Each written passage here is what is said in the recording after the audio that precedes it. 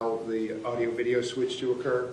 Then we'll have Mr. Igarsh's opening statement. Again, depending on the amount of time, I'll give them another restroom break very quickly, and then State, you'll have a witness here ready to call? Yes, Judge. Okay. Any objection to proceeding in that manner, or anything else you need me to address before we get started? We just have to address the issue that we spoke about yesterday, Your Honor, regarding sensitive evidence. Okay, so I have the State's motion in front of me. I did read it. I read all the authorities cited therein. I also reread Section 16, Rights of Accused and Victims of the Florida Constitution. I also reread Florida Rule of Judicial Administration 2.420. I also read the cases that you attached. You told me yesterday you all might come to some sort of agreement. Has that happened? No, we have not, sir. It has not. Okay. Well, we have. I mean, I'm not going to oppose the request. It's my understanding that the state wants to shield from public view certain photos because my understanding is that family members of the victims would be affected adversely by it, and I'm not going to stand in the way of that.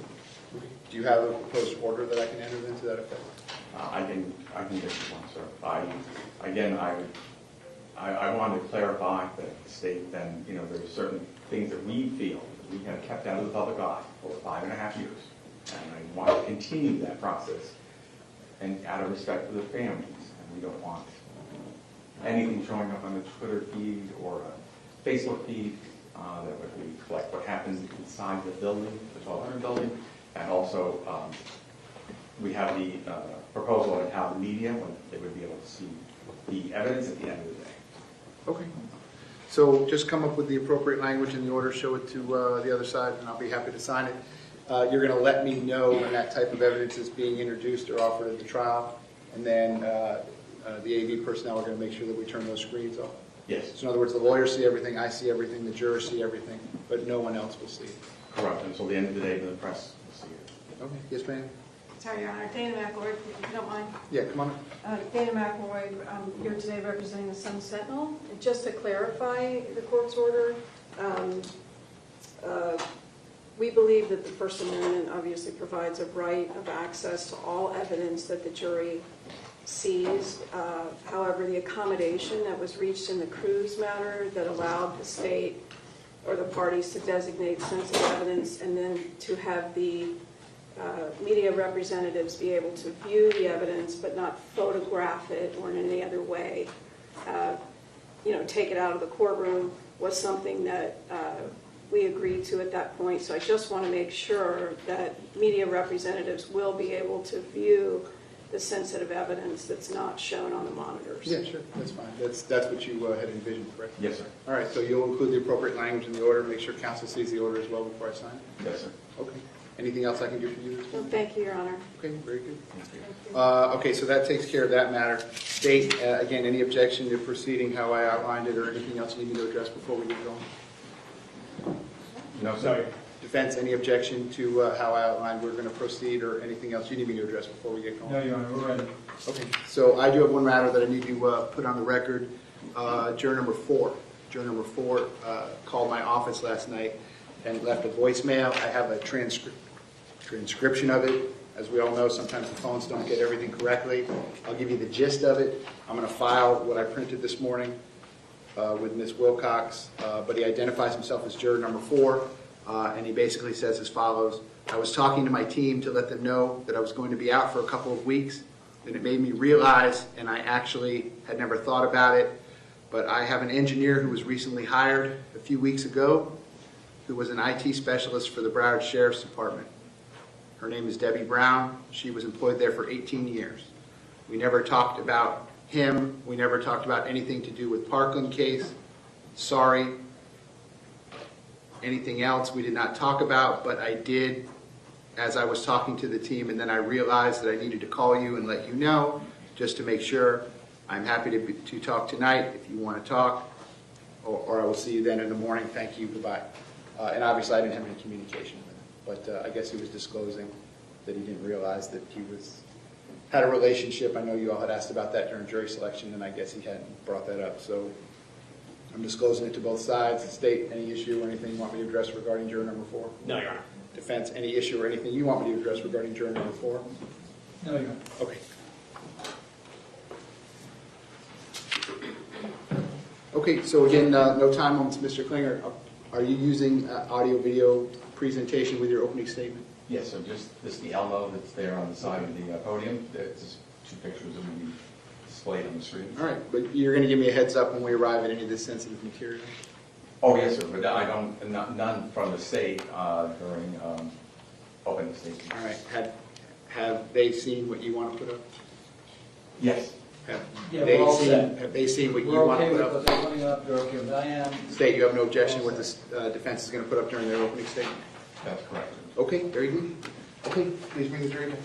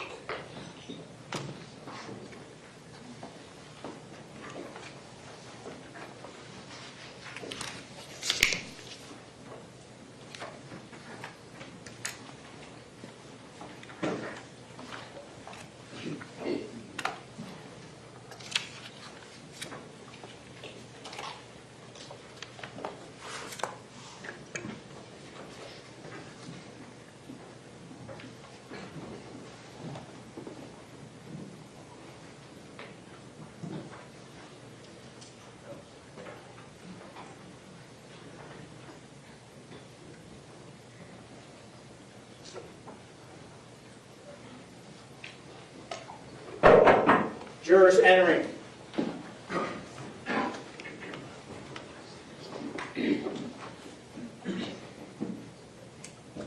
Ladies and gentlemen, welcome back. Come on in.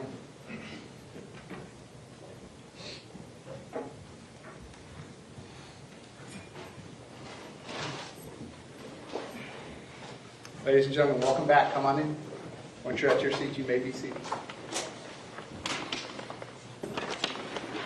All the parties may be seated. Ladies and gentlemen, I'm going to give you a detailed instruction on it momentarily, but in those envelopes you'll find notepads and there's pens for you to pass out. Again, if you want to take notes, you are more than welcome to do so. If you do not want to take notes, you do not have to. That will be left up to each of you individually. And again, at the end of the trial, I will collect the notes and I will shred them. No one will read your notes. Second, ladies and gentlemen, I do apologize for the brief delay in getting started this morning. I promise you we were in here working. Please don't blame the lawyers for that. You can blame me for that. I got to this building at 6:15 this morning. I promise we were in here working. But I always try to stay on schedule, so I do apologize for the brief delay. Ladies and gentlemen of the jury, you have been selected and sworn as the jury to try the case of the state of Florida versus Scot Peterson. This is a criminal case. The defendant is charged with neglect of a child, neglect of a child, neglect of a child, neglect of a child, neglect of a child, neglect of a child, neglect of a child, culpable negligence, culpable negligence, culpable negligence, and perjury when not in an official proceeding. The definition of those crimes will be explained to you later. The state's charging document, which is called an information, is not evidence and is not to be considered by you as any proof of guilt. It is the judge's responsibility to explain the law to you. It is your solemn responsibility to determine if the state proved its accusations beyond a reasonable doubt against the defendant in accordance with the law that I provide to you. Thus, the province of the jury and the province of the court are well defined, and they do not overlap. This is one of the fundamental principles of our system of justice. Before proceeding further, it will be helpful if you understand how a trial is conducted. At the beginning of the trial, the attorneys will have an opportunity, if they wish, to make an opening statement. The opening statement gives the attorneys a chance to tell you what evidence they believe will be presented during the trial. What the lawyers say is not evidence, and you are not to consider it as such. Following the opening statements, witnesses will be called to testify under oath. They will be examined and cross-examined by the attorneys. Documents and other exhibits may also be produced as evidence. After the evidence has been presented, the attorneys will have the opportunity to make their closing arguments. Following their closing arguments, the court will instruct you on the law applicable to the case. After your final instructions on the law, you will retire to consider your verdicts. You should not form any definite or fixed opinion on the merits of the case until you have heard all the evidence, the arguments of the lawyers, and the instructions on the law by the judge. Until that time, you should not discuss the case amongst yourselves. Your verdict must be based solely on the evidence or lack of evidence and the law. I now instruct you not to communicate with anyone, including your fellow jurors, about this case. No communication includes no emailing, text messaging, tweeting, blogging, or any other form of communication. You cannot do any research about this case or look up any information about this case. If you become aware of any violation of any of these rules at all, notify court personnel of the violation. During the course of the trial, the court may take recesses and you will be permitted to separate and go about your personal affairs. During these recesses, you must not discuss the case with anyone, nor permit anyone to say anything to you or in your presence about the case. If anyone attempts to say anything to you or in your presence about this case, tell him or her that you are on the jury trying the case and ask that person to stop. If he or she persists, leave that person at once and immediately report the matter to one of the court deputies who will notify me. All cell phones, computers, tablets, and other types of electronic devices must be turned off while you are in the courtroom. Turned off means that the phone or other electronic device is actually off and not in a silent or vibrating mode. You may use these devices during recesses, but even then, you may not use your cell phone or electronic device to find out any information about the case or communicate with anyone about the case or the people involved in the case. Do not take photographs, video recordings, or audio recordings of the proceedings or of your fellow jurors. After each recess, please double check to make sure your cell phone or electronic device is turned off. At the end of the case, while you are deliberating, you must not communicate with anyone outside the jury room.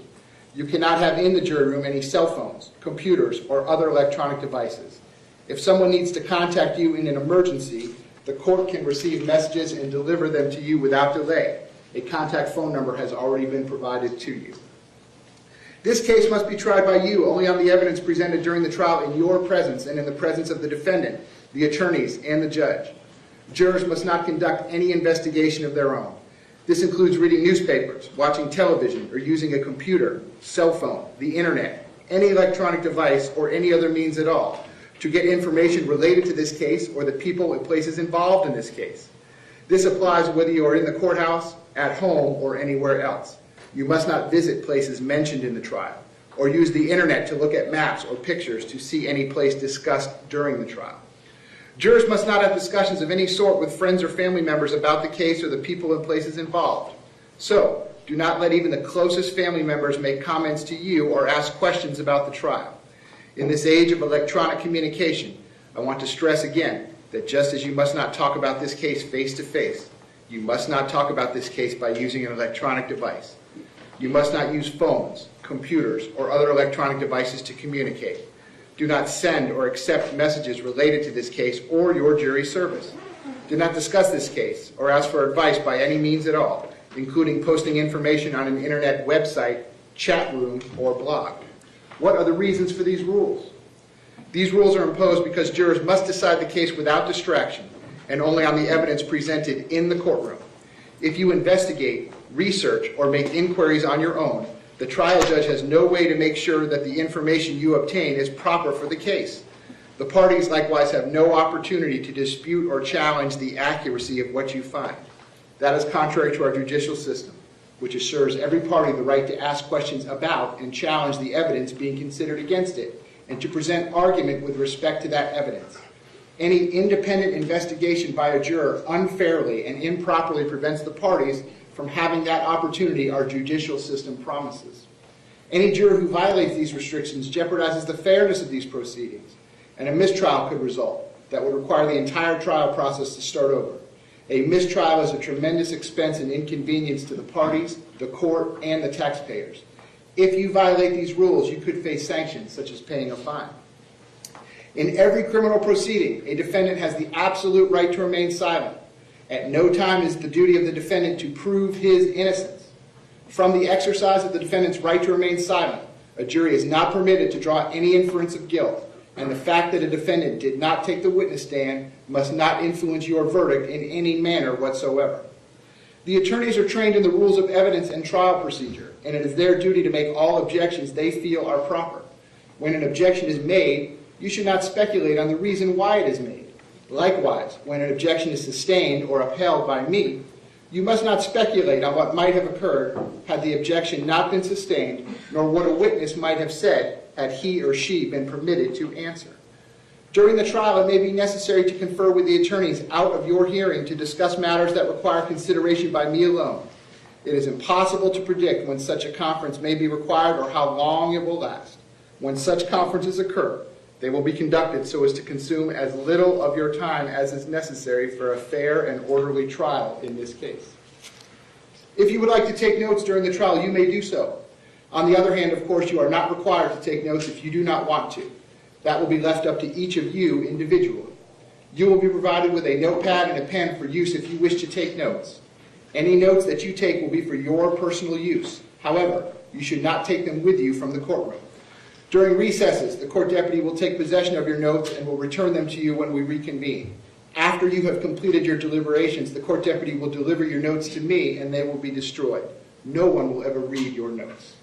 If you do take notes, do not get so involved in note-taking that you become distracted from the proceedings.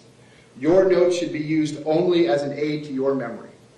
Whether or not you take notes, you should rely on your memory of the evidence, and you should not be unduly influenced by the notes of other jurors.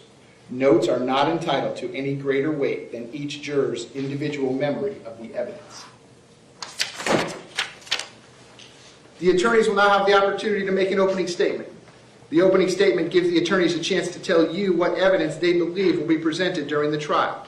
What the lawyers say is not evidence, and you are not to consider it as such. Pursuant to the rules of procedure, the state gets to go first.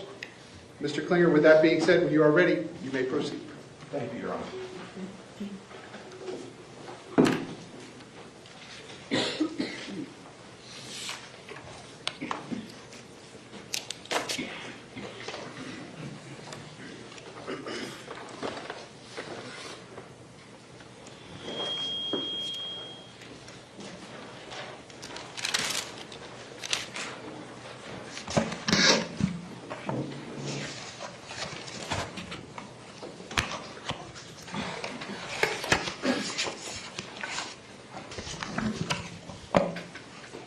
May it please the court, counsel, ladies and gentlemen of the jury.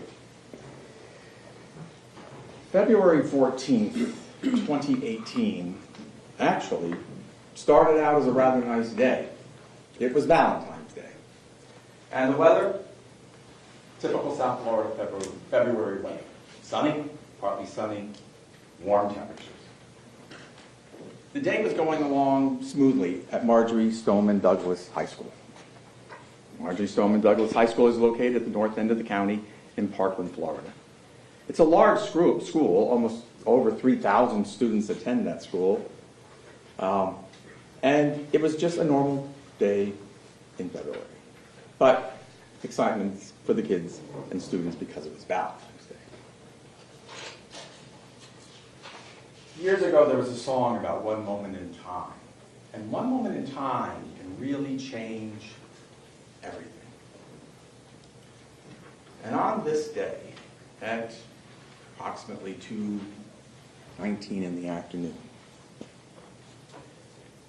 Nicholas Cruz, and I'm going to only say his name once from here on, and I will refer to him as either the shooter, the active shooter, or the gunman. The shooter gets out of a Uber on Pine Island Road. There's a little path that goes into the school, and the school, it was 2:19. The school day ends at 2:40. So by that time of the day, the school monitors were going around and opening up the gates because students are going to be let out, school buses were coming in, parents were coming up to pick up kids, students who were old enough to drive would be able to drive out, go home. So having had attended that school, he knew a little path where the gate was now open that would lead him to what is known as Building 12.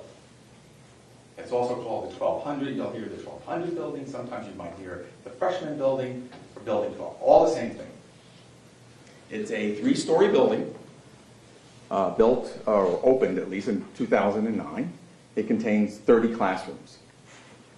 Now, if I can get I see if the monitor will work right. We'll put up the first drawing here.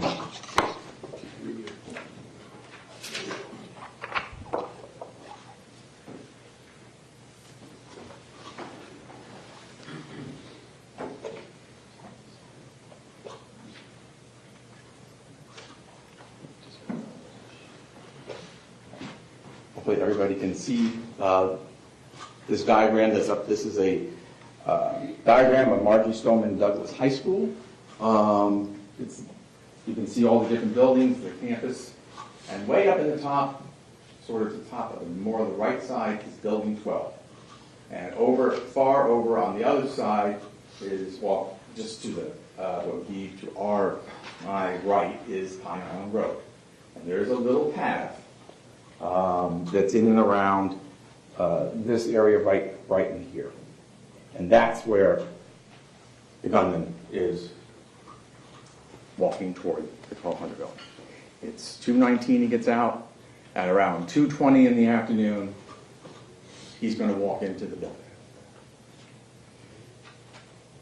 And you will see as the trial progresses, the video, surveillance video, you will see that the students, it's a kind of a normal day. 3 students walk in just before he walks in.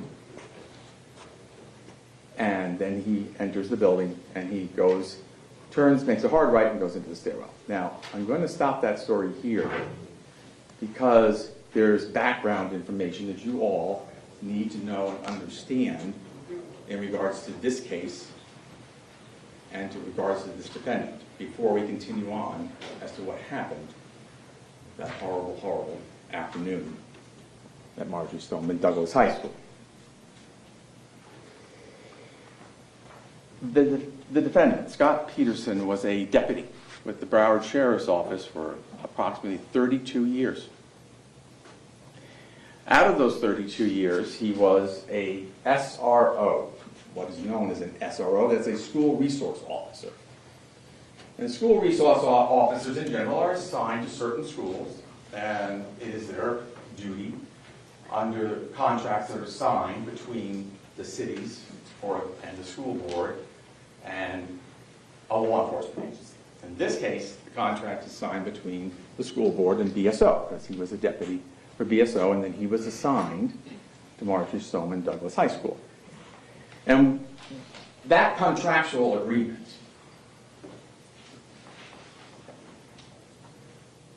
puts the defendant under a duty to the school. He's there for security purposes. He's the lead security person at that school. And he has special powers that he's allowed to do that other officers can't. He can conduct an administrative search if he wants without probable cause, but only on campus. So he has special powers that are given to him to help keep the school safe, to make sure the students are doing what they're supposed to be doing, and in general, just to know the school itself, to know the buildings, to know the administrators, to know the teachers, to know even some of the students. So that if anything ever goes wrong, he is the person who knows, for the most part, where everything is. He's been in the school, he knows where it is. He has been the SRO at Marjory Stoneman Douglas since 2009. So he was 28 years as an SRO, but he became Marjory Stoneman Douglas's SRO in 2009. So that's 9 years approximately before that fateful day occurred. Now, during that interim, those periods, the defendant has lots of training. He is trained on active shooter scenarios. He is trained how to handle a situation where he is the only person there, the only law enforcement person there, to handle an active shooter. He's also trained that he has another officer with him or a group of officers, how to go in and how to handle an active shooter type situation.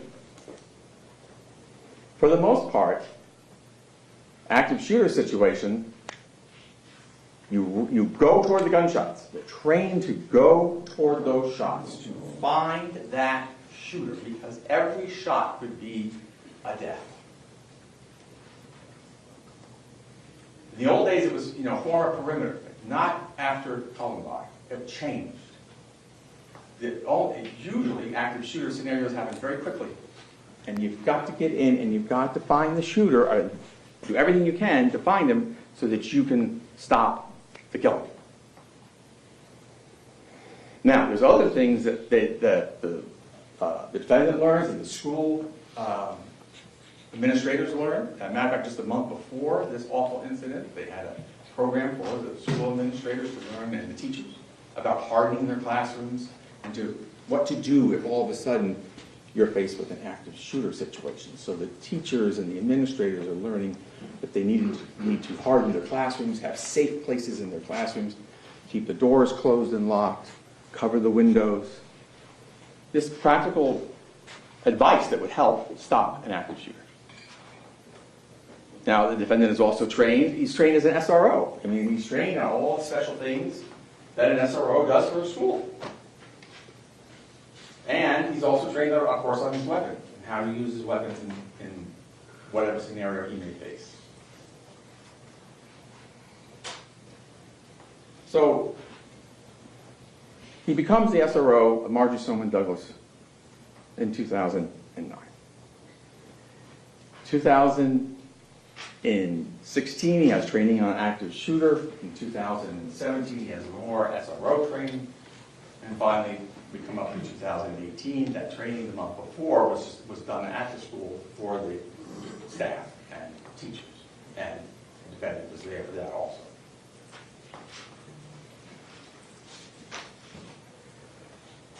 Now we go back to that day, that afternoon. First thing you need to understand is that there is surveillance throughout the school. There are surveillance cameras inside the 1200 building. There are surveillance cameras outside the 1200 building. There are surveillance cameras all over the school. They don't cover everything. There are certain sections that don't get covered. There's no cameras in the classroom. There's no cameras, obviously, in the restrooms. There's no cameras in the teachers' lounges. And sometimes there's just not a camera in certain areas or captures a certain area. And one of those areas happens to be the very front of the 1200 building, the 12 building. That's where the shooter enters. There's 2 doors that go right into a main hallway, and there's a 3rd door that goes into the stairwell. The school itself, the 12th building, has 2 stairwells. There's an east stairwell, and then one on the far end of the building that's the west stairwell. So, again, by looking at the screen, we're talking about the 1200 building, or the building 12. At the time that the shooter enters the 1200 building, gets out of the Uber and goes into the 1200 building, the defendant and a lot of the administrators in the school's security specialist, Kelvin Greenleaf, and the vice principals are all in and around the number 1 building. That's the administration building, which you can see is actually it's south of the 1200 building, because this is north, east, west, and south. And if you don't really like directions or don't like east and west, north and south, unfortunately, in this trial, you're going to hear a lot of that. And I'll show you why with this second photograph.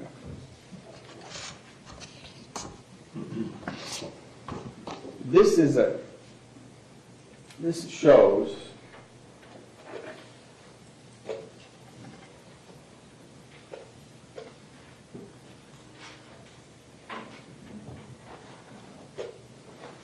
the interior of Building 12.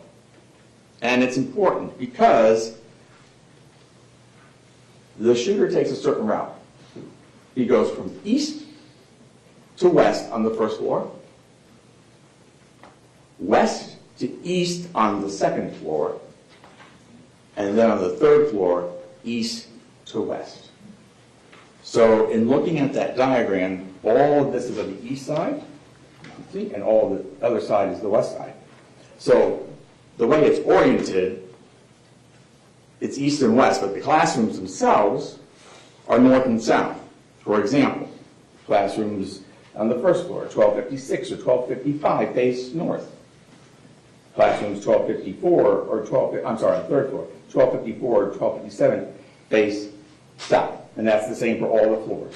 The 1st floor is down at the bottom, and you can see it's 1217 and 1218 are the furthest classrooms to the east, and 1202 is the furthest classroom to the west. And the floors are basically the same. There's bathrooms on each floor, and some of the floors have teachers' lounges or offices. So it's important to have that orientation of the inside of the building, and it's going to be important to have the orientation of the outside of the building. The shooter enters the school with a gun bag and ammunition, quite a bit of it. He immediately goes into that east stairwell. He makes that hard right, because just before him you're going to see 3 students walking in. Ashley Bias, she's going to walk down for the farther end, the west end of the hall, and you're also going to see Martin Duque and Luke Hoyer walking in just before he walks in. Martin and Luke will go down the hallway slightly, and they will stop in front of classroom, you can see on the bottom on the 1st floor, in front of classroom 1215. And sitting in front of classroom 1215, working on a computer, she had asked special permission, is Gina Montalto. So the 3 of them, Luke, Gina, and Martin, are in front, or they're in that little alcove. You can see there's the 1215 classroom and the 1214 classroom, and they have, the doors are in a little alcove, and that's where they are. Now, the shooter takes out his gun, and just as he's doing that, another student happens to just walk through and into the stairwell by accident. And he quickly leaves. He sees the gun, he sees the shooter, and the shooter says, something bad's about to happen, get out. He gets out. And then he exits, the shooter exits that stairwell, the bottom, goes out, takes his weapon, and fires it down the first floor corridor. So he's at the far east end, and he begins firing. This is around 2:21-ish, 2:21, 33 seconds that he begins firing. And you're going to be also hearing, not just north, south, east, and west, you're going to be hearing a lot of times, because the timing is important as to where everybody is. So we know at that time he's on the first floor of that building shooting. Where is everybody else? Most everybody else is over, if you're talking about the defendant or the administrators, they are over near the administration building 1, and the other picture that I had up. There are some campus monitors. They're in and around the campus because, again, they were getting ready to let school out in a few minutes. So they're located at various different locations around the school. Shortly after those first shots are fired, the video from outside the number 1, the administration building, shows security specialist Greenleaf and defendant Peterson meeting outside that building. And they start to walking out. They're not rushing, but they're walking toward a cart. Everyone at the school uses golf carts. They use them to get around the campus. And they're going to get on the golf cart because information has come over the school radio that something is happening in the 1200 building. Something's not right. So they go to get a cart. It turns out they can't get the key for the cart, turn it on. And they turn around, they start walking the other way, and another cart pulls up. And in the cart is school monitor Medina. Medina had been over by the 1200 building. Now he comes over, and at about the same time, the alarm system in the school goes off. Now, this is another thing we have to discuss. The school, the alarm system in the 1200 building and the 1300 building was a little newer than the rest of the school's alarm system. It was much louder. There were alarms in every room in the 1200 building, and every classroom had an alarm. Then they make a piercing noise when they go off. In the rest of the school, it would be like a siren alarm, but it would be heard throughout the school. If it goes off in one building, the whole school goes off. And it's controlled from the administration building. So as they're hopping onto the cart, the defendant gets in the seat next to Medina. Medina's driving, he's next to him, and Mr. Greenleaf gets in the back. And they take off. And Medina is driving them right to the 1200 building. So they're now on their way to the 1200 building. Meanwhile, as that process is happening, the shooter has fired, and then those initial bullets hit and kill Luke Hoyer, Gina Montalto, and Martin Duque. At least they initially certainly injure them, and then he later comes back and shoots them again. And that was the end. When he's done firing those initial shots, he turns to the building across from the 1215 building. You can see 1216 is across the hall. And he fires into 1216 through the door and through the window that's embedded in the door. He fires into that classroom twice. And in that classroom, the shots hit and kill Alex Shackner, Elena Petty, and Elisa Allen.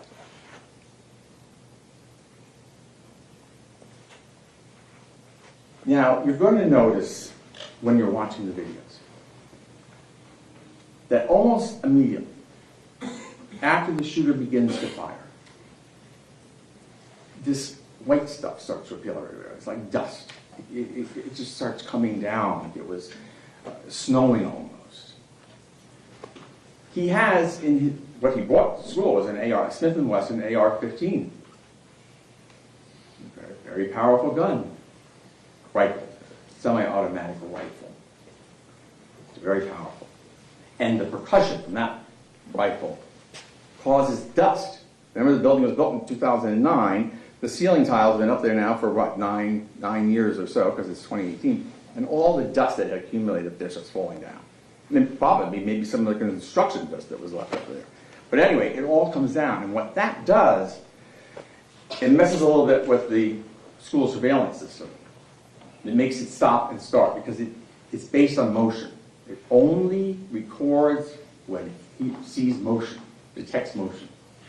So it stops twice, 2 or 3 times as he's going down the first floor. And so you just see a still photo and a still picture, and then all of a sudden he'll start moving because the dust was too heavy and it was causing trouble with the cameras.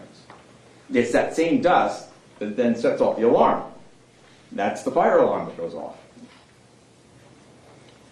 Now, the fire alarm is very loud, as I told you.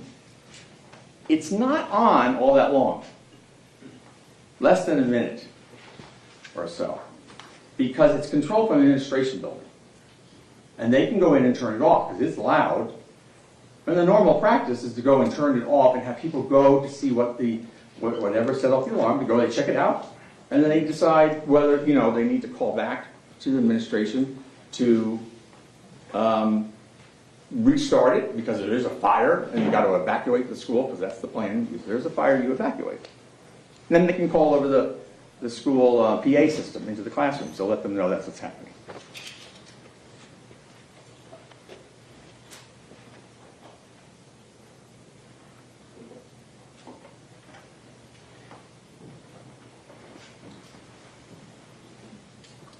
So the alarm gets shut off after just being on for a short while. It is on, and then it is off while the shooter's on the first floor. He hasn't left the first floor. It's on and off. And it really doesn't come on for about over a minute after he begins to shoot. He continues down the hallway, and he approaches another classroom, and he shoots into that classroom, which is actually the classroom that was next door to where Martin and Luke and Gina were outside of 1215. He shoots into 1214. And there he kills Nicholas Gouret and Helena Ramsey. He continues down the hallway, and he shoots again further down the hallway into 1213, and he kills Carmen Chintro. It is at that point, when he is down the first floor, he's made it down, you can see where 1213 is, he's made his way down the floor, first floor. It is about that time that the security cameras pick up that golf cart. You can see in the distance that golf cart, all of a sudden it appears on the screen, it crosses the screen, and then it disappears. Because it's now going to stop on the southeast corner of the 1200 building. I'll put the other map up for just a second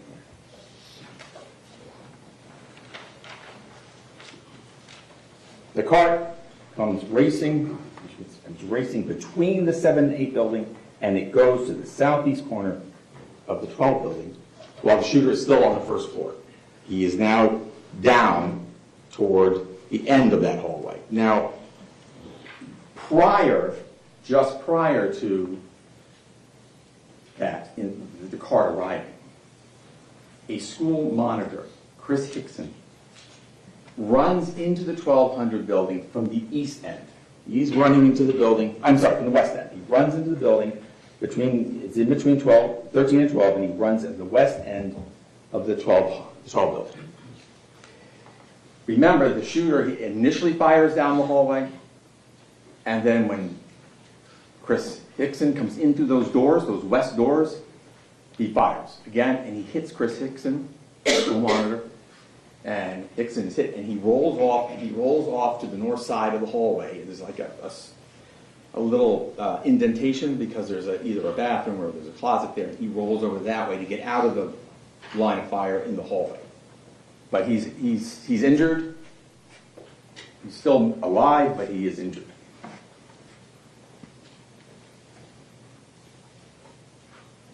The monitor, Medina, he drops off the defendant, and he drops off Greenleaf, the security specialist, as I said, at the southeast corner of the 1200 building. Just about at the time, the shooter now has made his way all the way down the hallway. And as he gets to the end, he looks and he sees Chris Hickson. And it appears that he fires again into Chris Hickson. And then he turns. I'm going to put the other photograph back up now. He turns because now he's at the far, far west end of the first floor. So he is all the way down at the far west end. And those red and black markings that you see, those are just the placement of security cameras in the school, in the 1200. So now he's made his way all the way down the first floor. And he has killed Luke, Gina, Mark, Alex, Elisa,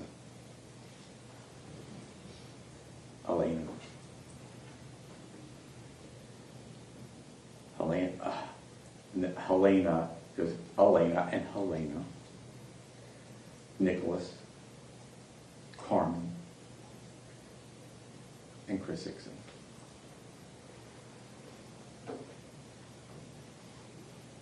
And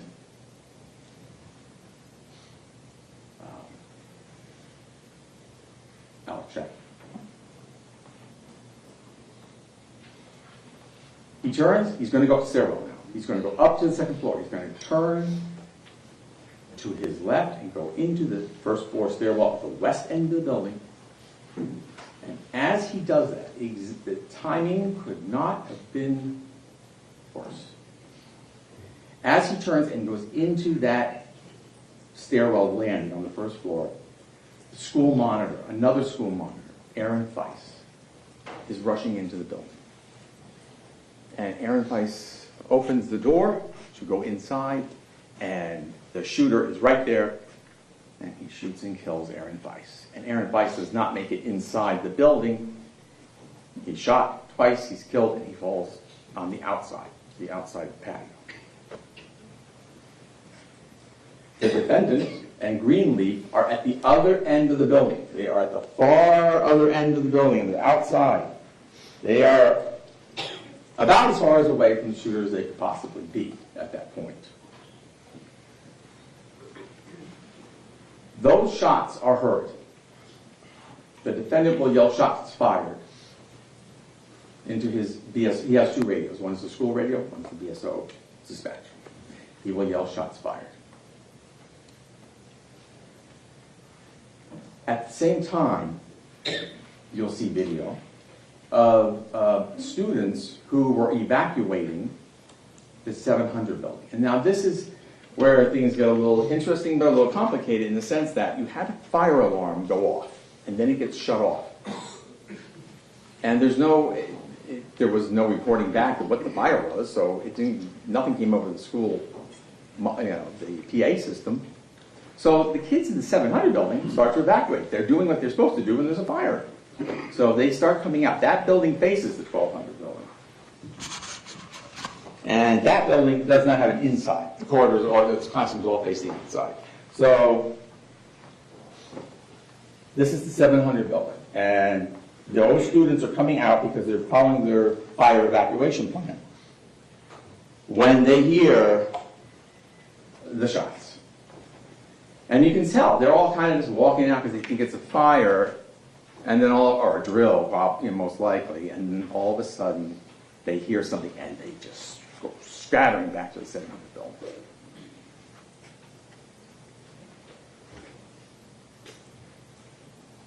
Shooter continues up and down the second floor. Now, the kids in the 700 building were evacuating for a fire break. The students and teachers on the second floor of the 1200 building have heard the gunshots. They had the training the month before about what to do when you have an active shooter, and they have all gone into their classrooms. They've gone into the safest portions of those classrooms, the hardened areas, those areas where if you shoot through the door, you don't open it, but you shoot through it because it should be locked, you wouldn't be able to hit anyone because they would all be in a hardened corner. And when the shooter gets up to the second floor, it's empty. There's nobody in the hallway. Totally empty. And he begins to make his way down the second floor. Now he's going, again, from west to east. He's done the whole first floor, and he's going the other direction on the second floor from west to east. And as he goes down that floor, he shoots into classroom 1231. There's nobody to hit, but he shoots three rounds into that classroom. And then he'll continue further down. That classroom, 31, faces the north side of the corridor. And then he shoots into 1234, which faces the south side of that corridor. Nobody in that room either.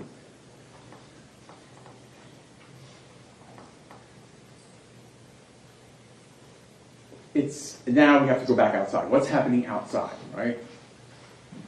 For approximately 27 seconds, you do not see Kelvin Greenleaf or the defendant, Peterson. You don't see them because there's no camera in front of the 1200 building.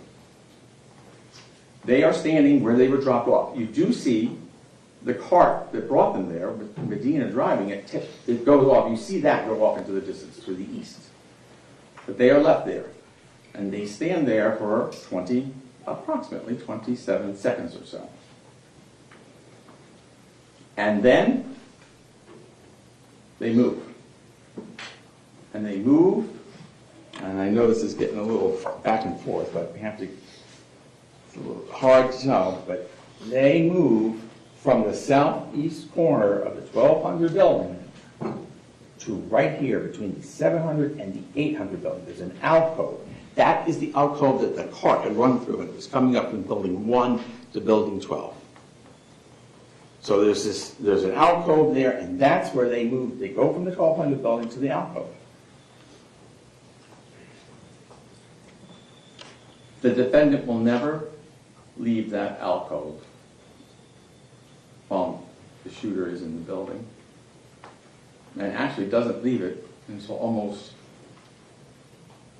40, give or take, 40 minutes or a little bit longer when everything is finished. The whole time he's there is about 48 minutes or so. And that is from when he first arrives, which is where the shooter at that point is on the second floor, until it's all over. By 3:11, they were already evacuating kids out of the building. Kelvin Greenleaf is over there with him. That's he's not a police officer, he's just a security specialist. He doesn't have a weapon.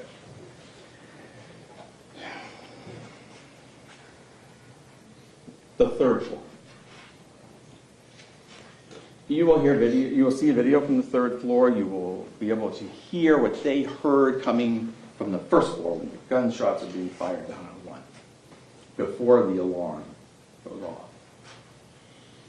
And everyone is sort of, you'll see, they're all sort of looking around like, what was that? What was that? And somebody says, they give different explanations for what the noise was that they were hearing. Then the alarm goes off. And when the alarm goes off, they decide to start to evacuate because the fire alarm is going off, so they'll evacuate. Now, some kids initially go to the east stairwell, but both of the kids go to the west stairwell. And It's not, it's organized, because they just think it's a fire drill, because now that the alarm is on, they're gonna walk out. It turns out that as the kids on the west end of the third floor of that building, they're all trying to go down the stairs, so that would be here.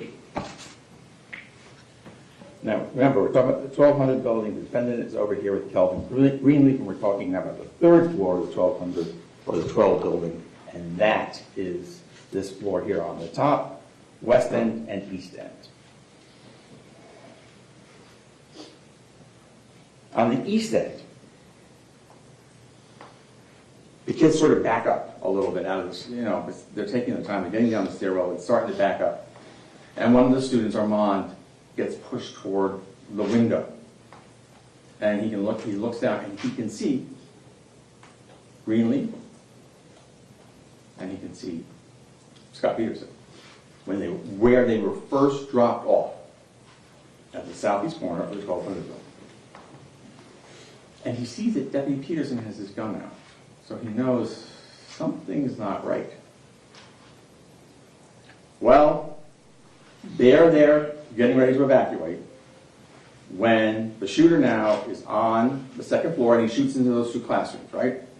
They hear those bullets and you see them all turn around and fly back up to the third floor. And they're all going back to their classrooms. There are students at the very first students in front of the whole crowd who are going down that east stairwell. Do not turn around. They continue down. They continue down to the first floor. One of them goes and starts to look. They come down that exactly where the shooter had started, right? They come down that stairwell on the east side.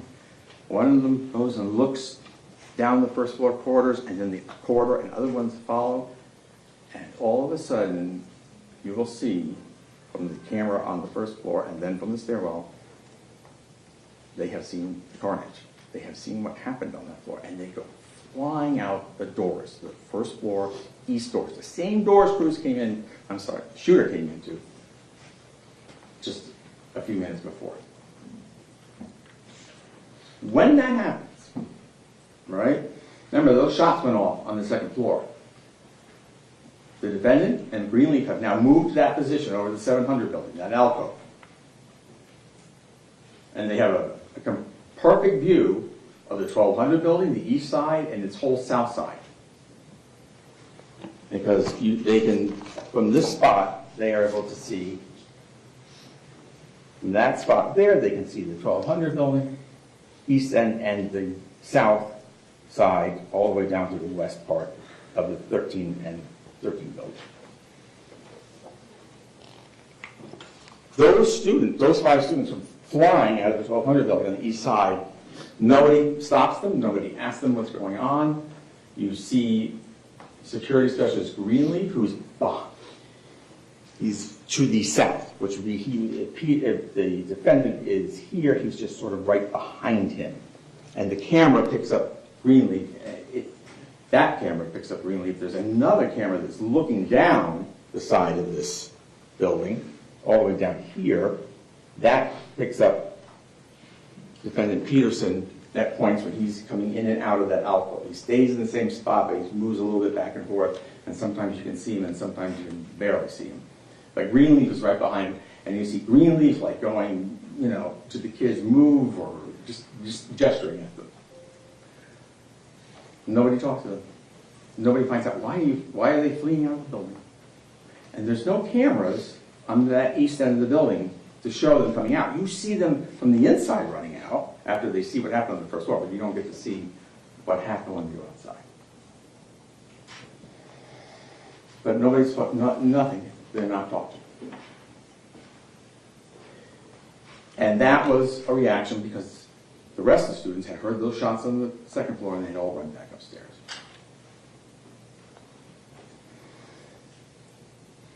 You're also going to hear see a video, because let me back up just a little bit. I have told you there's surveillance video, right? That's from the school, and there's no sound.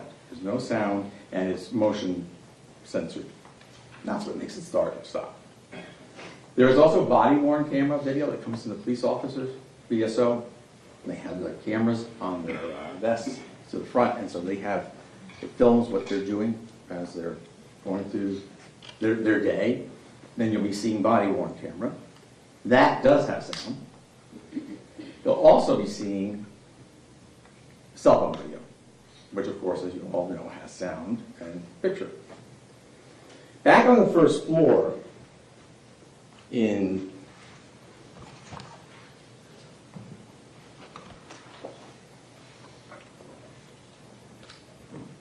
classroom 1213, your student is making a recording what's happening. While they're hunkered down in the room, she makes a recording on their cell phone. And the first recording picks up. You hear the gunshots and the fire alarm is going off. The second recording, the fire alarm shuts off. And you'll have an opportunity to listen to it.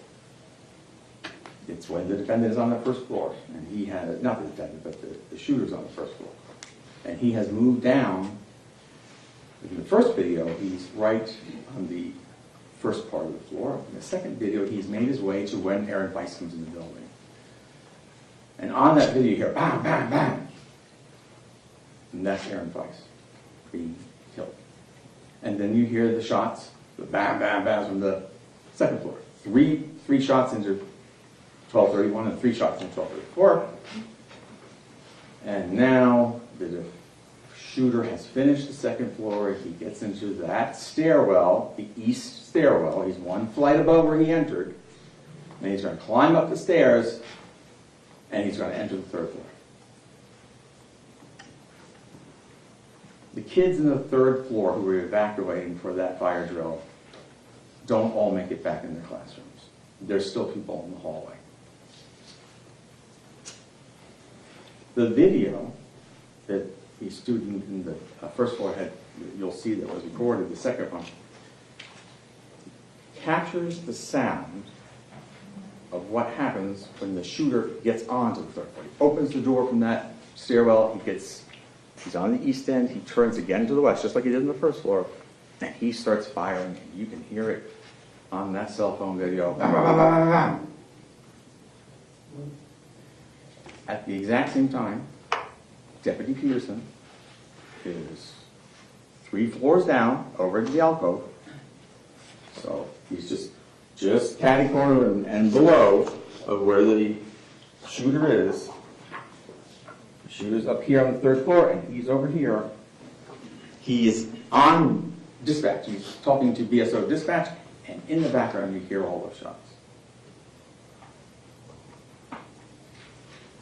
Those shots, as that shooter comes out of the door,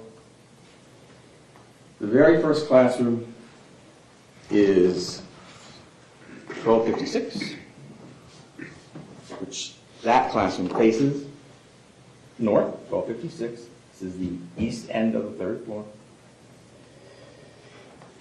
And teacher Scott Beagle has gotten all his kids back into the classroom, and he's attempting to get the door closed and locked when the shooter comes out of the stairwell.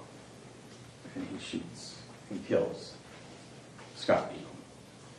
He doesn't make it back into the classroom, he just collapses right there at the door in the hallway. Right next door to Mr. Beagle's classroom is classroom 1255. Stacy Lapel is the teacher in that classroom. She gets all her kids in, and she manages to get herself in and close the door, but she does get hit. She survives, but she does get hit.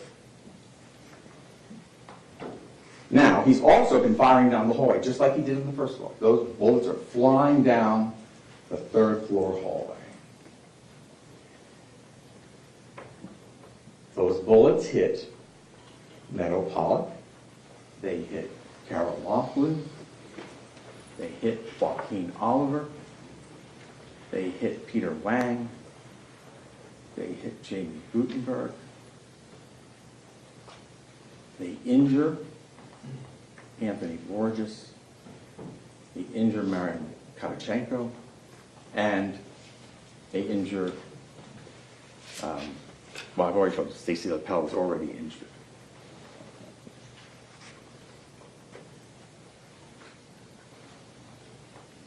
Meadow Pollock and Kara Laughlin end up here. They're on the south side of a locked classroom. I'm sorry, up here. South side of a locked classroom, in the little indentation, the little area where the two doors are, just like on the first floor where Gina and Luke and Martin were. But they're up on the three. They've been hit. You can't see Kara, but you do see Meadow. She's moving. And I'm sorry, and there was one more person hit, injured but not killed, was Kyle Lehman. So it was Kyle Lehman, Anthony Borges, Stacy Lapel, and Marion Kavchenko.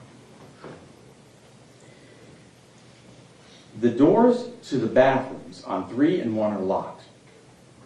They were locked because there were vaping problems going on at the school, and so only the doors to the bathrooms on 2 were open so they could control traffic in and out of the bathrooms. Joaquin Oliver and Kyle Lehman and another kid make it into that little alcove that's in front of the bathroom, which is on the north side of the hallway, or the end here, on the third floor.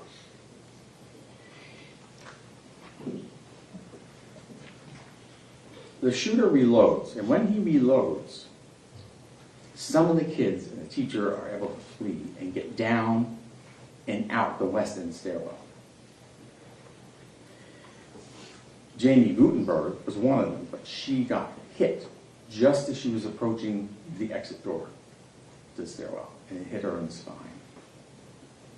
She makes it outside the door and collapses onto the landing. She's on the west side, west end stairwell, 3rd floor, and she collapses on her landing. She dies. Peter Wang is also running towards that door, and he gets hit. And he falls down, and then he sort of is sitting up against the far west wall. There's doors on one side, there's doors that go out to the stairwell, the west stairwell, and then there's doors to a teacher's lounge on his other side, and he's leaning up against the wall. Anthony Borges has fallen. He's on the floor. And he can't move. He's in great pain. He survives, but he's in great pain. He can't move. Kyle Lehman has been shot badly in his ankle. And he's in there with Joaquin. Joaquin can't move. Joaquin is sitting also up against the wall. He can't move. And Kyle and the other kid, or the other person who's in there with him, they actually, when he reloads, they take off. And he's able to get out of the building. The shooter reloads, goes down the hallway, and as he passes Kara and Meadow, he fires again, killing both of them. He continues down. He looks to his right, outside of the men's room, where the door is locked. It's Joaquin Oliver. Joaquin puts his hand up as though to shield himself, and the bullet goes through his hand and into his brain and instantly kills him. He then continues down the rest of the hallway, and he fires numerous shots into Peter Wang, killing Peter Wang. You now have 14 kids, 14 students, and 3 staff members, teachers, staff members of the school who have been shot and killed. The shooter gets to the end of the hallway and goes into the teacher's lounge. And he's at 3rd floor, west end. He goes into the teacher's lounge. The defendant, Peterson here, is still in his position in the alcove between the 700 and 800 building.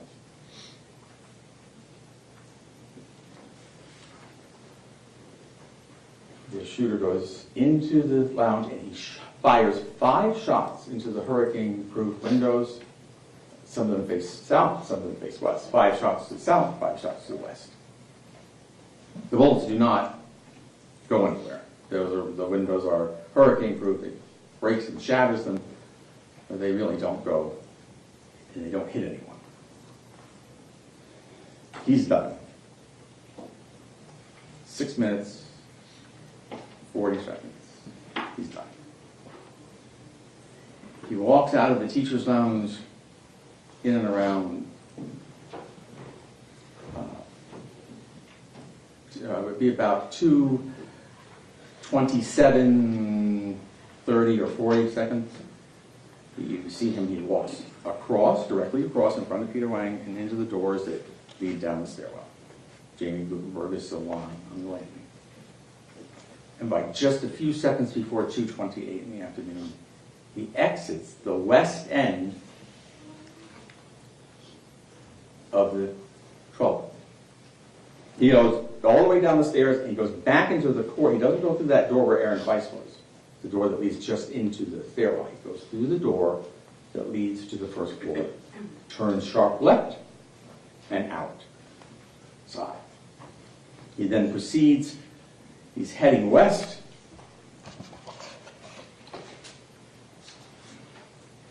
And he's heading west and a little bit south. As he's going to go, he's fleeing toward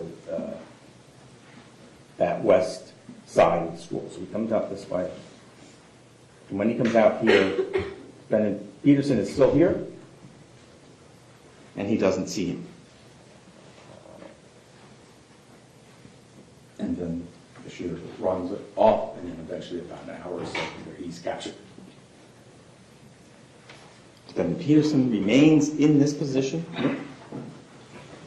until approximately 11 minutes after 3. Some approximately 40 minutes after he had gotten to that position from when he left the 1200 building, outside the 1200 building.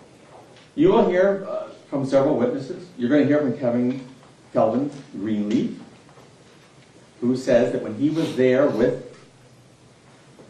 Defendant Peterson by the 1200 building and then in the corridor between 7 and 8, that those shots were coming from the inside of the 1200 building. You're also going to hear from Officer Heinrich. He is way over here. It's a little hard to see. There's a baseball diamond. And he, on his part-time, when he's off work, he waters the baseball diamond to get it ready for the nighttime baseball games. When he starts to hear the commotion and the shots, he starts moving toward the 12 building, and he will come all the way over into this general area, and he also says the shots are coming from inside the 1200 building.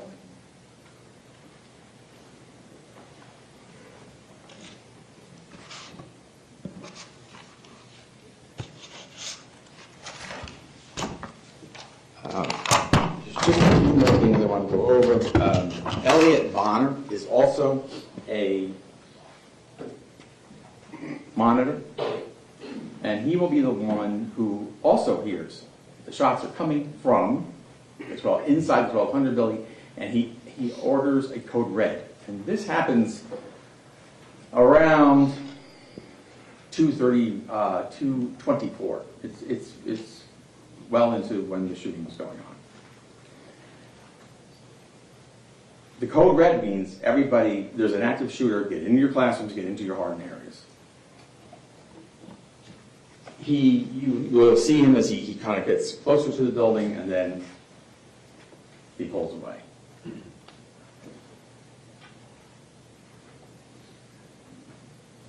After that, now I told you the shooter left that building, was out of there by 2:28. At 2:32, Coral Springs Police Department, they enter the west end of the building. And they begin to search the building. You see Hickson, he's still alive, they put him on a cart. He's carried away and shortly thereafter passes away. A few minutes later, it's a mix of Coral Springs and BSO. They will enter both sides. They will enter the east end of the building. And when they do that, when they enter from the east end of that building, Defendant Peterson is still in his position. And he remains in his position as they enter that building. And he is, remember, as I told you, the one man who would know the inside of that building the best.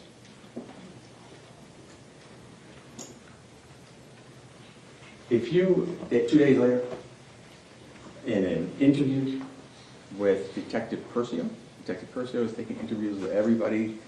He's the lead detective on the Cruz case, the shooter's case. And he's just taking statements from people to find out what they did that day and what was going on so they can gather information.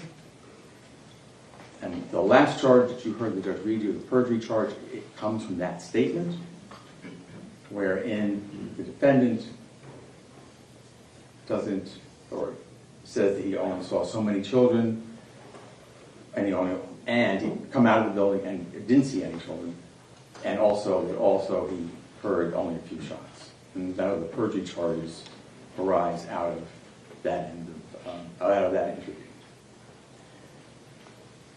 It was a horrific day. And 17 beautiful people were lost. Another 17 were injured. The ones, in this case, the charges all stem from the third floor. They're all from either people who passed away on the third floor or who were injured on the third floor. But overall, it was a unspeakable, horrible day. Thank you. Okay, Mr. Corner, thank you very much. Ladies and gentlemen, I'm going to give you a quick restroom break before we go to the defense opening statement. Same admonition as always. Please do not discuss the facts of the case, the evidence, the witnesses, or the testimony amongst yourselves or anyone else. Please no research on the case, directly or indirectly in any way, shape, or form. If you will leave the notepads in your envelopes in your chairs, they will be waiting for you when you return. And I'm going to have you step in the back for a quick break. Thank you.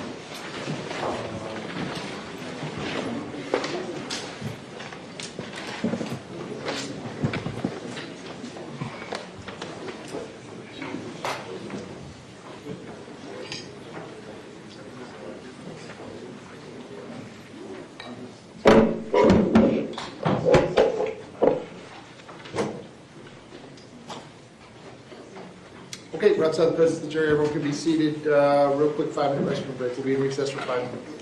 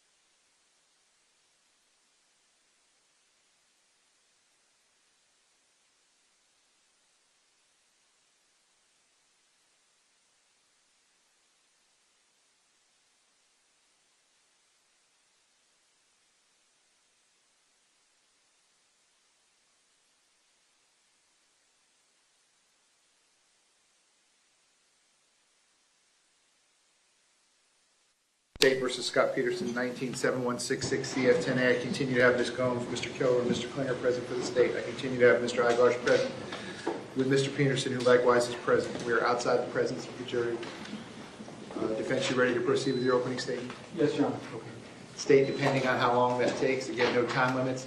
If we get substantially past 12, do you want to do the lunch break then and start with your first witness after the lunch break? That would be our preference, yes, Your Honor. Okay, so I'll just kind of play that one by you. But you do have a witness here ready to go. We have a couple of witnesses here. Very good.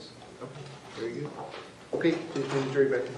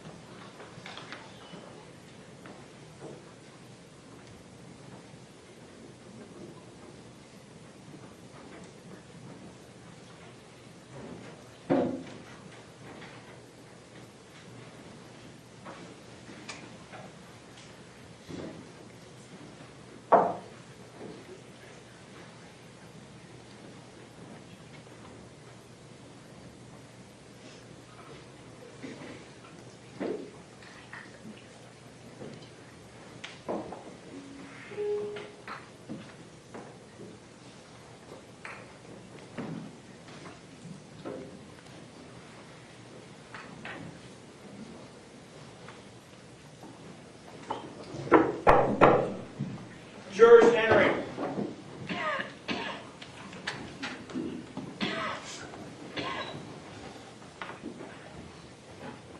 Ladies and gentlemen, welcome back. Come on in. You go right back to those same seats.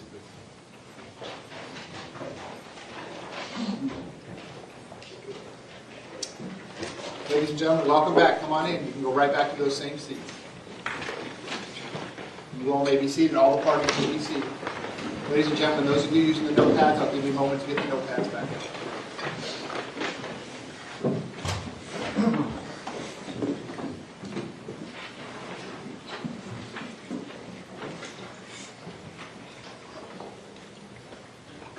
Okay, ladies and gentlemen, when we took our quick break, we had just heard the state's opening statement. So at this point, we're going to turn to the defendant's opening statement.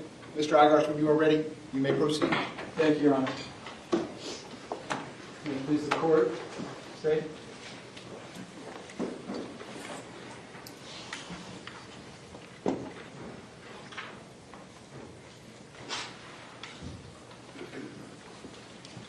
Ladies and gentlemen of the jury, we are here because my client was sacrificed. The evidence will show that he was thrown under the bus. My client is not a criminal, and the evidence will not prove that he committed any criminal offenses at all. He didn't know where those shots were coming from precisely. We've got 22 witnesses under subpoena who will come in here and tell you that they too heard the same shots my client did and could not discern precisely where the shots were coming from. There was a pronounced echo and reverberation that the witnesses will talk about that left them hearing the same shots and wondering, where is that coming from? He did everything that he possibly could with the limited information that he had to help serve and protect everybody at that school. He was sacrificed. Judge, in your honor. It's over. It's opening statement. Again, ladies and gentlemen, this purpose of opening statement is for the lawyers to tell you what they believe the evidence is going to show, but I'll remind you what the lawyers say is not evidence. Go ahead, sir. Details matter. We wanted jurors who are extremely detailed. And I'm going to get into the weeds so you understand specifically what occurred. Numbers. Let's talk some numbers because they don't lie, and that kind of sets the parameters of what happened. First number, 6:36. 6 minutes and 36 seconds. That's how long that monster, Nicholas Cruz, was in the 1200 building committing his atrocities. Merely 6 minutes and 36 seconds. My client was there at the end of his rampage for 4 minutes and 15 seconds. I wanted to make sure you all had notepads so you could write down these details. They're critical. 4 minutes and 15 seconds. What is not in dispute at all is that when the shooter was on the first floor, killing faculty and children, my client wasn't even on the scene yet, which is why he's not charged at all with those offenses. 17 and 17, more numbers that do not lie, that are uncontroverted. 17 children, 17 total people were killed as a result of this atrocity. 17 were injured. Of the 17 that were killed, 14 of them were children.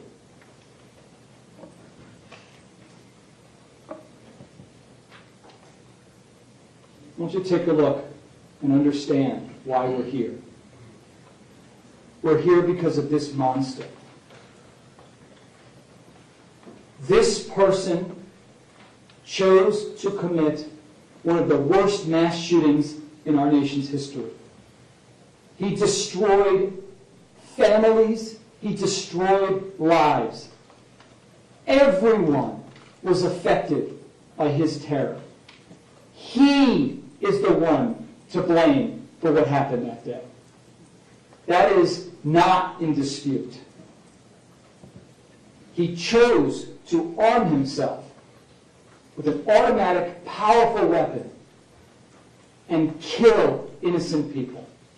Those are actual screenshots of him doing what he did. Not if, but when you have very strong feelings in this case, whether it be because of the photos that they intentionally introduced, showing blood, gore, understand who's responsible for that. Not my client. More numbers. 32. 32 years my client dedicated himself to law enforcement and serving this community. 32 years. An unblemished record. You know, we have this image of cops as they age, as being in one of two categories. That idea that you've got some donut-eating, lazy cop who's got 1 foot in retirement, can't wait to get out the door. That was not my client. Every single witness we've spoken to, and who will testify, will tell you he was an exemplary officer. No ideas that he might be a coward in any way. He was great at what he did. A loving father of 4 children, 2 who served in the military, lovely wife. He went to work that day never thinking that some sick, twisted monster would do what he did. My client was one of those ones that Marjory, Stoneman, Douglas, who would get in the middle of kids who were fighting. He would risk his life to protect others. If anybody needed any investigation done, he was there for them. Everybody will tell you, teachers, faculty, if they needed something done, he was the guy. He took care of things. He devoted his life to what he called his children. His children. He's broken up about what occurred.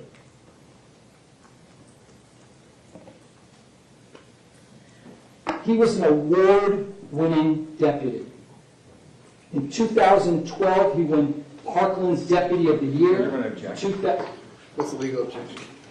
It's argument, and it's also, that was part of, I believe, our motion to limit in this case. The court ruled on it and previously.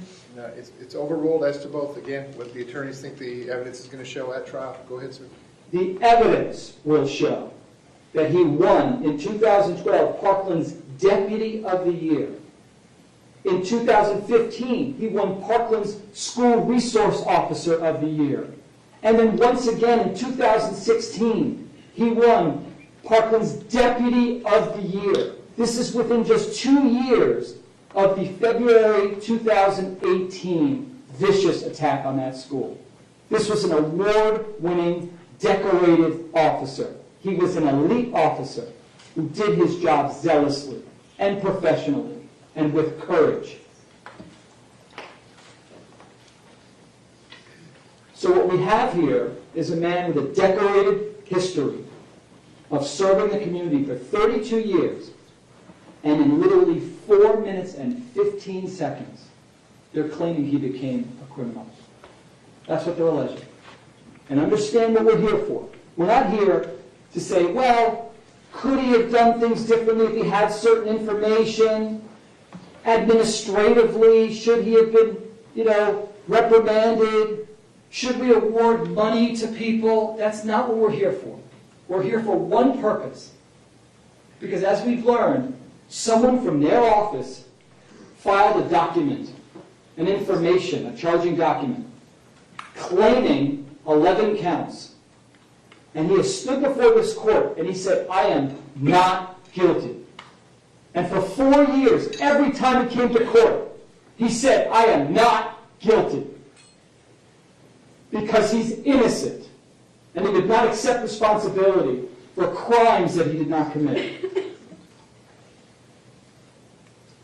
Now, how did we get here? I want to talk about that now. How does a decorated officer who did everything he could with the knowledge that he had, and we'll get into that, how does he sit as a defendant with his liberty at stake in criminal court? Details matter. So let's go back to February 14, 2018. That's when the massacre occurred. Now, whether it's right or wrong, the people at the top always get blamed. Sometimes it's justified, sometimes not. If it's raining outside, well, it's the president's fault. Gas prices go up, president's fault.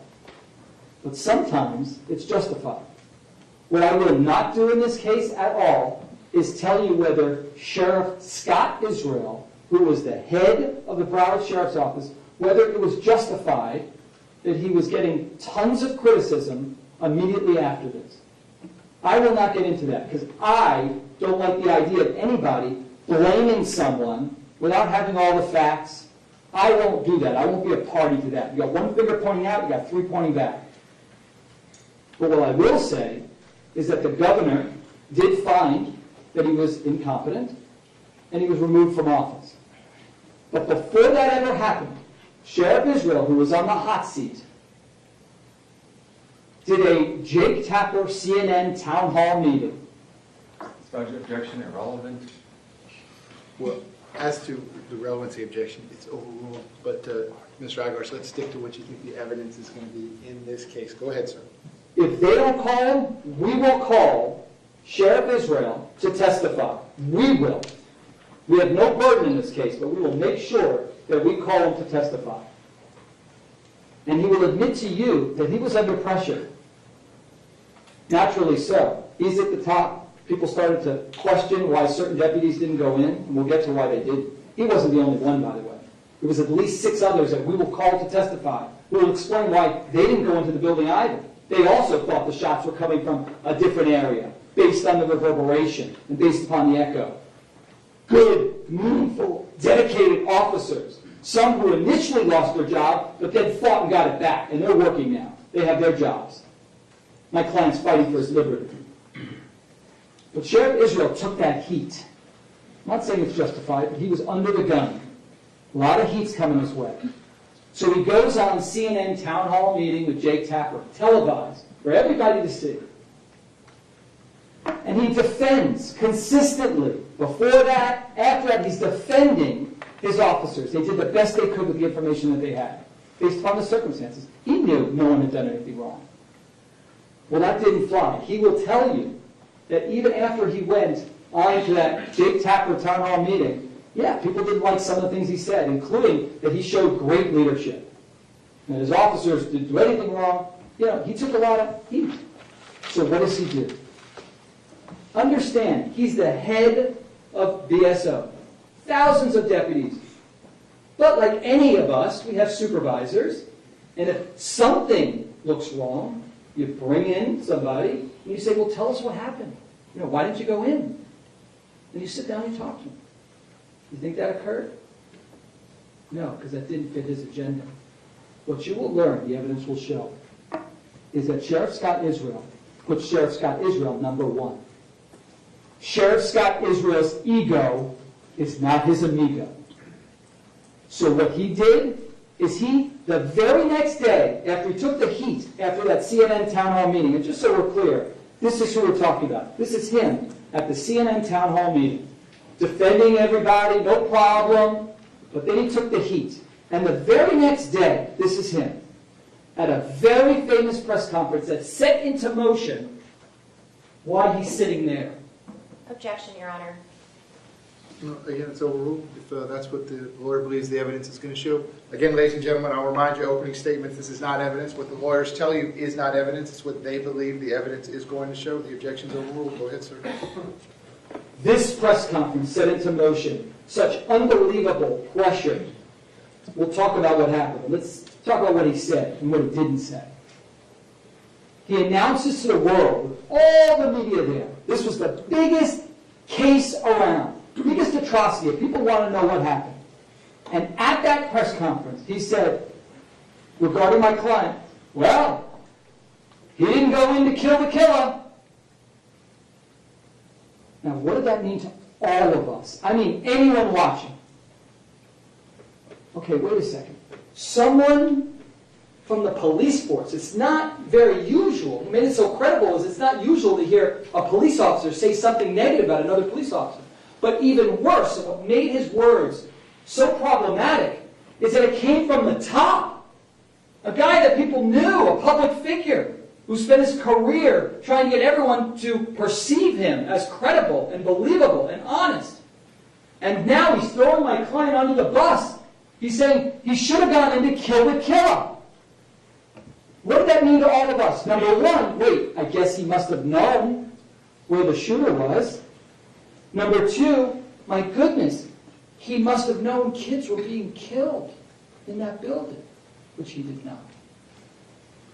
He sat back and did nothing. He cowered and did nothing during that time period.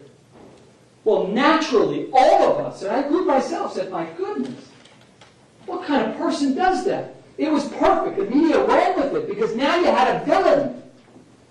They had Cruz, but now you had a villain. Imagine a veteran officer who would make it seem huddled down and just did nothing and protected himself.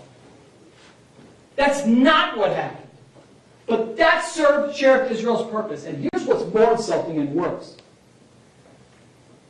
Not only didn't he try to reach out to my client, the argument would be, well, there's thousands of deputies. Why would he reach out to my client? Because they were friends, ladies and gentlemen. Friends. Sheriff Israel worked as a football coach at Marjory Stoneman Douglas while my client was there. Sheriff Israel's 3 sons all went to Marjory Stoneman Douglas when my client was there. Sheriff Israel constantly spoke of my client, even asked him for help when one of his sons got stung with a bee at the school. He called Scot Peterson. When another son was hanging out with the wrong crowd, Scot Peterson was there to help. He had Scot Peterson's cell phone number. All he had to do if he cared about the truth was call him up and say, why did you go in? How rough was it? Tell us what happened. The evidence will show he didn't do it, and there's only one reason why. Because anything my client said, which would have explained why he didn't go in, would not have served Scott Israel. He didn't want to hear the other side. He needed a scapegoat. It's politics 101. Objection, Your Honor. Yeah, that's going to be sustained at this point. Mr. Igarsh, let's get on to the facts. The evidence will show that Scott Israel said, I give you Scot Peterson. Objection, Your Honor. Yeah, that's sustained, Mr. Igarsh. So what happened Hold on, next? sir. We're not going to talk about the former sheriff anymore. Just Got what you it. believe the evidence is going to show at trial. Go ahead, sir. Got it. So as a result of that press conference, everything goes out there, and then it's no surprise. The governor gets involved. Objection, Your Honor. Yeah, that's sustained. Quick sidebar. Can you all do the hits, please?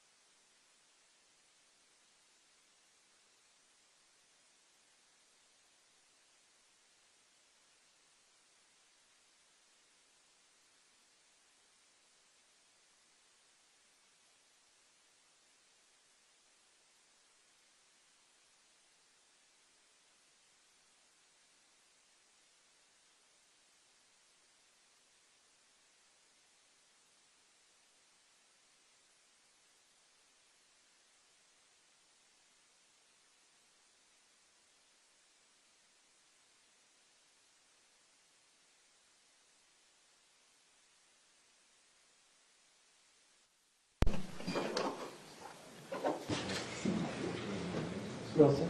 Yes, sir. Go ahead.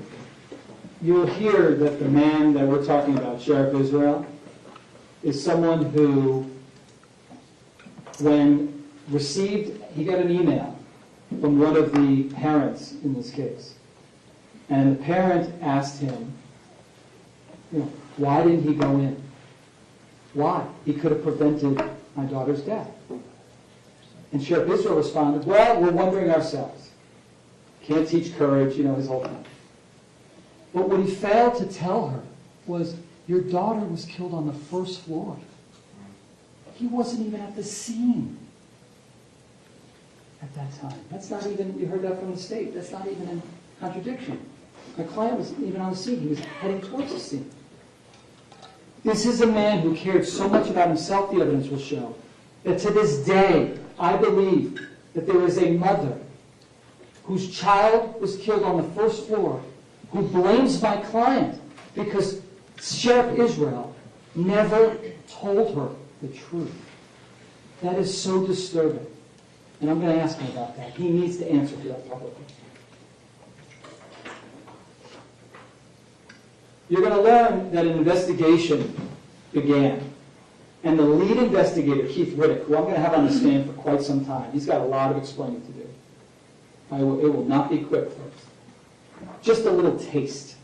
I will ask him, this issue, big issue in this case is what my client knew, right? Because he's saying he didn't know where the shots were coming from at certain times, thought maybe the 1,200 building, but maybe the 1,300 building, the 700 building. There were so many things going on that my client then says on his radio, while he believes the shooter is still in the building, Perry, referring to Deputy Perry, who was with someone who was injured. He just announced he was with someone who was injured. He said, Perry, does he know where the shooter is? Asking in real time, does that person know where the shooter is? To try to find out where it is. And you will learn that Keith Riddick left it out of his report. And when asked, why? He said, well, the shooter was gone by then. I said, you mean by a minute and a half? No one on the scene knew the shooter had gone. He left through the west exit. My client didn't know. No one knew. Don't you think that goes to a state of mind? No, I don't. That's what you're dealing with. Or number two, he wrote, there's no evidence to support what my client said to investigators, that he ordered a code red. Yet, Anna Ramos, we will call her, she will take the stand, she works for the school. She heard my client immediately ordered a code red for the benefit of all the kids, including the ones on the third floor that he is accused of neglecting. She came up to him and gave him a hug at one of the funerals to thank him for ordering the code red because it saved lives. Jeffrey Morford, assistant principal, he heard my client order the code red over the school radio. And then as a result, he said he ordered the code red. He only did it because he told me he heard Peterson do it.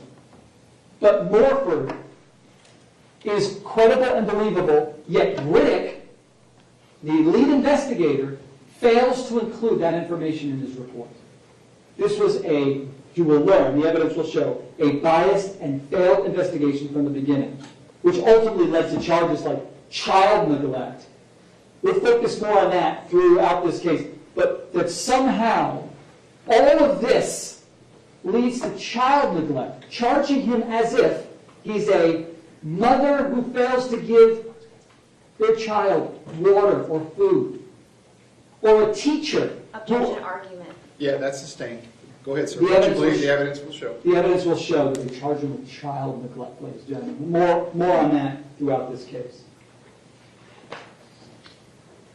Now, let's talk about the facts of what occurred and what really happened. And you've got paper and pen. Make sure that you understand exactly what occurred. Let's do a general overview first. Prosecutor kind of went over it with you. I want to start big, and then we'll get down into the minutia. I absolutely want to make sure at all times you understand this fully. If there's ever a time that I think I might need to go back and make it clear, forgive me. It's only because I want you guys to fully understand what's going on here, okay? So, first, this is a kind of an overview of the school. Now, while this board is small, it in no way represents the 45 acres that the school is. I need you all to understand that because unfortunately we're not going to get to go to the school together. We're not. So I'm going to have to do the best I can to recreate it. And like going to Paris and seeing the Eiffel Tower or Egypt and the pyramids, there is no way to properly recreate it. There's not. We're at a loss. So I'm going to do my best. Objection, Your Honor. Yeah, that's sustained. Another quick sidebar, please.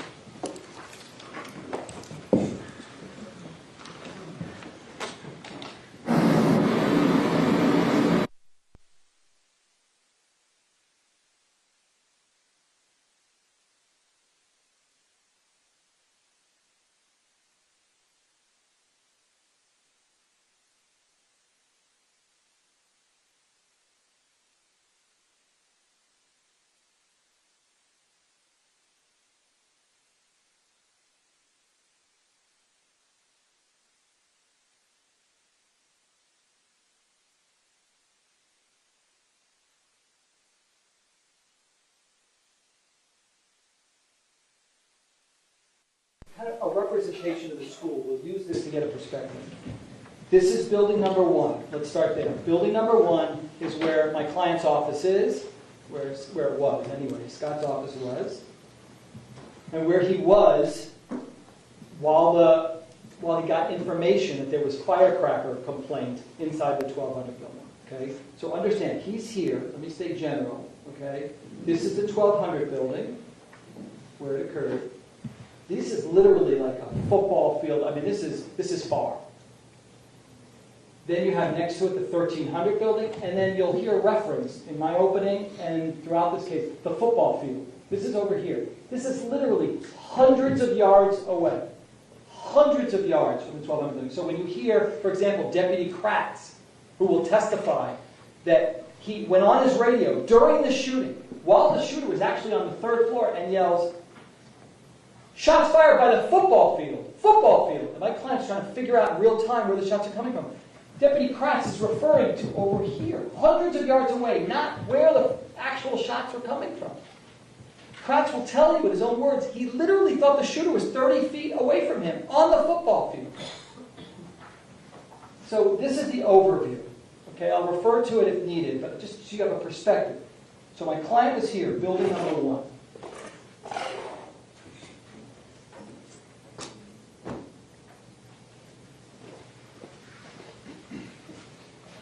So he's in, we can take Sheriff Israel down. Is there a way just to take that off for 1 second? We'll be putting it back up. Thank you, Judge. So my client was in his office before the shooting took place. And what he was doing is he was investigating a felony. One of the students, an 18-year-old, had a fake driver's license. And what he was doing was he was researching at the time the statute, the felony statute, so he could tell the father who was coming to the school and the daughter. He wasn't going to arrest her or anything, but they wanted to know it's a very serious offense to possess a counterfeit driver's license. So he was busy researching that. His phone was across the room being charged. What he did over here at one point, shots fired. Not shots fired, excuse me. Firecrackers in the 1200 building. Firecrackers. Now, it was Valentine's Day. There had been fireworks let off in the building before. It wasn't like, oh my goodness, at that point. So he and Kelvin Greenleaf begin to leave. When they start to run is when all of a sudden the fire alarm goes off. You'll see on the video, they start to head towards there, and all of a sudden, fire alarm. And then they start to run. Now let me just stop. The evidence will not show that then he goes, wait a second, those firecrackers or fireworks could be gunfire. Let me go jump into my car and drive away. You will learn that that never happened. See, that we could all agree would be neglectful. But he immediately runs, and then he gets picked up by Andrew Medina, who's driving a golf cart. And the evidence will show you that at no point on their way to the 1200 building does Andrew Medina share with my client some really helpful material. Like he saw someone, that nutty cruise guy, walking with a duffel bag or some type of large bag that potentially contains some serious items in there, and that he walked into the 1200 building. He never shared that with my client. That would have been real helpful. To this day, you'll hear Kelvin Greenleaf testify that he's still angered to this day that Medina never shared that information with any of them. That would have completely changed this. My client would have known, wait. Objection argument. Yeah, that's sustained, Mr. Agosh. At this point, I'm going to have to remind you, as I've done repeatedly, This isn't closing argument, this is your opening statement, Okay. sir. Let's stick to what you believe the evidence is going to show. Go ahead, sir. The evidence will show, because we will call Kelvin Greenleaf if they don't, that he never heard Medina at all share with them the information that he had, which could have led to a different trajectory. So now, when he gets to the scene, and you all take a look at this, and it's going to be a little overwhelming at first. I promise I'm going to break it down for you, okay? But it's critical that you understand where the shots were coming from, okay? All right, let's stay general on this at first, okay? First, this is the same, we got the same thing that the prosecutor put up in his opening, but there's more detail, so it would be accurate.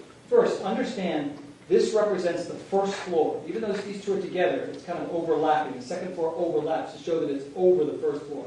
But this is the first floor, right here. And second floor is here.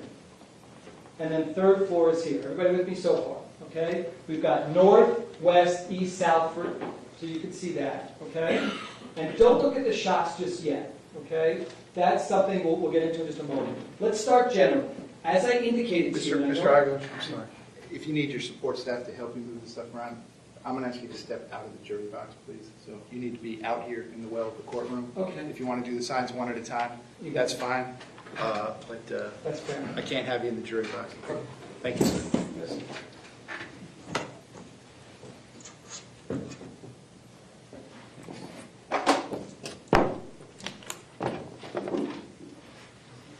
Okay, so I'll stand over here. Everyone can still see? Okay.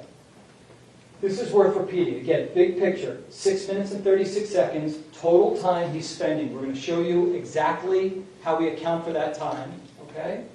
And this is not in dispute. I don't think that anyone's going to dispute these times. We made sure that they're actually from the material we received from the state. Okay? Deputy Peterson was there for the last 4 minutes and 15 seconds. And the final 2 minutes of the 4 minutes and 15 seconds, I'm jumping ahead, were spent with the shooter on the third floor, shooting west, the furthest possible distance from where my client was. So let's stay general again. What we didn't learn just yet, and you're about to learn, is this building, the 1200 building, is 73 yards long. The evidence will show that we're talking about 3/4 of a football field. And so that you guys have an idea of what that looks like, I'd like to show you, so you have a perspective of what the building looks like. Judge, if we can turn that back on.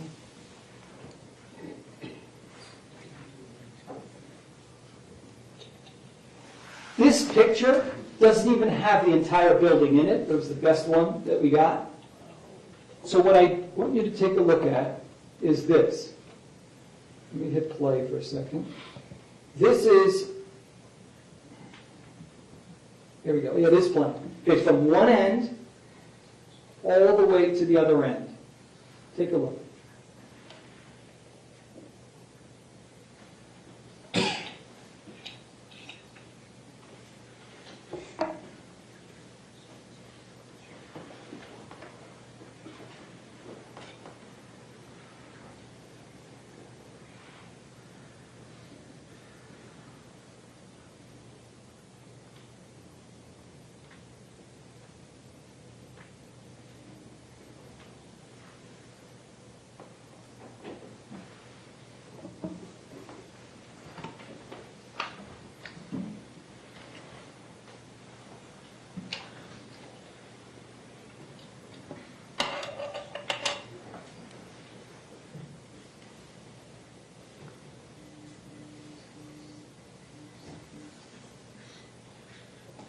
As you can see, this is a huge, huge building. It is nothing like I'm sure you imagine.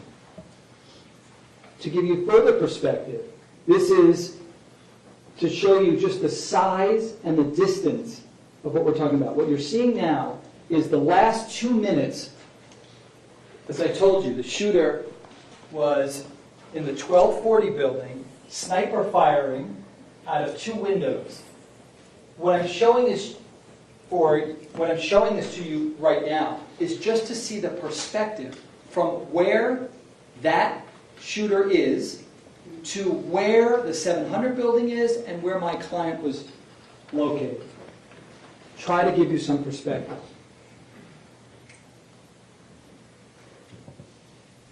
I'll pause it at one point. And by the way, what you're looking at is a recreation done by the state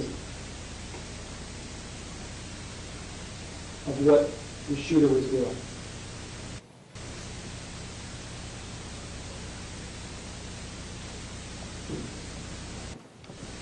Okay. Technology.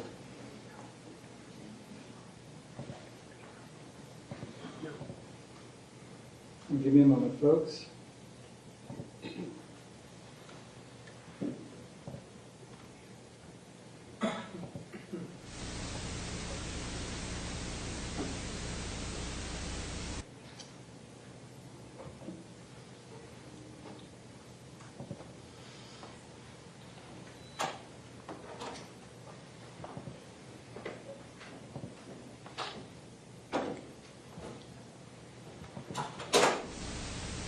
I'm just going to let it run. I will not stop it, but I'll talk over.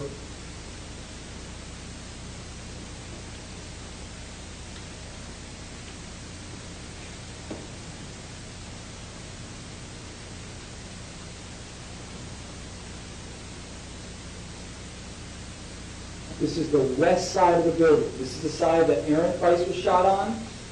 And where my client, he was on the other side of this building, 73 yards away. There's the door that you see right there where Aaron Price was shot outside of. And then all the way in the distance, on the other side is where my client was, and to the right is the 700 building. And that becomes key because a lot of kids come out of that building, hear the same shots my client did, and thought that those shots were coming from a different location. Okay, so let's continue. The first shots that my client hears, and you'll be able to see it on the video. Everything is corroborated by the video. The first shots occur here, 2:23:25. 2:23:25. This is, as you can see, the shooter is pointing his gun west, in a westerly direction. My client, by the way, is approaching the east side door, about to go in to check out a firecracker complaint. Not an active shooter. He was not there during the time that the shooter had made his way through the first floor and killed people. No one went on the radio. You'll be able to see the entire dispatch transcript. No one said, shots fired in the first floor, kids being killed. Nothing. He didn't get any of that. You'll be able to see. You'll read it yourself. He gets there, and both him and you'll hear from Greenleaf, they believe they're investigating a firecracker complaint. Because the door was open, shots get fired. My client hears a loud boom. He doesn't think, wait, kids are being killed in the 1200 building. He just hears a loud boom. The first thing he does as he's approaching the door, and he never opened up the door, he never got to, if he did, if he ever looked in the window or got close enough to do it, he probably would have seen the carnage that was created by Cruz. But he didn't get that chance. He walks close to the door. He hears those shots.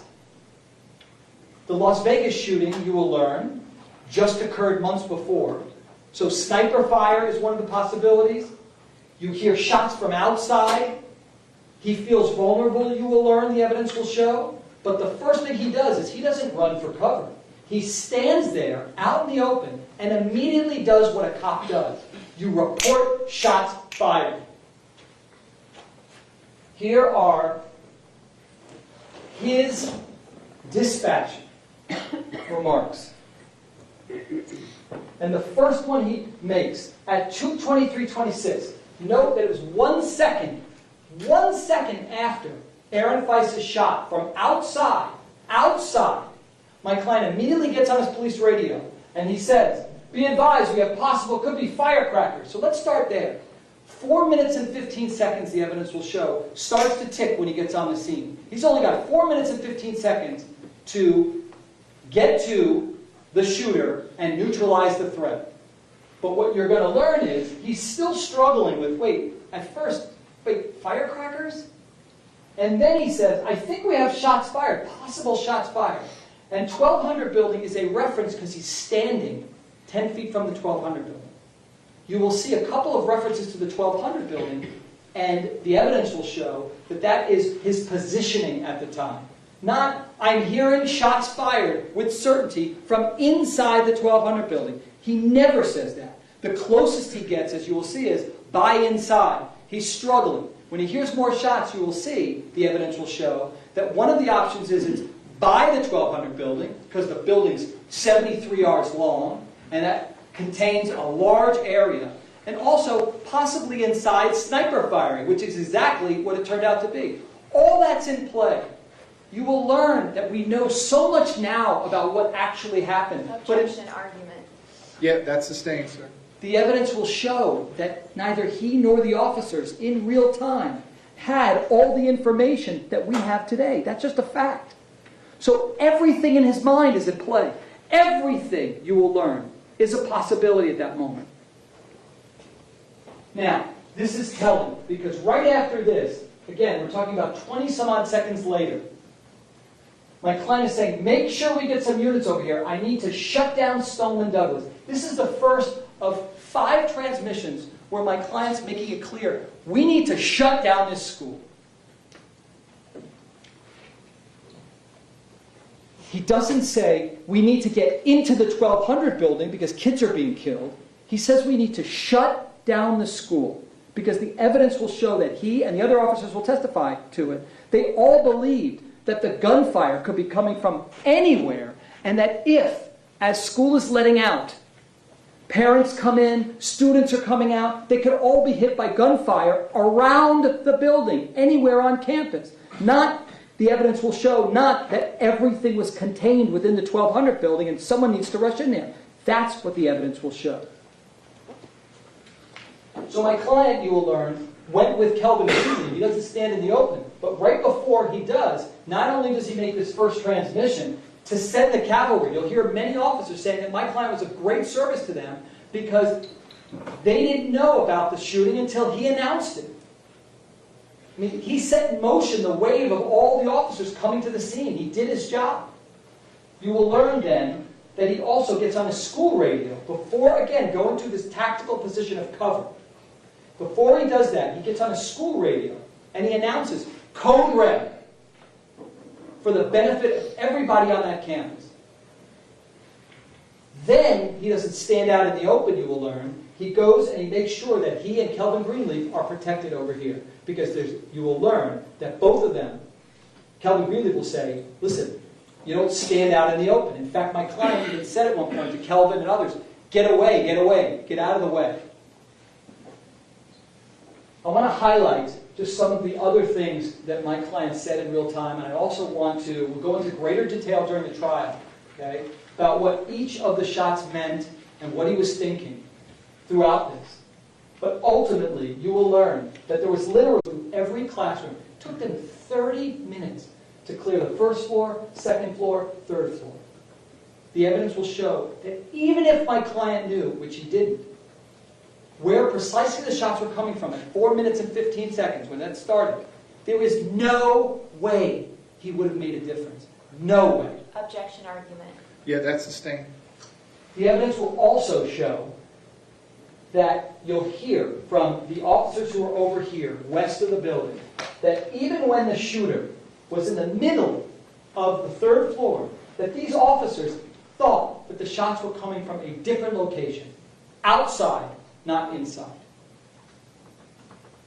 Just a few more transmissions I want to go through, and again, we have the whole trial to be together to go through everything. I don't want to bring it all out in my opening, we'll get to it. Okay? I'm anxious for you to hear the evidence. Okay? My client is saying, we don't have a description yet, we just hear shots fired, it appears to be shots fired. Again, you see him trying to lock down the school. Get the school locked down, gentlemen. Get it locked down. What that's doing, the evidence will show, is it's keeping officers and people away. Now, did that turn out to be, in retrospect, the evidence will show the wrong decision? Objection, argument. Yeah, that's sustained. Ladies and gentlemen, the purpose of these opening statements is just to give you a preview of what the lawyers believe the evidence will be. Mr. Agash, I'm going to admonish you at this point. Please refrain from any further argument. Continue and/or conclude your opening statement, please. Thank you. You will hear officers testify that by shutting down the school, officers didn't get in. And in retrospect, they will tell you that Objection, argument. Yeah, that's sustained. Okay. That's sustained. Go ahead, sir. Great.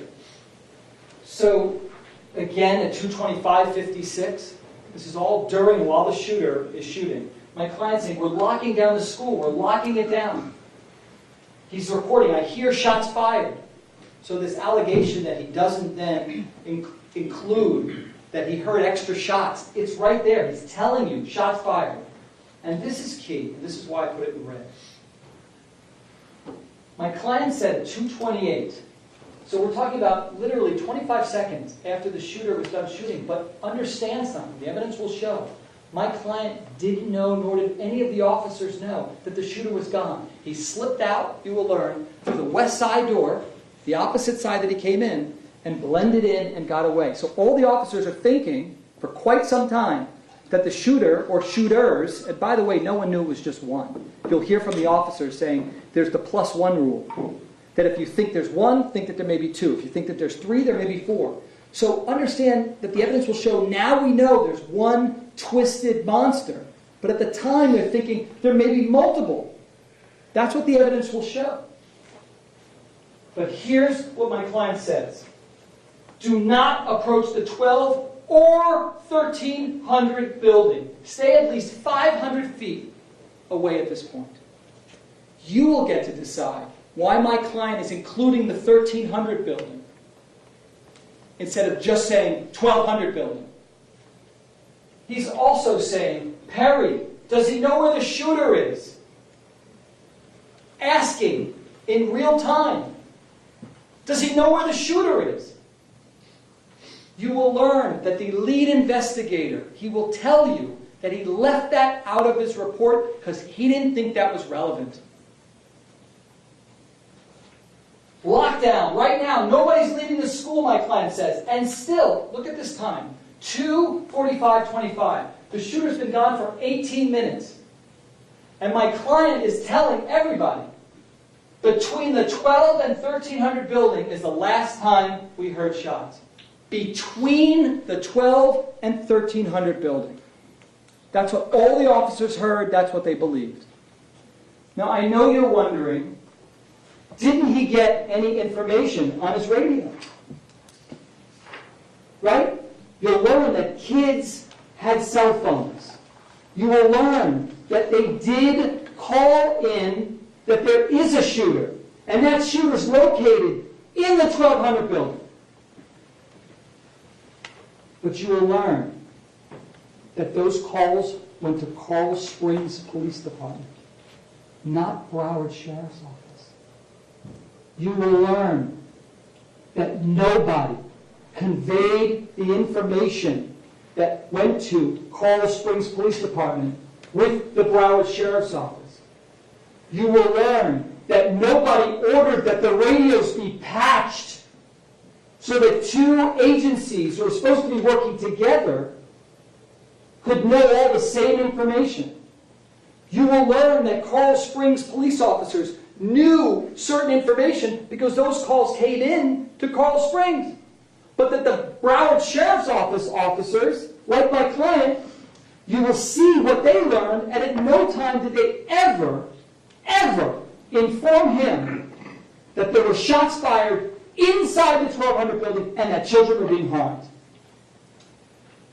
Even Sheriff Israel will come and tell you that that was a colossal failure that hindered my client. He will also admit to you that the radios that they were using failed miserably. Meaning officers, you will learn, will come in here and say that they were trying to communicate with fellow officers and that the radios were throttling.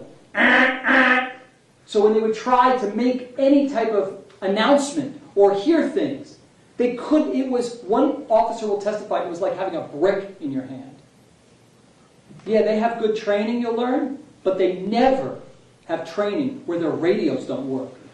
you will learn that officers will say, yeah, they have training, but they never have training where you have no idea where the shooter's located, just a general area.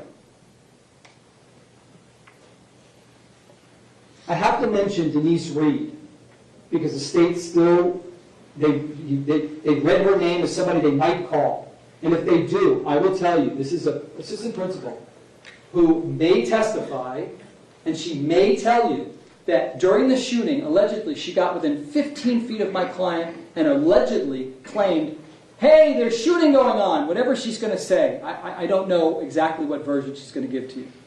But something like indicating that my client must have known then that shots were coming. Ladies and gentlemen, the evidence will show that there is a video showing her movement down the hallway. And you will see for your own eyes that in spite of her giving that sworn testimony, that she had this contact with my client, she literally is walking without breaking stride and then goes into the band room and stays in there during the whole shooting. You can clearly see with your own eyes she never, ever had any contact with my client, in spite of what she may allege if the state calls her. Ladies and gentlemen, as I conclude, I want to briefly touch on the perjury count, just for a moment. Detective Curcio will testify that when my client came in for this interview, it was 2 days after the shooting. He wasn't under investigation at all. That didn't come until a year later with charges brought. So he comes in, and Detective Curcio was the detective in the Nicholas Cruz homicide case. So my client, being a witness, has to be investigated. My client wasn't on the hot seat at the time. My client had no reason to think that he was going to be in trouble at all. The evidence will show that there were just questions asked. So what happened? What did you see? What happened? And specifically, Detective Curcio will tell you that he asked this in a chronological order. Like, okay, so when you got to the scene, you get to that building, how many shots do you hear? My client said 2 to 3, because it's exactly how many he heard, and we know that because the first shots he hears is Aaron Weiss being shot, and he was shot 2 to 3 times. That's the perjury count. Detective Curcio will tell you that he never then asks my client, how many total shots did you hear from beginning to end? He will tell you, yeah, I didn't think that question was necessary. That's the perjury count. The second part of the perjury count is they claim that my client saw some kids leave the 1200 building. While my client's on his radios, while he's telling kids in the 700 building, stay back, while he's doing about a million things with the stress of the world on his shoulders. Objection argument. Yeah, that's sustained. The evidence will show that they're claiming my client didn't see kids running out of the 1200 building. I'm quite certain you will not see any video of those kids actually leaving. I would imagine if they're representing it that kids did leave the 1200 building. He told Detective Curcio he didn't see kids leaving the 1200 building. There will be no evidence that those kids ever came up to my client or had blood on them or something to indicate that they need to be spoken to or investigated. The evidence will show he didn't lie about that at all. Another charge for which he did not commit. Objection argument. Yeah, that's sustained, Mr. Aguilar.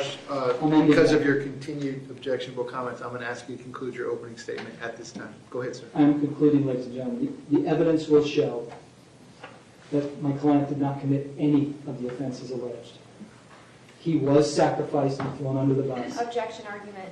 And If that is sustained? And the only verdict in this case, ladies and gentlemen, thank you for your kind attention, the only verdict that speaks the truth in this case, based upon the evidence, is not guilty. Thank you.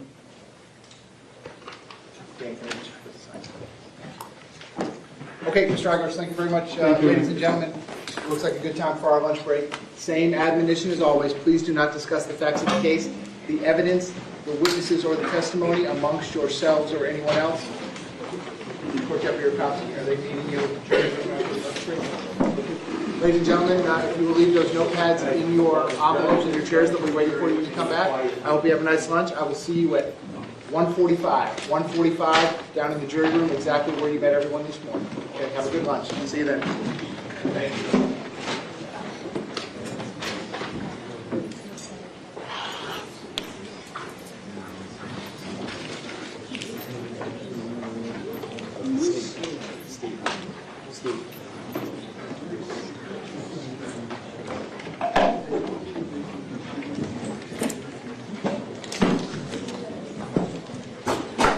Okay, we're outside the presence of the jury. Everyone can be seated.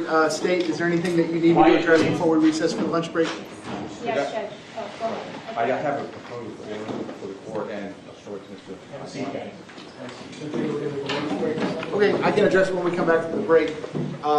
Anything else before the lunch break? Yes, we will be calling a witness via Zoom. I would just like the ability to use the courtroom during lunch to see if we can, Is that going to be the first witness? no, it'll be It's the not? second one. All right. So we can. do Well, that. I mean, we can do this part of the lunch break too, but you all can be seated. Everyone can be seated. I'm going to have to put Mr. Peterson under oath. If this is an agreement between the parties. Yes, yes. Okay. What is the name of the witness? Ivy Seamus, And where might this person be? Washington, D.C.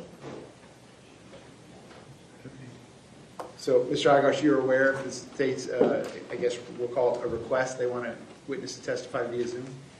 Yeah, we don't object. They're being professional and allowing us to have witnesses testify by Zoom. So Well, I mean, you both may be agreeing, but I didn't say that I'm going to let that happen yet. Then we're going to go one step at a time. Oh, okay. You have no objection? I do not, Your Honor. Okay. That's the only Zoom witness today. That's the only Zoom witness period from the state. All right. So, Mr. Peterson, I'm going to put you under oath. I need to have a quick conversation with you. Raise your right hand for me. You swear to tell the truth, the whole truth, nothing but the truth? I do. Okay, you can put your hand down. Please state your full name. Scott Ralph Peterson. And Mr. Peterson, nothing regarding prescription medication, anything like that has changed since the last time I had a conversation with you? That's correct. All right. How are you feeling this morning? I'm doing well. Your head is clear? Yes, You understand what's going on? I do. Okay.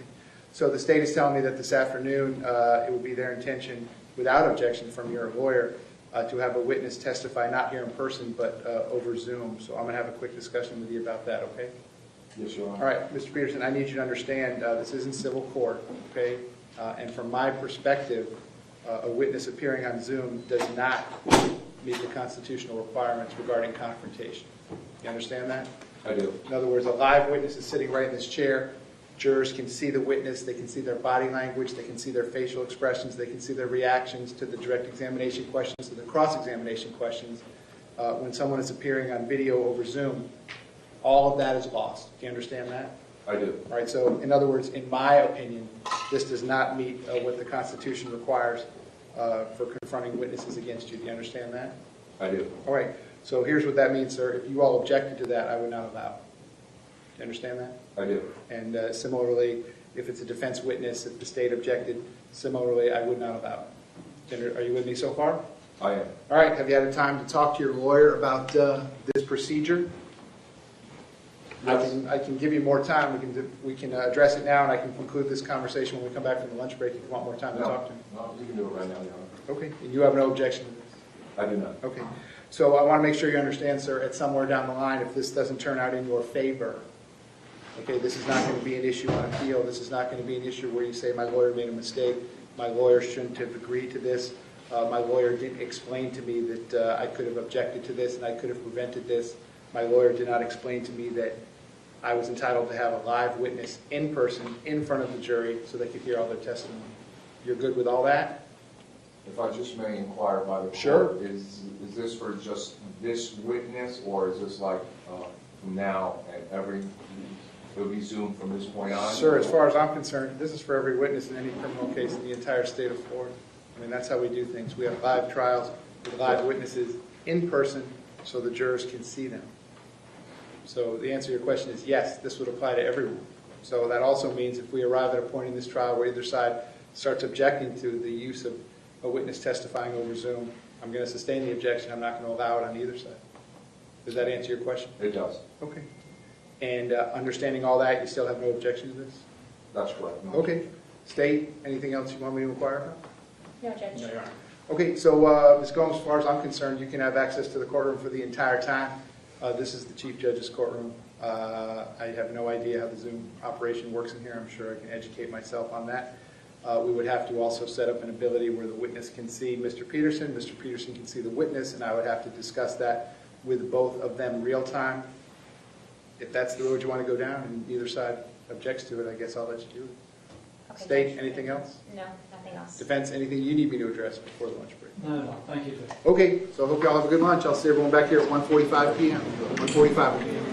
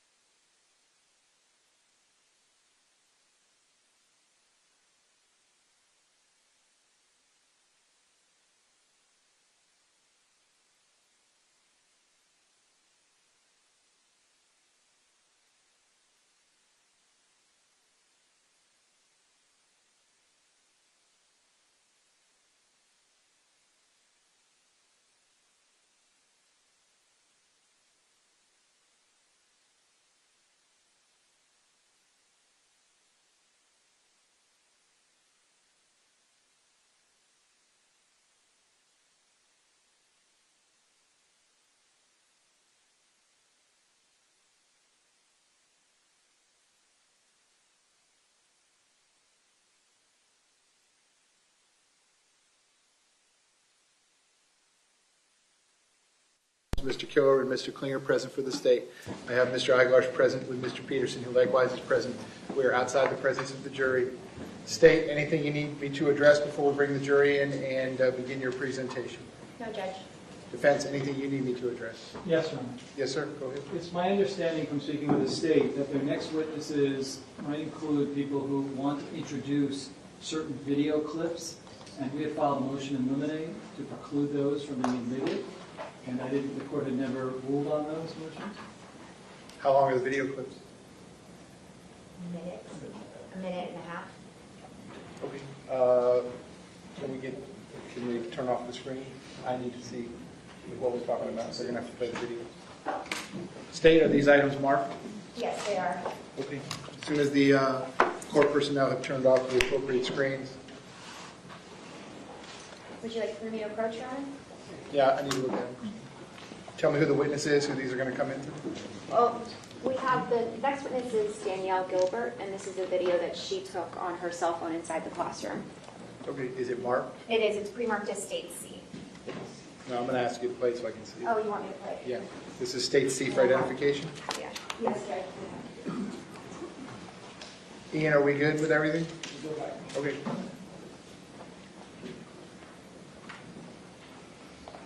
Judge, Ms. Gilbert recorded, I believe, seven videos. We've only chosen the two that would be appropriate for this case. We've removed the videos that have the students that are injured or anything graphic. These are for the audio element of what was able to be heard. Sure. All right, so this is the first video on State's Exhibit C for identification. Yes, that's Let me make sure. Is the state going to introduce the video portion or is the audio portion? it's the video and Is this Attorney 3? Yes. So I can see it, Attorney 3? Yes, Judge.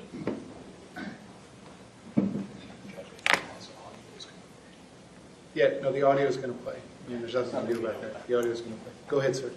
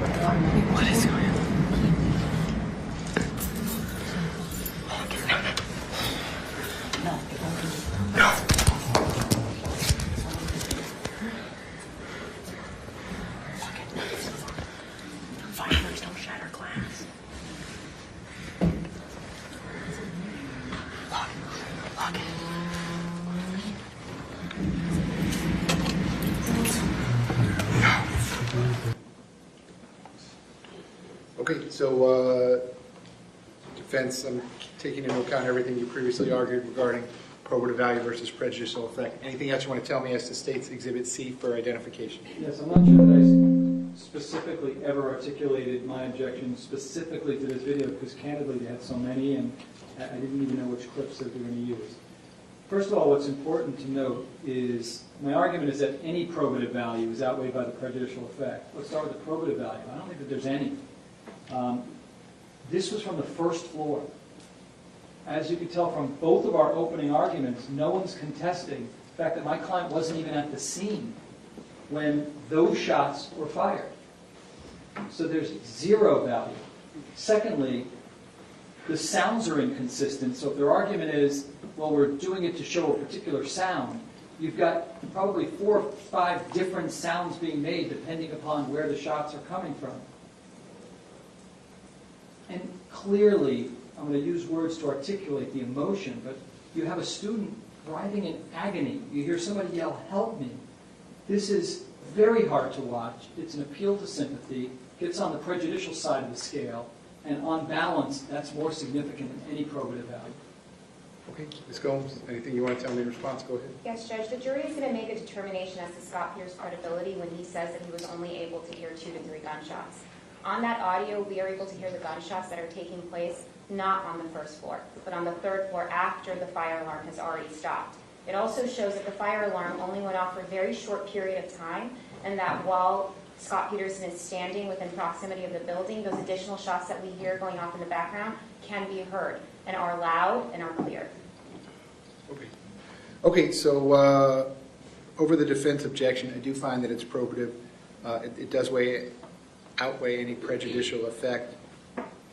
It's certainly relevant to issues that have been raised, and the jury's going to have to determine over the defense objection, which is otherwise preserved, assuming, of course, that the item is otherwise properly admitted.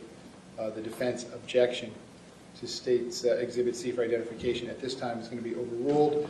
When the witness is on the witness stand, if the State does intend to move it into evidence defense, I'll ask you if you have any additional objections based on the witness's testimony, and we'll go from there. Okay? Okay, that's over the defense objection. Any other exhibits as to this witness? The witness that will be testifying after is Ivy Seamus. Through Ms. Seamus, we will be entering in a video that was taken inside of her classroom. And I'll let Mr. Klingberg. Is that item marked? Yeah. What is that? Yeah. This is State's D for identification? Yes, sir. How long is this video? It's very short. Seconds, 13 13 seconds. seconds at the most. Okay, go ahead. Let's see it.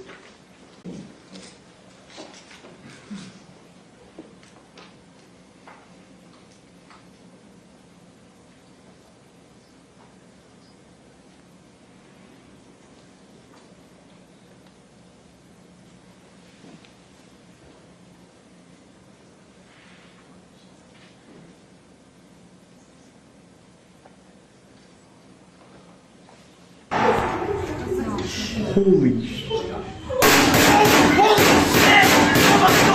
Oh my God!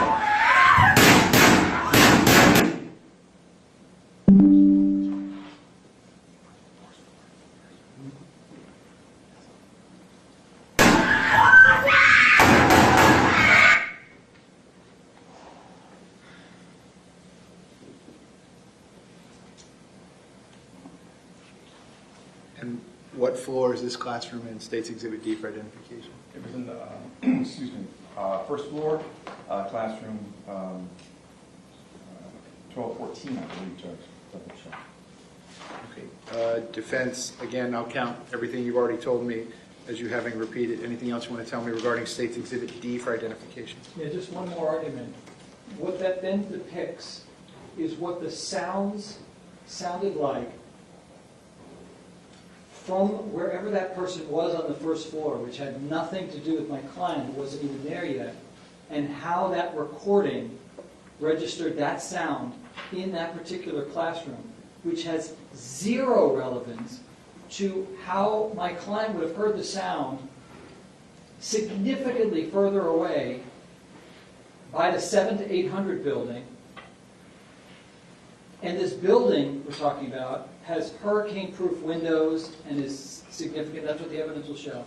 It has very little to no value, and clearly, I mean, if you're human and you're not a sociopath, that was very prejudicial. And again, we don't want the jurors being consumed with that emotion, and that's why we're moving to suppress it. Okay. State, I'll consider the same response Ms. Gomes gave you before. Anything additional you want to tell me, Mr. Clean? Just again, I would say that Mr. Aguilar's objections were more for cross-examination than it would be for reasoning to not allow the video in, because it would be more prejudicial. That's the only thing I would ask. Okay, so for State's Exhibit D for identification, again, assuming otherwise the proper predicate is laid for the admission of the item, it would be over the defense objection. I likewise find these two clips to be probative. The probative value outweighs the prejudicial effect. It goes to the heart of issues that the jurors are going to have to determine. That is going to be over the defense objection, which is otherwise preserved. State, anything else I need to look at before we get going? No, I don't. No, Judge, but can we have 2 minutes, please? Just to, I think the witness is not right outside. 2 minutes. Thank you. Okay.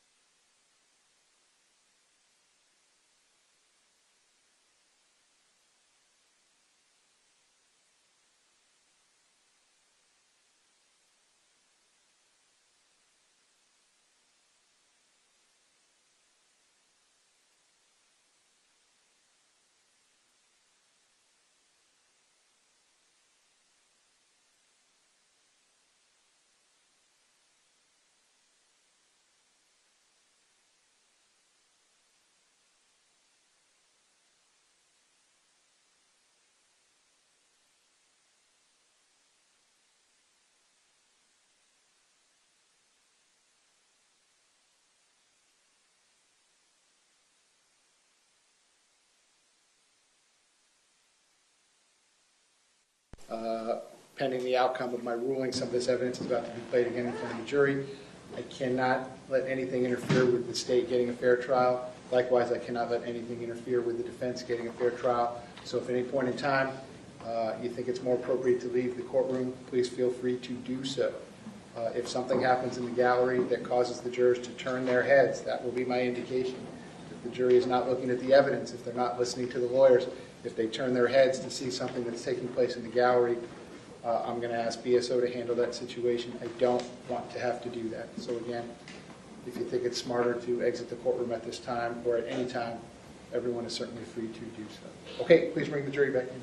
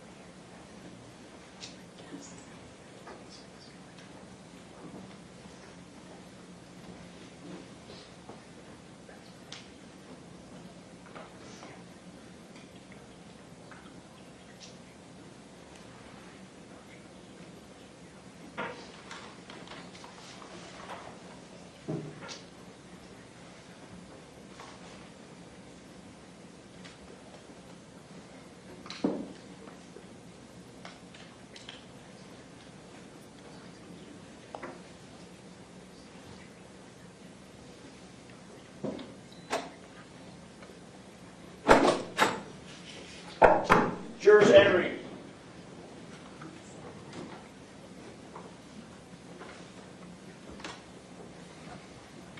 Ladies and gentlemen, welcome back. Come on in. Once you're back at those same seats, you may be seated. Ladies and gentlemen, welcome back. Come on in. Once you're back at those same seats, you may be seated. All the parties may be seated. Ladies and gentlemen, those of you using the notepads, I'll give you a moment to get the notepads back out.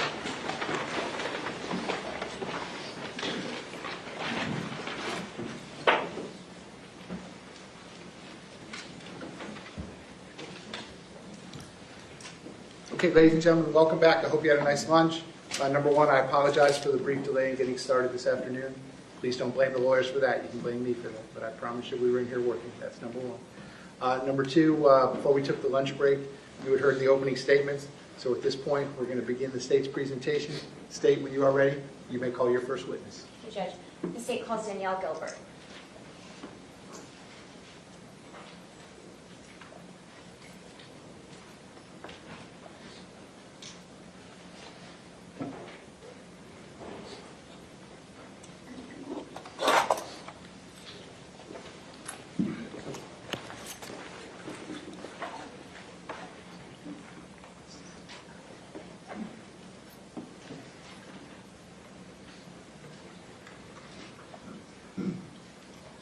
If I could please have you come all the way up here to the witness stand. Once you reach it, but before you have a seat, if you can just stop and look at me, please.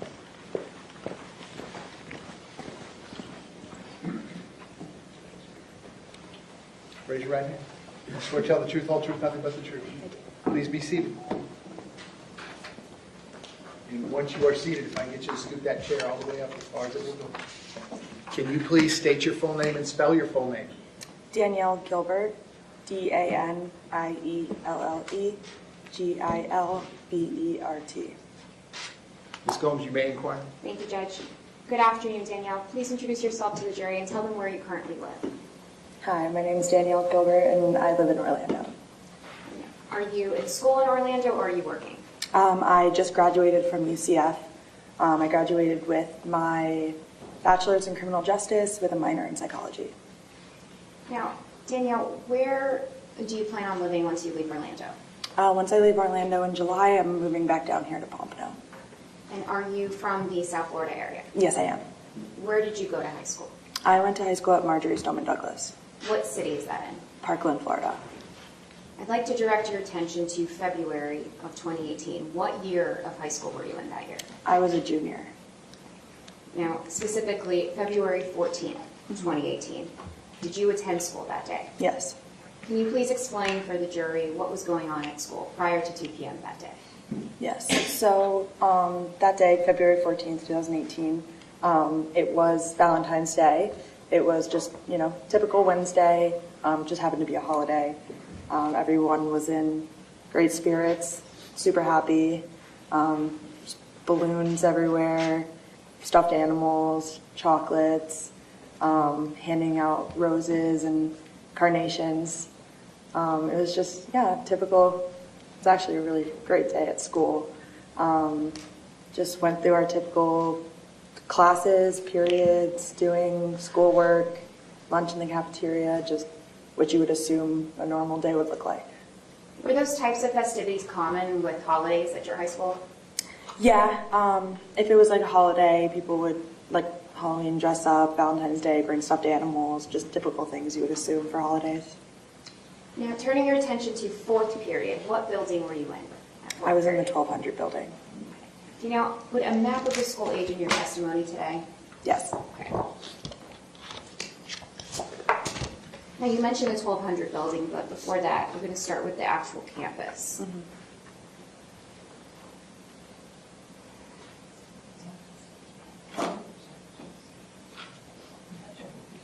No objection. Your Honor, may I approach the witness? You may. Okay. Danielle, I'm showing you what has been pre-marked as states. A, do you recognize this? Yes, I do. How do you recognize it?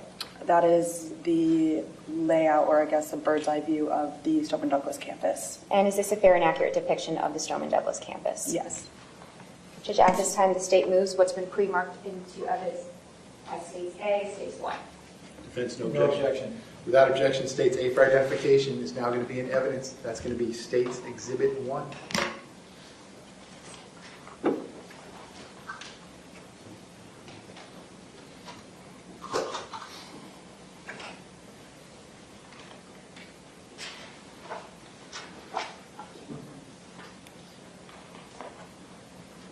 Ms. Combs, do you want to use the overhead? Yes, please.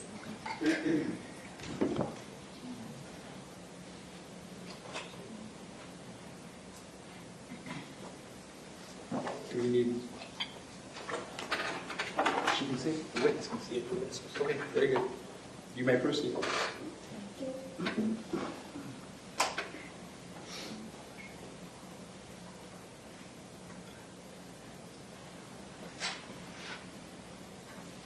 All right, Judge, I'm going to publish what is now in evidence as states 1.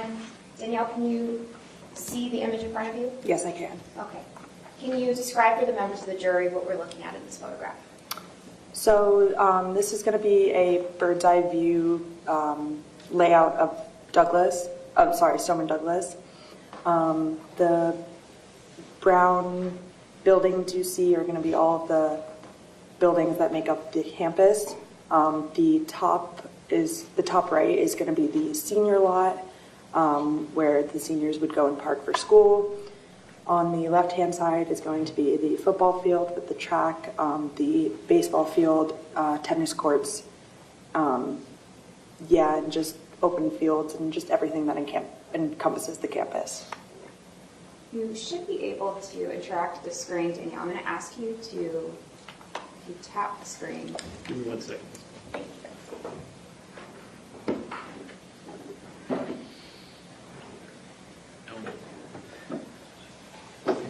The witness should be able to do it. Let's see.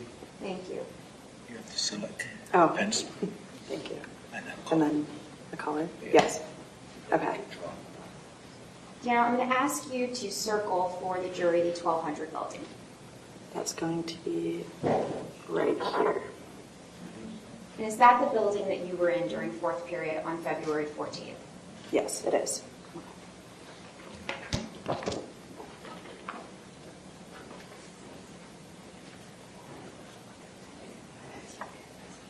No objection. May I approach, Judge? You may.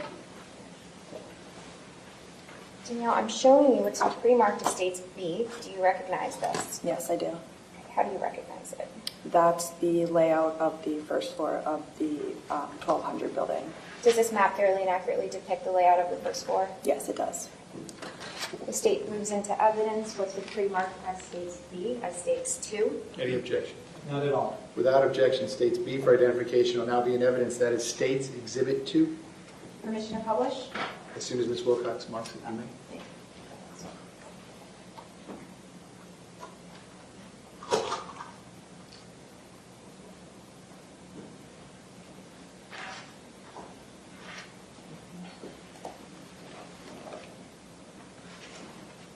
Now publishing states 2.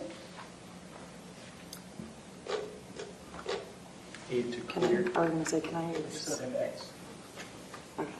Okay. Thank you. Danielle, are you able to see states 2 in Yes, front of I am. you? Okay, describe for the jury what we're looking at in states 2. So that's going to be the layout of the first floor of the 1200 building. On your left-hand side is going to be the west entrance, and on your right-hand side is going to be the east entrance. Can you describe for us the stairwells on both sides of the building?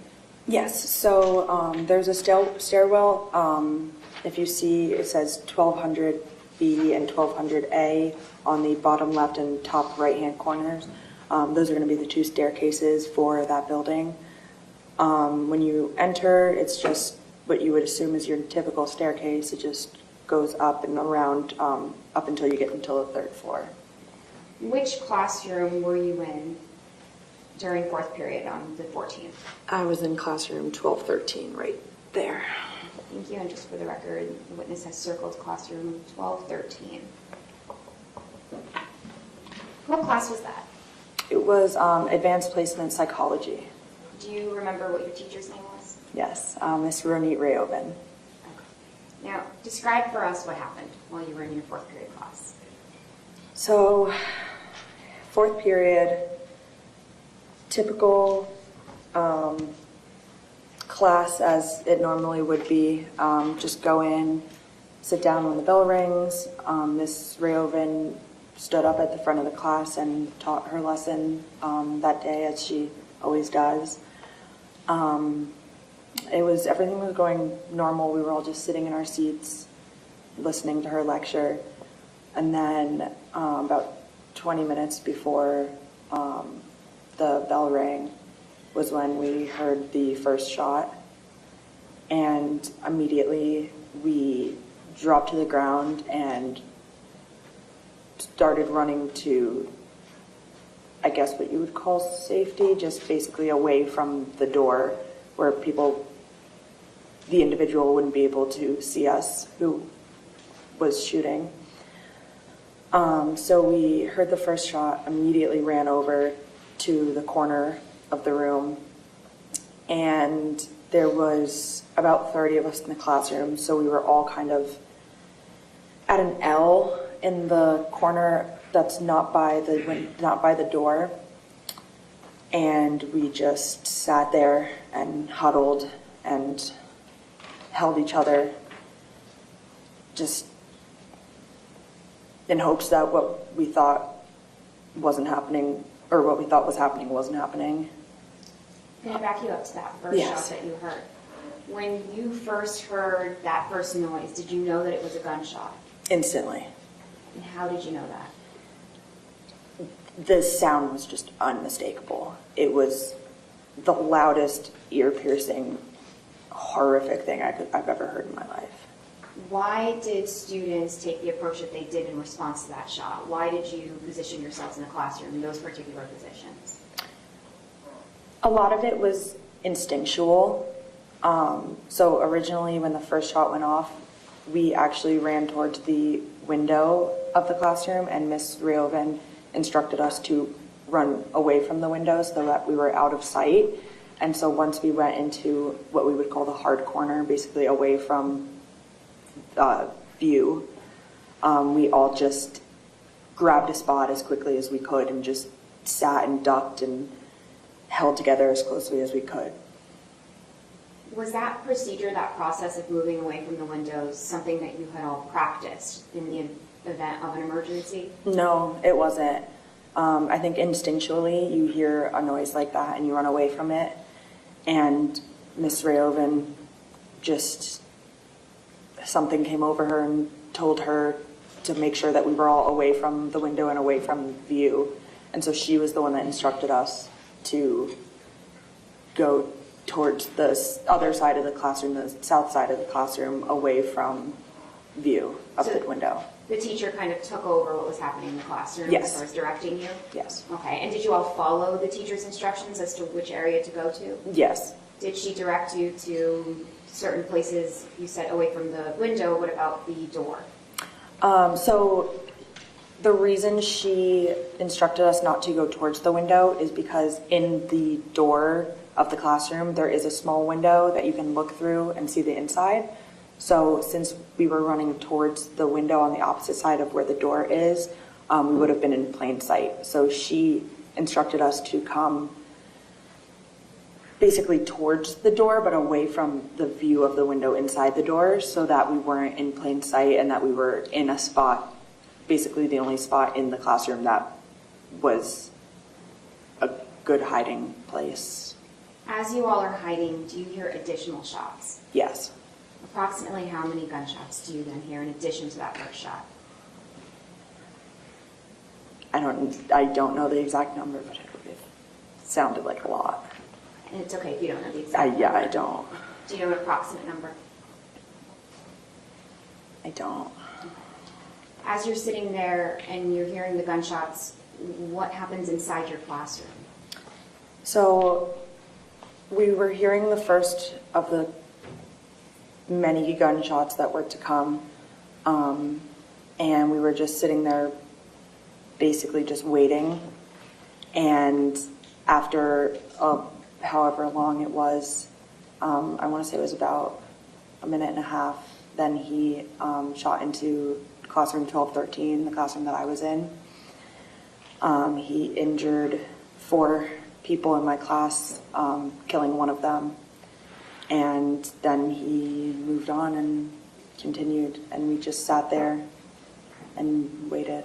Now, when you say he, you're referencing the shooter. Correct. And describe for us what happens when he actually shoots into the classroom. Yeah, so he shot through the window that was in the door of the classroom and injured the 4 students that were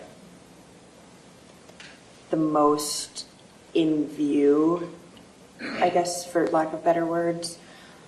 And who were those 4 students? It was Benjamin McCander, Samantha Mayer, Madeline Wilford, and Carmen Chenchup was murdered. After those gunshots go off in the classroom, did the shooter proceed away from your classroom? Yes, and I was only aware of this because the sounds of the shots slowly started to decrease and not be able to really hear it anymore. And were you able to track when the sounds of the gunfire were closer to you versus further away from you? Yeah, you could definitely tell whether he was right outside the door or not near you. You're inside the classroom, and you said it's for approximately 20 minutes, is that correct? Yeah, it was about 20 minutes from the time that he started shooting to the time that the police came to our classroom. During those 20 minutes, did any officers walk by? Did you see any officers outside of the classroom window? No, not during those 20 minutes. There was no one outside our classroom, no. And what are you physically observing during those 20 minutes? So while we're sitting there in the classroom, after he had already shot into our class, we were basically just grabbing blankets and tourniquets and, I mean, it wasn't actually a tourniquet, it was just anything that we could get our hands on. People were taking off their jackets, taking off blankets, and just wrapping it around the students that were injured, trying to stop the bleeding. Was it the goal that students were rendering aid to each other? I think in that moment, we were all just so in such unbelievable shock that there really wasn't anything that any student did that was purposeful, I guess you can say, that they had practiced or knew what to do. Everything was just in the moment, instinctual stuff that it just came to us in the moment. We just knew what we needed to do. What were you thinking during those 20 minutes? I was just waiting for the police. It was the longest 20 minutes of my entire life. It felt like eternity. And the whole time, we were all just waiting for the police to come, just have somebody knock on the door and take us out of that horror. Danielle, did you know who Deputy Peterson was? Yes, I did. Who did you know him to be? I knew him as the police officer that was assigned to Stoneman Douglas. Did you know that Deputy Peterson carried a firearm? I did, yes. Did Deputy Peterson ever enter your classroom that day? He did not. Did he ever enter the hallway? He did not. Did you ever see Deputy Peterson assist any students that day? I did not. A moment to confirm. Yes, ma'am.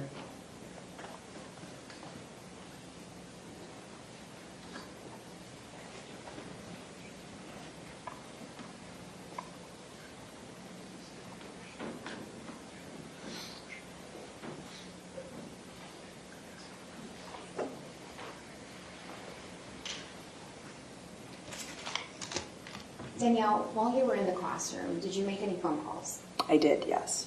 Who did you call? My mom. Why did you call your mother? An instinct. I just, in that moment, felt like I needed to hear my mom's voice and she needed to hear mine. Did you also use your phone to make any recordings? Yes, I did.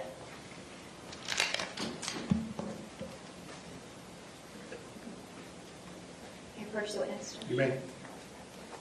Ms. Gilbert, I'm showing you what's been pre-marked as States C.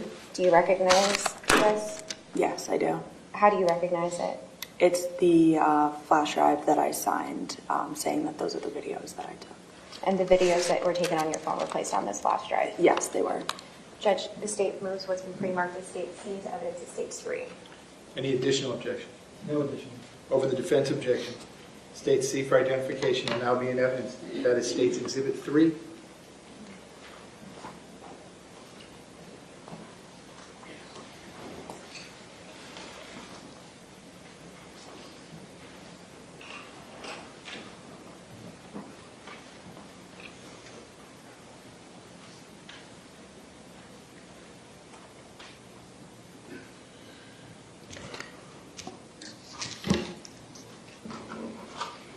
Ms. Gomes, are you publishing State's Exhibit 3? I am just...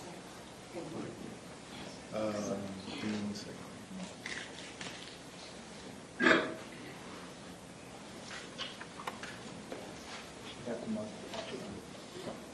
Yeah. Very good. Is that wrong?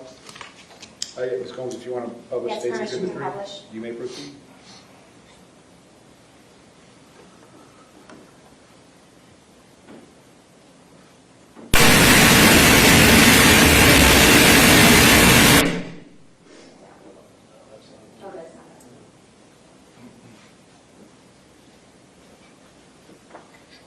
Please control.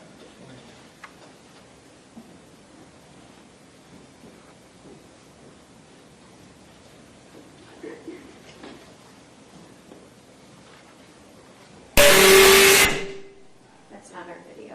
It's just the technology sound.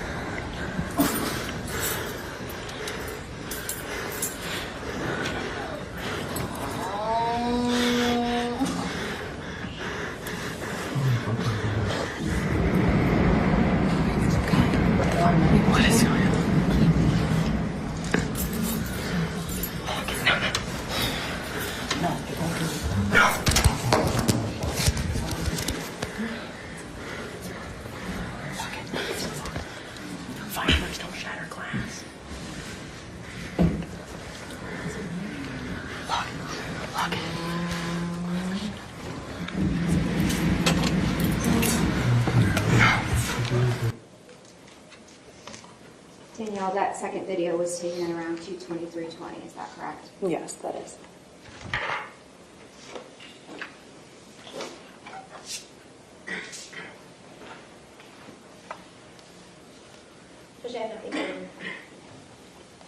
Okay, cross-examination, go ahead.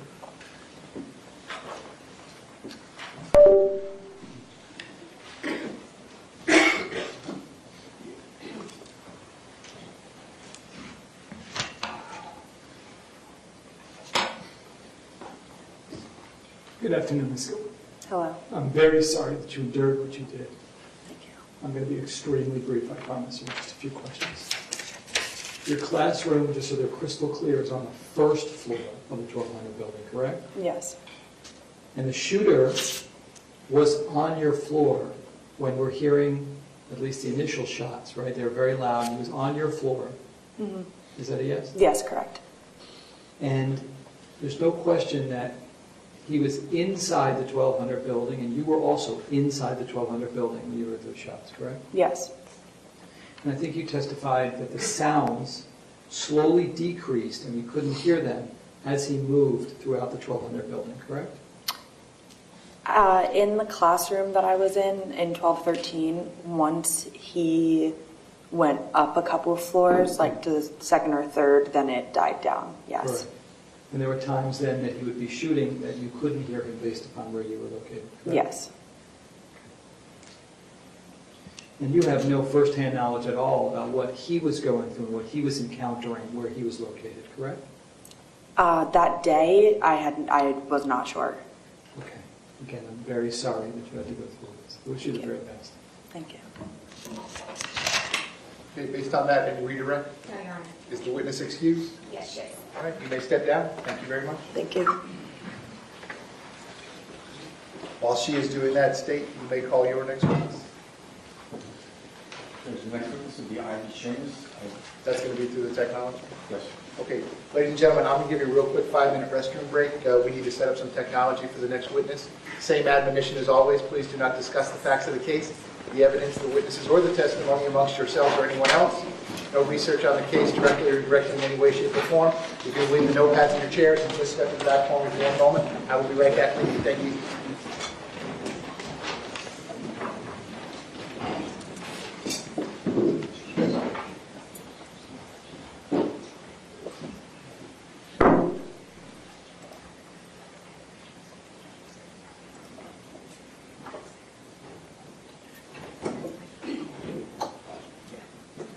Okay, we're outside the presence of the jury. Everyone can be seated. I think, State, we're going to get the Zoom going, and we're going to get your witness on there. I need to get Mr. Peterson on my meeting. The only people admitted to my meeting are going to be Mr. Peterson's computer, your witness. The State is going to be sharing something, and then the courtroom view. You also wanted to share a video or have the witness authenticate. Is that State's Exhibit D for identification? D, yes, sir. I'm going to reach out to the witness now, Judge, just to ask Okay, her. so these stay off. Stay off. Yeah, everything stays off. And Judge, while the witness is logging in, may I approach the clerk to hand her the evidence? Yeah, that's fine. Okay.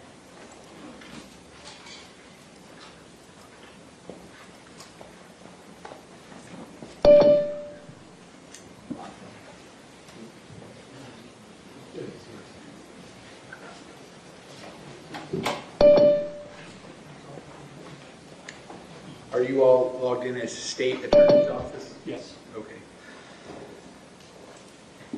And then, do we have, Mr. Igosh, I need you, are you all hooked up to Zoom? I need Mr. Peterson on a Zoom computer. Yeah. I need you to sign into my Zoom meeting. So that the only thing on that screen is going to be Mr. Peterson.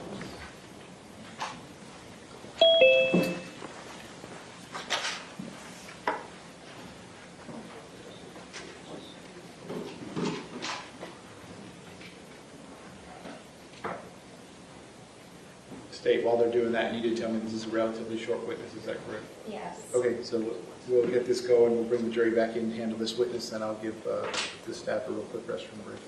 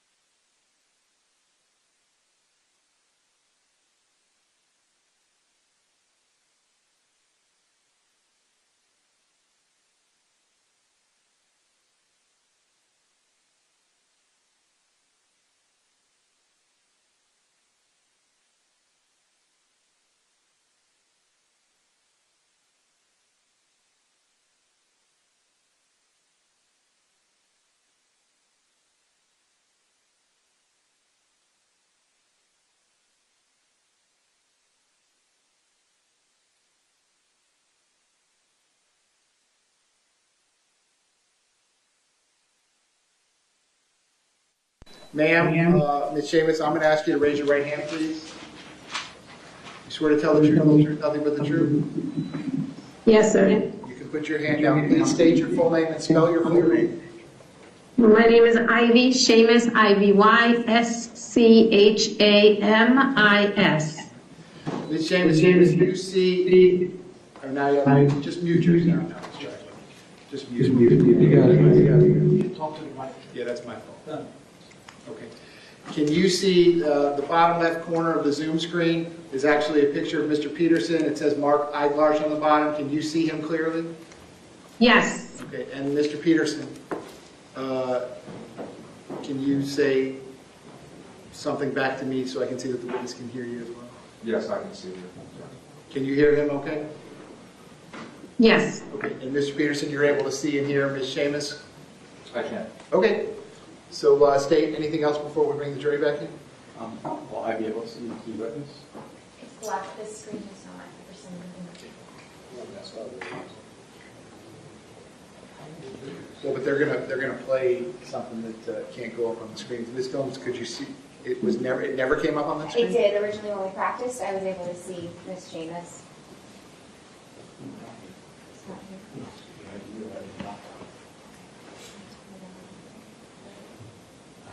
to be able to see it.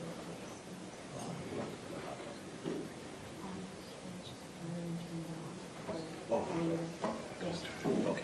We're gonna turn it on up here, but we're gonna turn it off when it comes to the exhibit. Yes. Okay. Okay.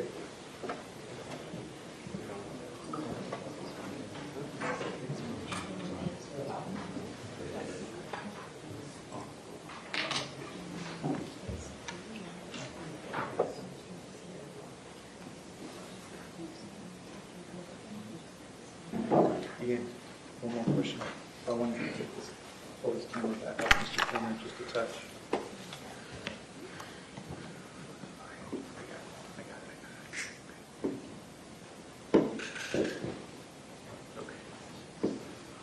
Okay. Okay, state, you're otherwise ready to proceed? Yes, sir. Defense, you ready to proceed? Yes, sir. Okay, please bring the jury back.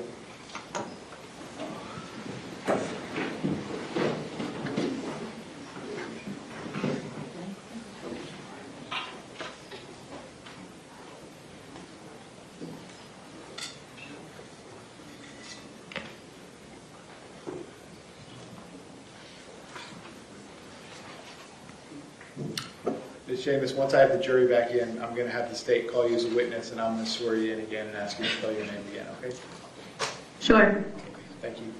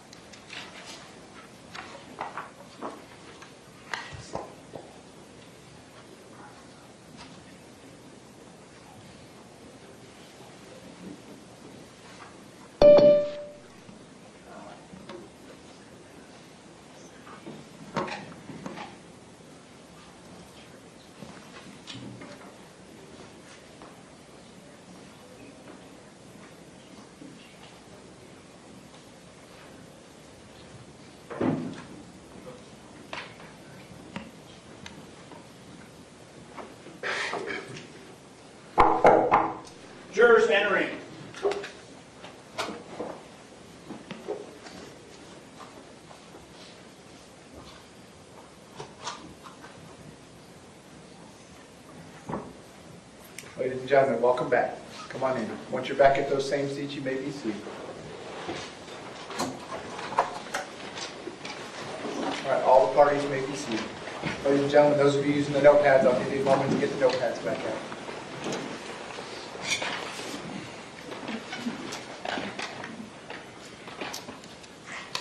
Okay, ladies and gentlemen, when we took our real quick break, we were in the middle of the state's presentation. We're going to resume that momentarily. I did want to let you know, although most witnesses obviously come before you live and testify on the witness stand directly in front of you, by the agreement of the parties, the next witness is testifying via technology. So we're going to go forward with that witness. State when you are ready, you may call your next witness. The state would call Ivy Shames, please, Your Honor. All right, Ms. James, can I get you to raise your right hand, please? You swear to tell the truth, whole truth, nothing but the truth. Yes, sir. Okay, you can put your hand down. Can you please state your full name and spell your full name? My name is Ivy Shamus, IvySchamis. Mr. Clear, you may inquire. Thank you, sir. Ms. Shamus, good afternoon. Good afternoon. Can you see me and hear me? Yes, sir. Okay. Could you please introduce yourself to the jury? My name is Ivy Shamus, and in relation to this trial, I was a teacher at Stoneman Douglas for about 2 decades. And where are you today, Ms. Shamus? I currently live in Washington, D.C. And are you currently employed? I am. And what do you do for a living? I'm an office manager at a small private school in the district. And as you said just a few moments ago, there was a time when you were working at Marjory Stoneman Douglas? Yes. What years did you work at Marjory Stoneman Douglas High School? I worked there from 2001 until the end of 2019. And what did you do at Marjory Stoneman Douglas High School? I taught social studies. And were you teaching on February 14th of 2018? I was. Right. That afternoon, did you have classes that afternoon to teach? I'm sorry, say that again? Were you teaching classes the afternoon of February 14th? Yes, I was. And what class were you teaching? I was teaching history of the Holocaust. And what time of the afternoon do you remember when that class started? It started a little after 1 o'clock, I believe. Right. And what time was it supposed to go to? And it goes until the end of the day, which is 2:40 p.m. Okay. So can you tell the jury what you were teaching that particular day in the Holocaust class? Yes, on that particular day, the 2018 Olympics in Pyeongchang was happening. So to make the class relatable, I change up my curriculum to make the students feel a little bit more related to what's going on in the world today. So we were doing a lesson on the 1936 Olympics in Berlin that day. And I forgot to ask you, do you remember which classroom number you were in at the time? Yes, I taught in room 1214 in the 1200 building on the first floor. And while you were teaching that lesson regarding the Olympics, did anything unusual happen? Yes, towards the end of class, maybe 20 minutes or so left, we were discussing the Jesse Owens story, actually, and we heard very loud shots ring out in the hallway, which sounded right outside the classroom. And what did you do when you heard those loud sounds? Well, the students, I had juniors and seniors at the time, and they, I think, froze for maybe a second, and then everybody just scrambled out of their seats and tried to find cover in a very tight space, of course. But and I watched them scramble, and one young lady called me over, so I ran and hovered with her in one of the corners.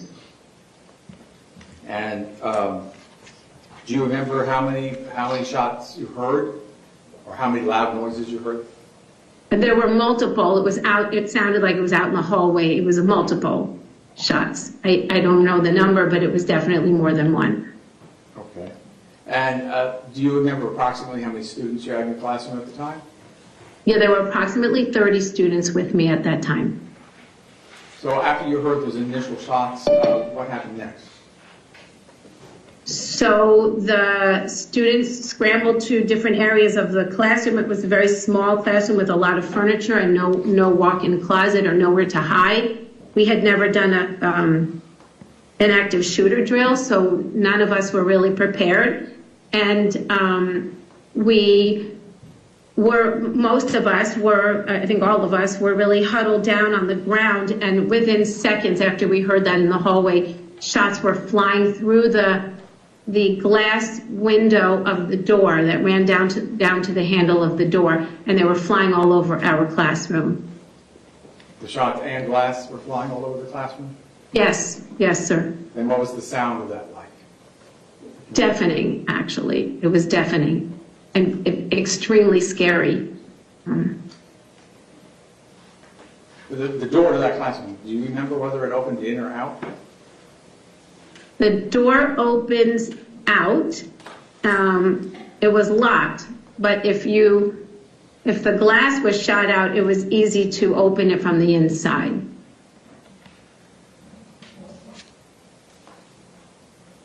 Was there a point in time when the fire alarm came on? Do you recall that? There was a time when the fire alarm came on. I don't know the time, but there was a time when the fire alarm sounded. And you described that there was shots coming into the room, glass, it was very loud. What happened after that? After the shots in my classroom? Yes, did you hear anything after that? Yes, we heard everything after that. I mean, I was down on the ground with some of the students, and I took notice of the kids that were around me, and I just figured that whoever was out in the hallway, I didn't know if it was one person or many, I didn't know, obviously, but I really assumed that person, after they shot out the glass, was going to come into the classroom. So I was thinking, as the only adult in that classroom, what am I going to do? And so I thought I was going to stand up and say something to whoever came in. But as I was preparing myself for that, because I figured that would be the last thing I ever said, I heard the shots then leaving our classroom. I heard them across the hall, and I wasn't so sure, but I was pretty sure those shots were going into my friend Ronit across the hall, who taught psychology. Do you remember what classroom that number was? Yeah, she was 1213. We were very close friends, so we're the only ones, I think, in that building since the building was built in 2009. We've been there continuously. And could you describe for us, were the shots then not quite as loud when you thought they were going into 1213? They were loud. They just weren't as loud as they were coming right into my classroom, but they were quite loud. I also asked you, did you see anything other than the bullets coming through the door, coming through the broken glass? We saw or I saw anyway, I don't know what that part of the gun is that was coming into the class that was going around, but I didn't see a person. Okay, you just saw the end of the gun, correct? Correct. Was it Correct. firing? Sorry? I'm sorry, was it firing when you saw it? Yes.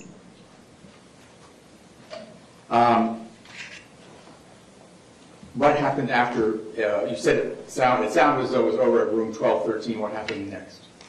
And I think originally the students in my classroom were screaming, but then they stopped screaming because we all kept going, shh, shh, shh. We were, everyone was shushing each other because we thought the person with the gun would come back. And so we were trying to be very quiet. So we were all really, really quiet, and we heard the shots, in the hallway, and so we heard what was going on, but we were very quiet. Do you remember whether or not the alarm eventually shut off? I don't remember when the alarm shut off. Okay. Do you I don't shutting remember. off, though? Do you remember it shutting off, or you don't remember at all? I'm sorry, I don't remember. I don't remember. I think it was focused on those, the gunshots. I don't know, I don't remember if the alarm went off or, I know it was going, the alarm was sounding, but I don't remember when it shut off. And was the alarm also, what was the pitch of the alarm? Was it loud? No. The pitch of the alarm is loud as well, yes. Was there anyone injured or hurt in your classroom? Yes, 4 students were injured, and Nicholas Dworet and Helena Ramsey were murdered in my classroom that day. And when did you realize that they had been murdered?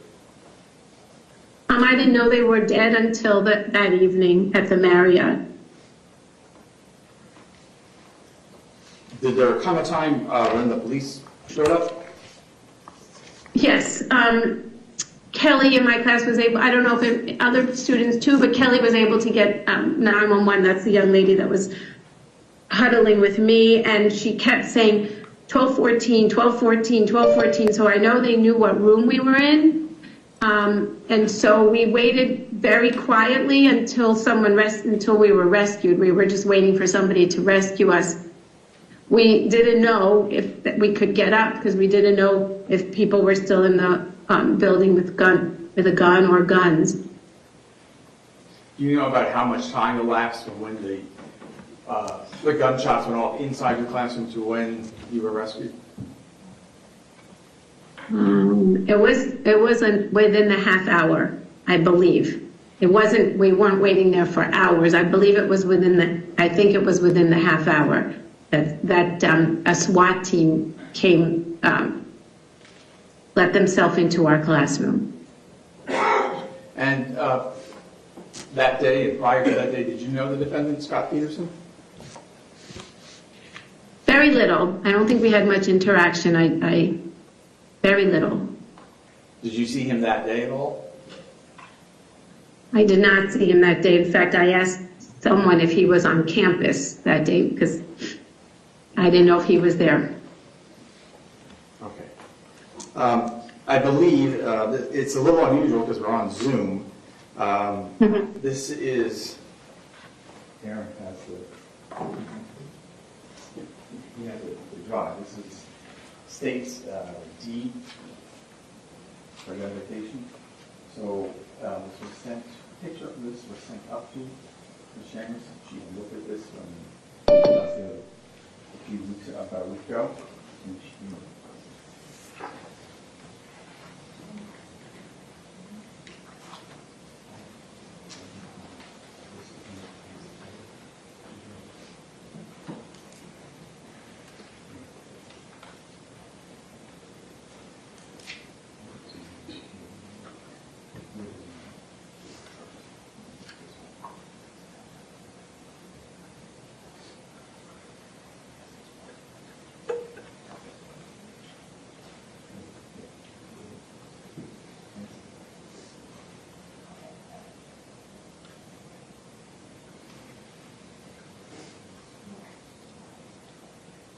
No additional objection.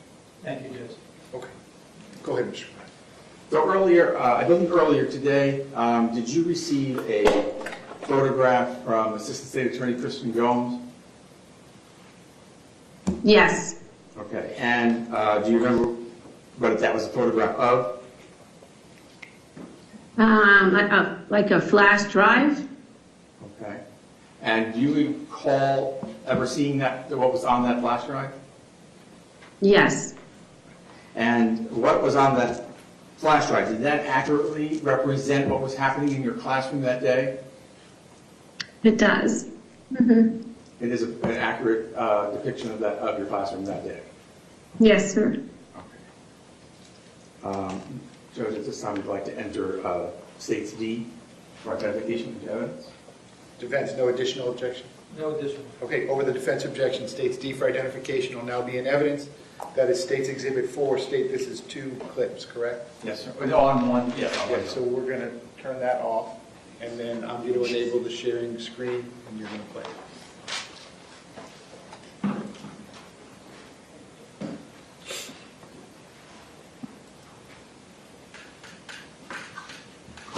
You did it. Tell me if you can.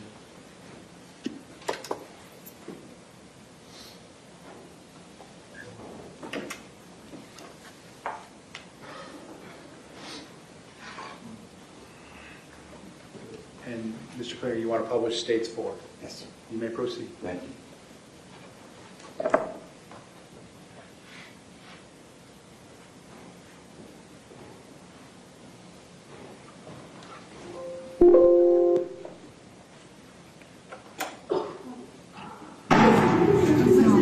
Holy shit. Oh my God!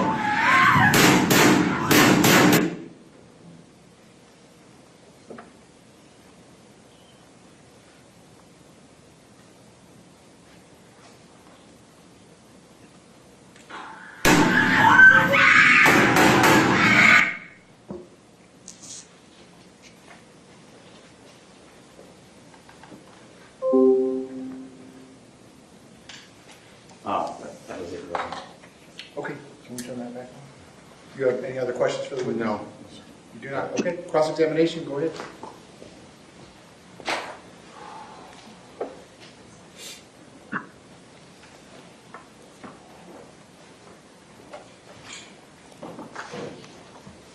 Good afternoon, Ms. Seamus.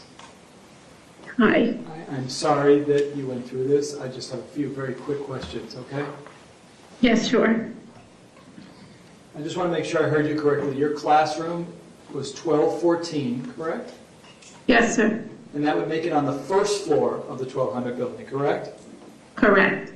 And the shots that you heard from the hallway towards your direction, your classroom, were what you call deafening. They were very loud, correct? That's correct. And then you heard shots in your friend's classroom, correct? Correct. And that was right across the hall in 1213, correct? Yes. And I think I heard you say that while those sounds were loud, they were less loud because it was just across the hallway, correct? Yes, they were loud. I'm not saying they were the same exact as shots coming through my classroom, but Right. they were also loud. Without question. But I think your words, if I heard you correctly, that they were less loud than the ones that you were encountering in your classroom, correct? Sure. Okay. I thank you for your 2 decades of service. Thank you. Thank you so much. It was a pleasure for me to teach there. Thank you. Okay, based on that, a redirect. No, Your Honor. Thank you, Mr. The witness is excused. State? Yes. Okay. Ms. Seamus, I'm going to end the Zoom at this point. Thank you for bearing with us, okay? Ladies- Thank you so much. Ladies and Okay. gentlemen, I'm going to give you a real quick restroom break. We're going to get the technology back to normal, and then I'm going to be right back with you. We're going to continue with the state's presentation. Again, please don't discuss the facts of the case, the evidence, the witnesses, or the testimony amongst yourselves or anyone else. Please leave the notepads in your chairs. Just step in back for me one moment. I'll be right back with you. Thank you.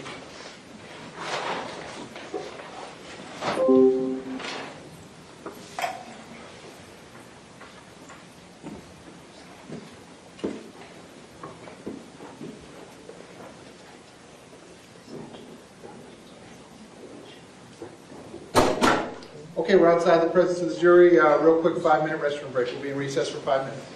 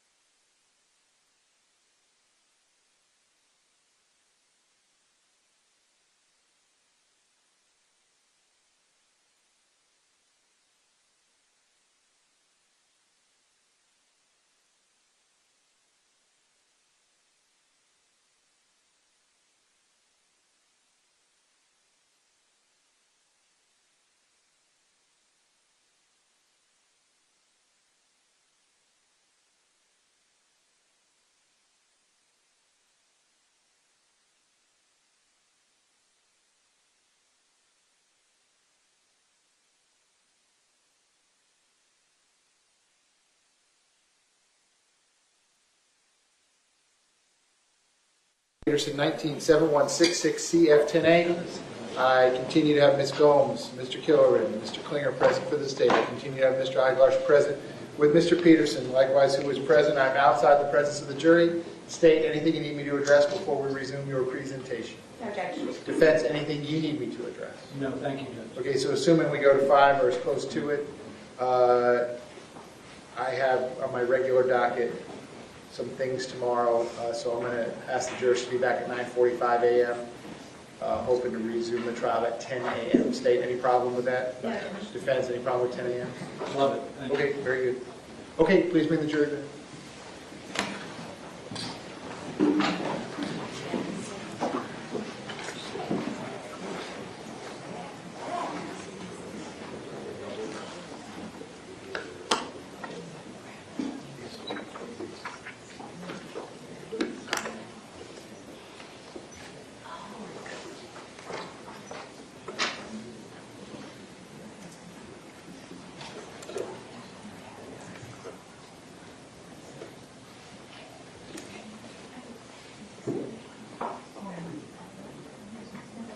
State, is there going to be any more evidence today that is of a sensitive nature? Yes. There is. Okay, so we'll just leave it it. off for now. We'll just leave everything. Yes, please. Okay.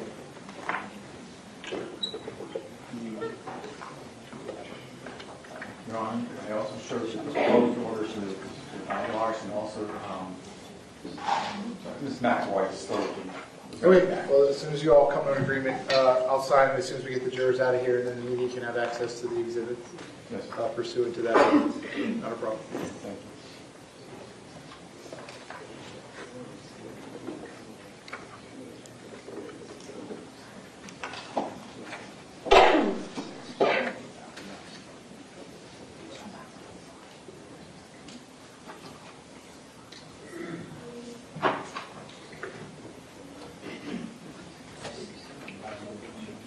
Your Honor, it's the Dell remote.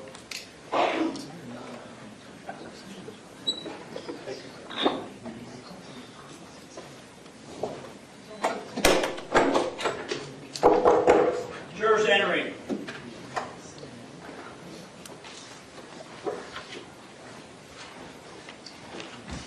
Ladies and gentlemen, welcome back. Come on in.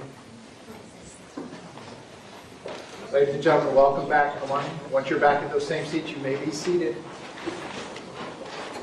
All the parties may be seated. Ladies and gentlemen, those of you that are using the notepads, I'll give you a moment to get the notepads back out.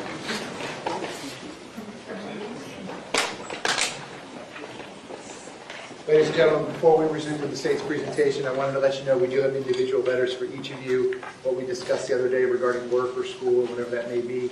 These are individual to each of you with your name.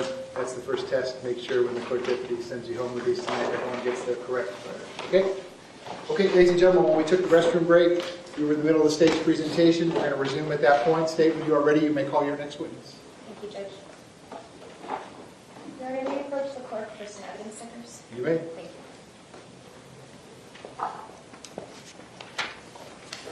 And in the meantime, Judge, the state calls Ron Lawther. Ron Lawther.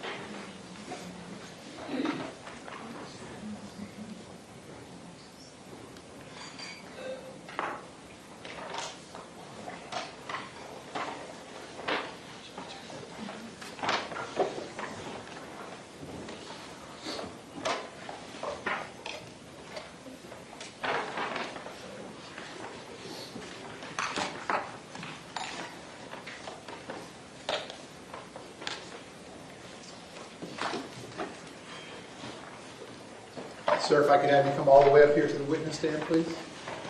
Once you reach it, but before you have a seat, you can just stop and look at me.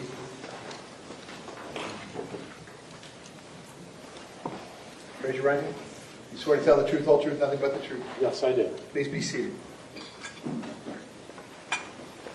And Sir, once you're seated, if I can get you to scoot that chair up as far as it will go. Can you please state your full name and spell your full name? It's Ronald Lowther, Ronaldlowther. Ms. Gomes, you may inquire. Thank you. And it's Lowther, correct? Yes. Good afternoon, Mr. Lowther. Would you please introduce yourself to the jury and tell them where you work?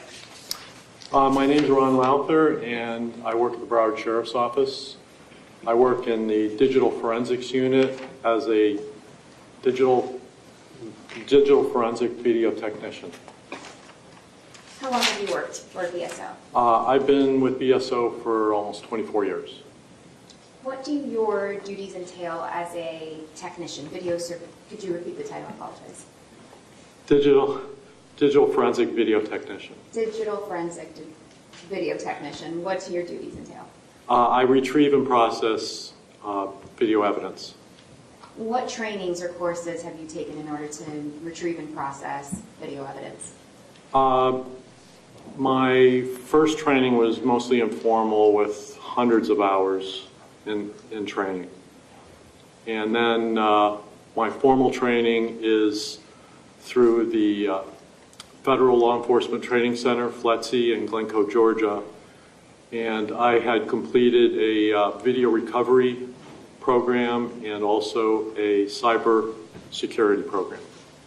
How have you applied some of these skills throughout the duration of your career?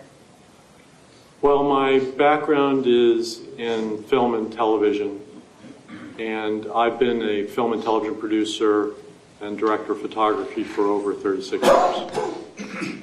As it relates to your work with BSO, when you retrieve video surveillance, what does it mean to process it? Well, once I recover video from a detective's instructions, what they want, time frame, cameras, so forth, I then take it back to my office, and what I'll do is I'll provide a copy for the detectives to review. Then they'll make a request for what they want me to focus in on. So I'll take those segments of the video, I'll clarify it, I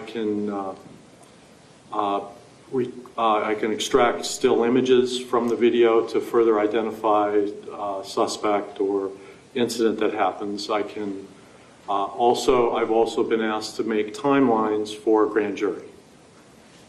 Approximately how many times in your career have you processed digital evidence? I'd say probably a couple thousand times. Now, I'd like to direct your attention to the shooting that took place at Marjory Stoneman Douglas on February 14th of 2018. Did law enforcement extract the server from the campus in order to retrieve video surveillance? Yes.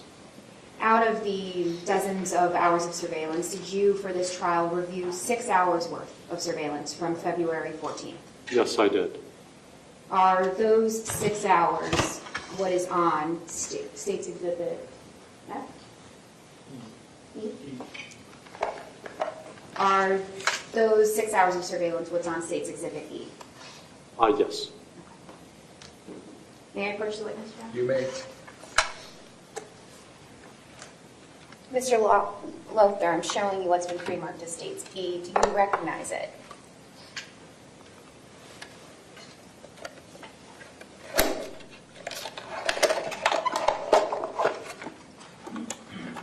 Yes.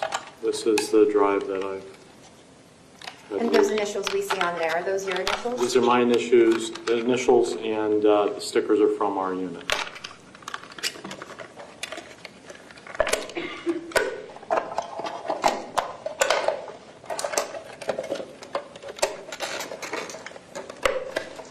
Thank you. And is this a true and accurate copy of those 6 hours of video surveillance? Yes, it is. Judge, at this time, the state moves into evidence what's been pre-marked as State's E as State's 5. Defense, any additional objection? No objection. Okay. So, without defense objection or additional objection, State's E for identification will now be in evidence. That is State's Exhibit 5.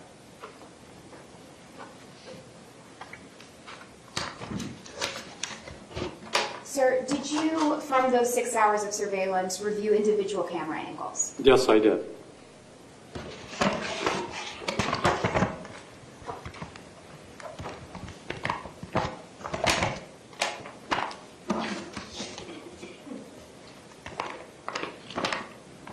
Sir, I'm showing what's been pre-marked as States F. Do you recognize this? States F, a composite exhibit. Yes, those are my initials. Okay. And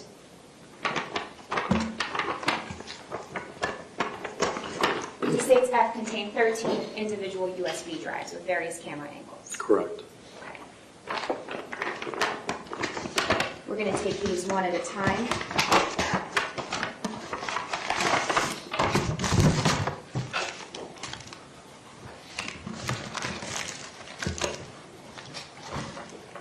I'm showing you States F1. Do you recognize this? I can move closer to me. Yes, this is my initials and CCM. And is this a fair and accurate copy of the surveillance from cameras 1, 9, 61, and 54? Yes. Which we will be referring to as States F1. Yes, on that flash drive, yes. Can you give me the 4 number cameras again, please? Yes, Your Honor. 1, 9, 61, and 54. You may proceed. I'm showing you States F2. Do you recognize this? Yes. How do you recognize it? My initials are on flash drive and on the sleeve.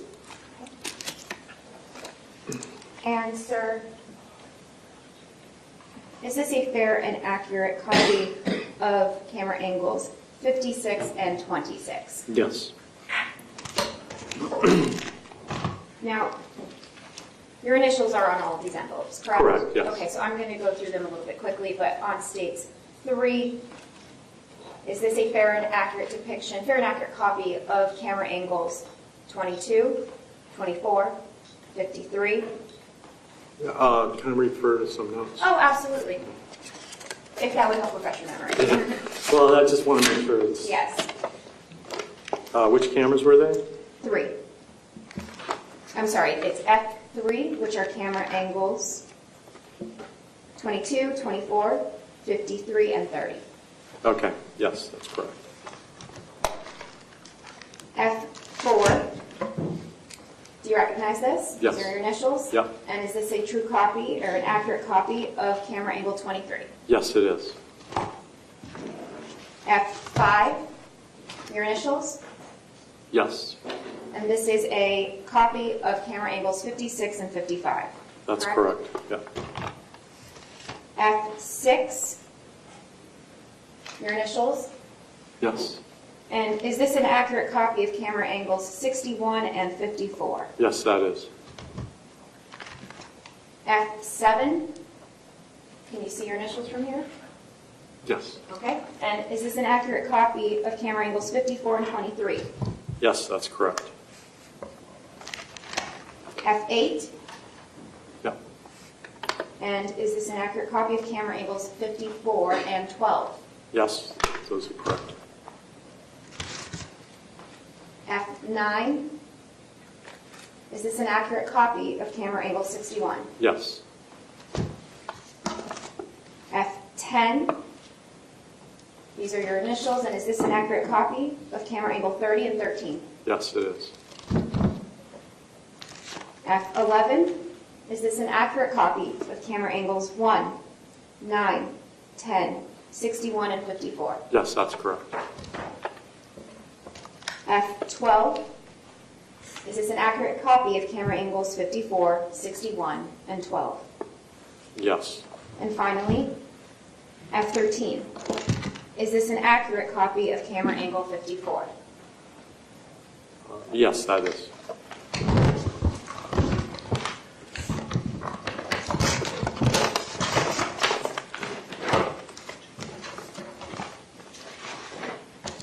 Combined in State's Composite Exhibit F. The state now moves into evidence what's been pre-marked as States F as States 6. Defense, any objection? No objection, Your Honor. Without objection, States F for identification will now be in evidence. That is States Exhibit 6, a composite exhibit made up of the 13 USB drives. The state is labeled F1 through F13. You may proceed.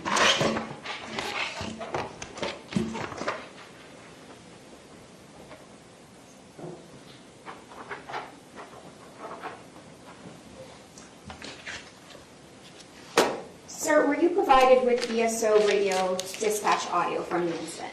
Yes, I was. Did you link up that dispatch audio to the surveillance in this case? Yes, I did.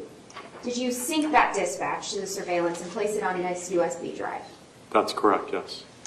Now, I'm showing you what's been pre-marked as states G. Is this a true copy of the dispatch and surveillance sync-up that you created? Yes, it is. At this time, the state moves into evidence what's been pre-marked as states G as state 7. Any objection? No, Your Honor. Without objection, states G for identification will now be in evidence that is states Exhibit 7.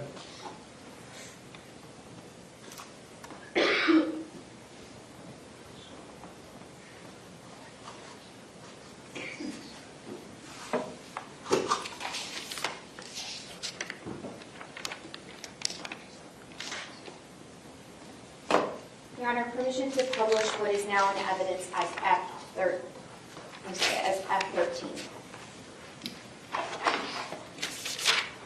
You want to publish States Exhibit 6 and more particularly F13? Yes. Okay, you may proceed.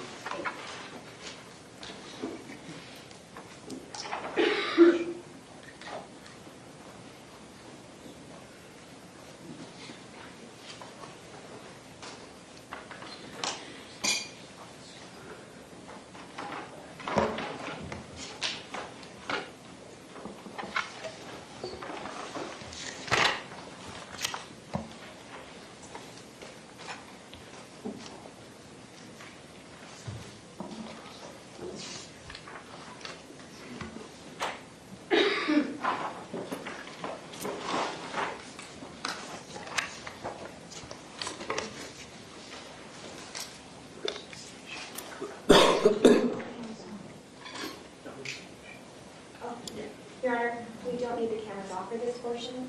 You do not need them We do on. not. We can turn them off if it's okay, Your Honor.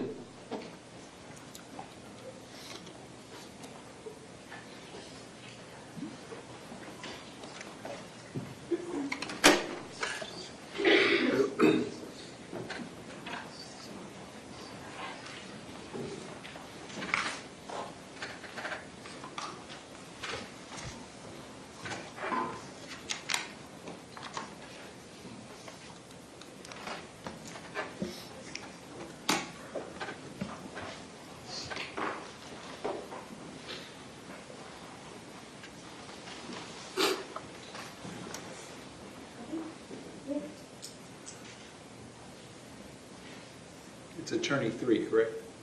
Attorney 3.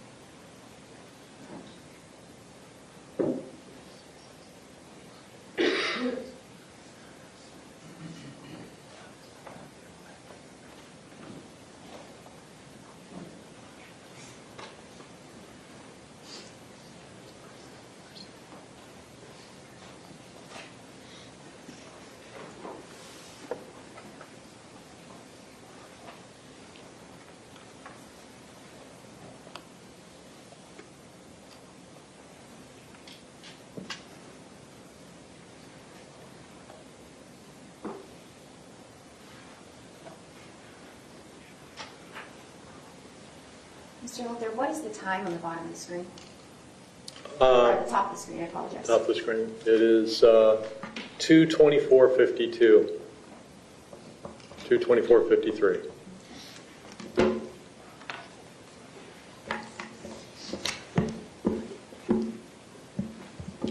Your Honor, permission to publish what is in evidence of Estate 7. You may proceed.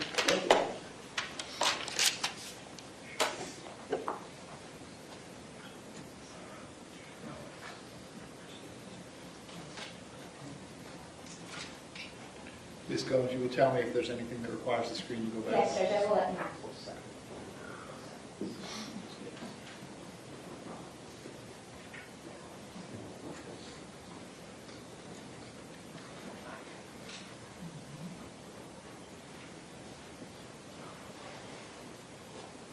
Judge, we are going to request that the screens be turned off for this portion.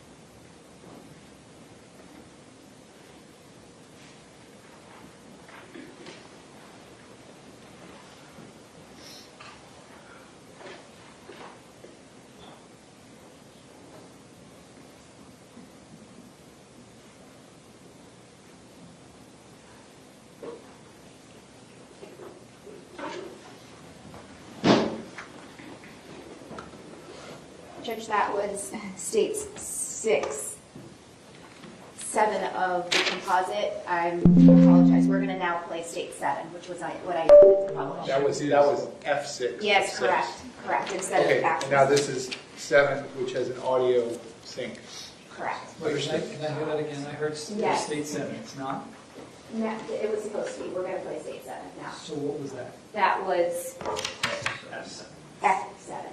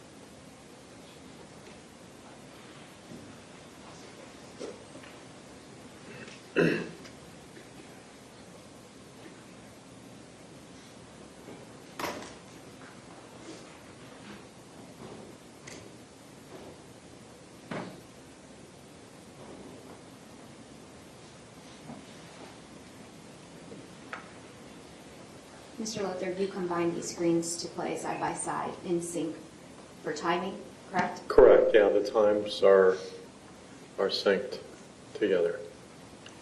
And then you have the reference down below for the time code there. And you chose the angle that Mr. Peterson is in and put it side by side with the angle that Mr. Cruz is depicted, correct? Correct.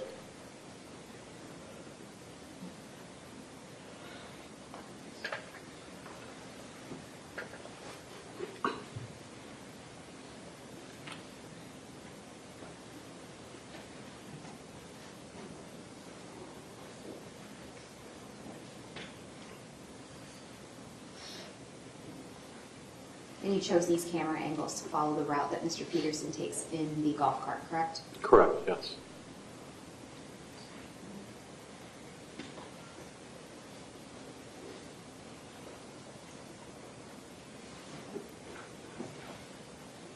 Juliet 3, 17 Bravo 3, 17 Bravo 4. Juliet 3, we have possible, could be firecrackers. I think we got shots fired. Possible shots fired. 1200 building. Attention all units in District 15, possible shots fired at 5901 Pine Island Road at Stoneman Douglas High School. Possible shots fired at Stoneman Douglas High School. Hey, doing her out. 1584 out. Juliet 3, make sure we get some units over here. I need to shoot down Stoneman Douglas. The intersection. 10-4. 49 in Rock, 3 Bravo on call. 10-4. Thank you for what's the address? 5901 Pine Island. We're talking about the 1200 building. It's going to be the building off of Holmberg Road. Any descriptions? I'm coming up from Westlake Middle. We don't have any description yet. We just hear shots, but it appears to be shots fired. I'm over on the south side, over by the 700 building. Angle 2 shutting down east on Holmberg at the divide between Blades and the high school. 70 Bravo 1. I'll get the west side of Stoneman on Holmberg. 10-4, west side of Holmberg. 724 responding. Hey, Julie, what?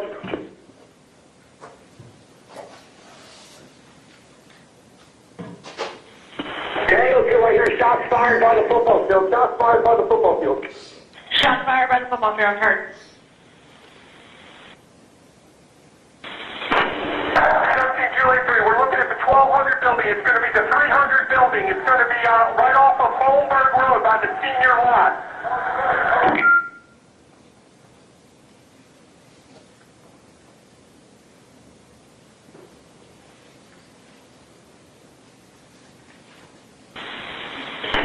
The school locked down, gentlemen. Attention all units not working the signal 33, go to Bravo channel for regular traffic. Some students say they thought it was firecrackers and we're not sure. By the football field. 26, so we also heard it over by inside the 1200 building.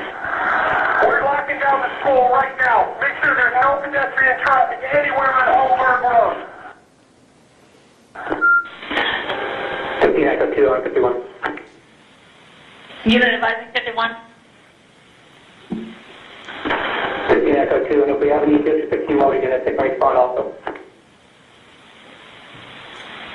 15 Bravo 4 is going to respond out, please.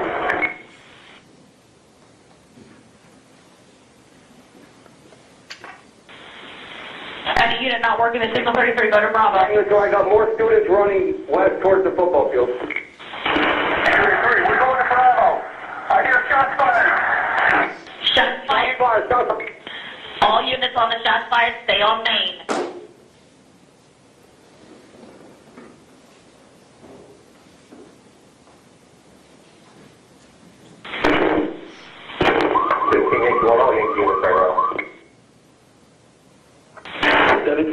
We definitely have shots being fired. All District 7 units, go to Bravo. Angle to the sergeant, right by the football field.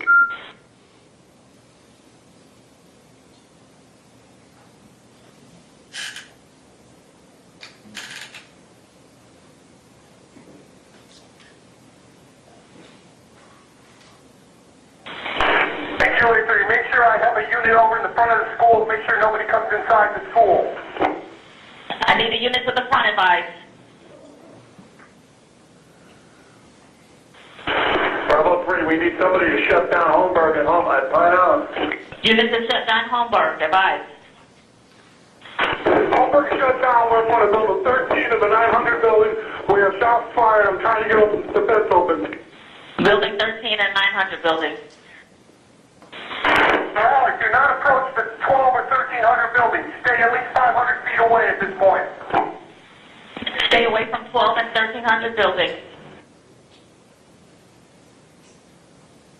17 Julia 4, I had a parent tell me that there is a child down. Have fire rescue stage in the area so we can make contact on it. The parent told me there is a child down. Have them rescue stage. Tango 2, I got a victim with a gunshot to the right leg. Said a gunshot to the right leg. Show me the west end of the high school on the football field. GSW right leg, west end by the football field. 15 Echo to the Yankee, then set up for an active shooter response when you get back to 7. 17 Julia 5, I have the gunshot victim. I have the gunshot victim. He's by the entrance to Westglade on the west side of the school. 10-4, fire rescue is being notified. Gary, does he know where the shooter is? We don't know, but we're heading to the building, part of the 13 building, building 13. 17 Kilo 4, myself, Brandon. Does anybody have bolt cutters? I can get this kid out of the fence. He's stuck in the fence. I need bolt cutters. The coach is with him. See if he can help him over the gate.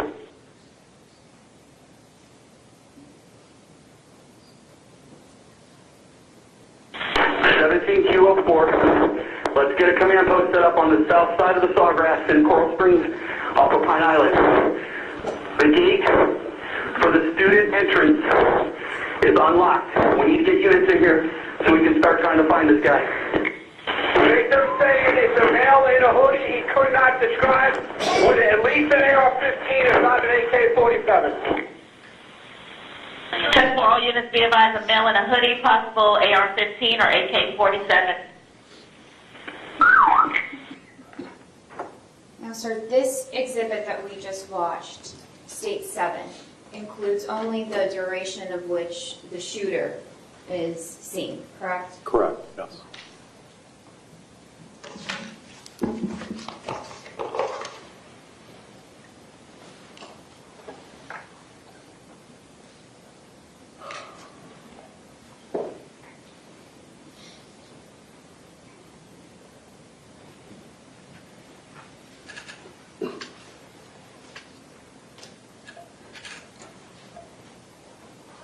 Judge, I have nothing further for this witness. Okay, cross-examination, go ahead.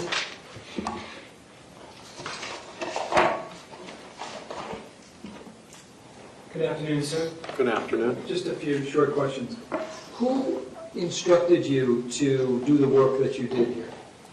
I had been given a list of timeframes to utilize throughout the videos. Who gave you that time frame? I believe it was Aaron Sabitsky. Who works for the state Yes. attorney's office, Yes. the gentleman right there? Yes. Okay. And he told you the parameters, the times to put on the video? Yes.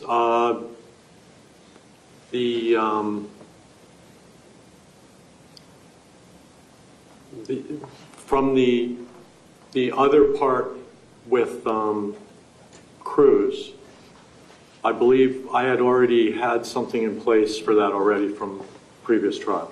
Okay, so it ends at about, if I remember correctly, 30 or 31.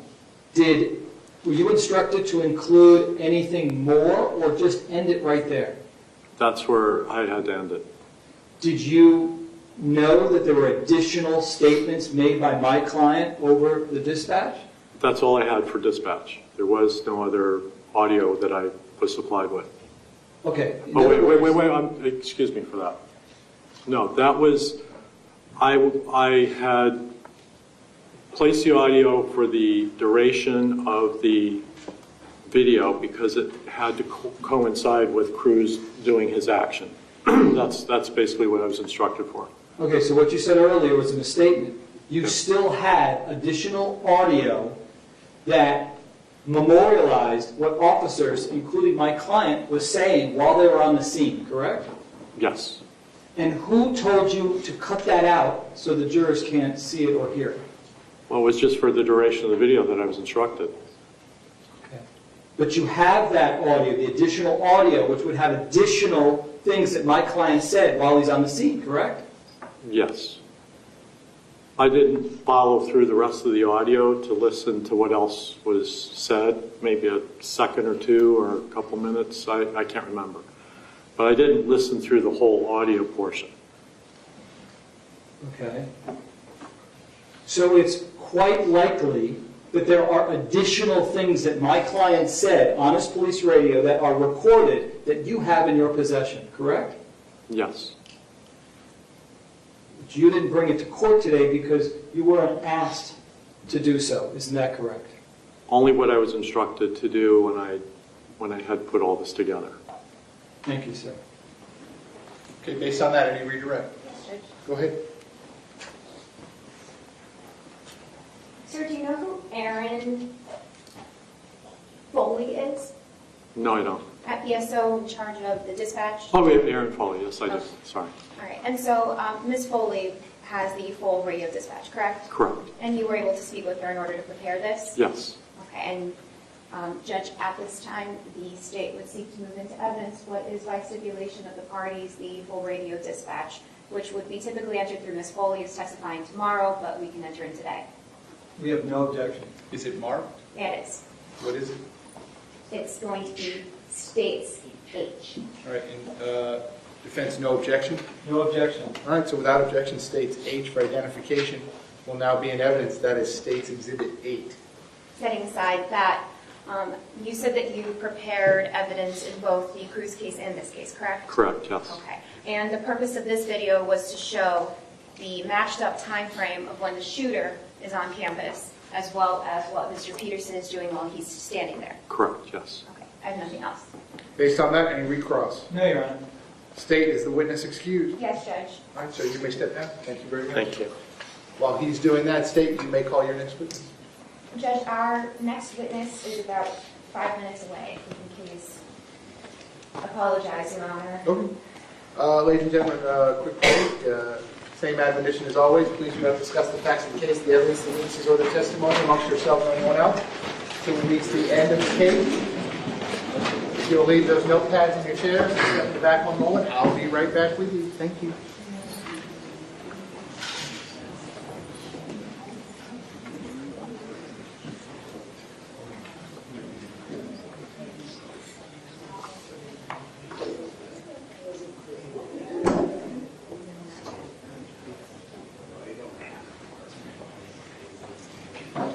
Okay, we're outside the presence of the jury. Everyone can be seated. State, Ms. Wilcox needs State's Exhibit 8 to be marked, please. Besides that, we'll be in a quick recess. State, tell me when you're ready to resume. Okay, Judge, I apologize for the delay. Okay.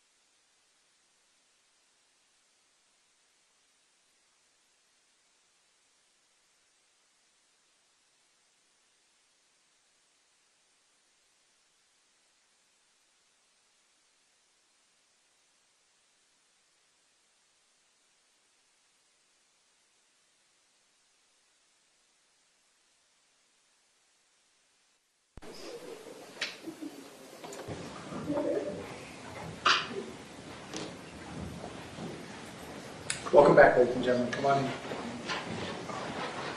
Once you're back in those seats, you may be seated. Ladies and gentlemen, you may be seated. All the parties may be seated.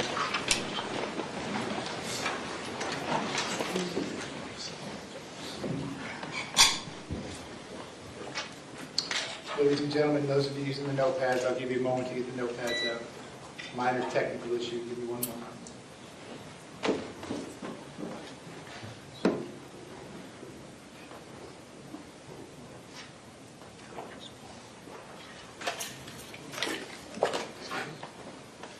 Okay, state, ladies and gentlemen, when we took our final restroom break of the day, we were in the middle of the state's presentation. We're going to resume at that point.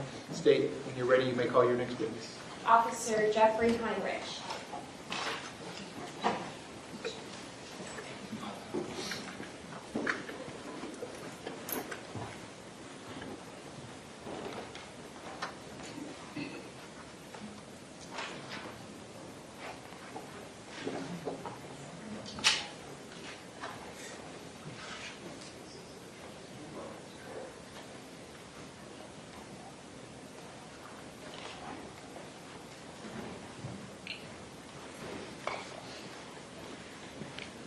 Sir, if I could have you come all the way up here to the witness stand, please. Yes, sir. Once you reach it, but before you have a seat, if you can just stop and look at me, please.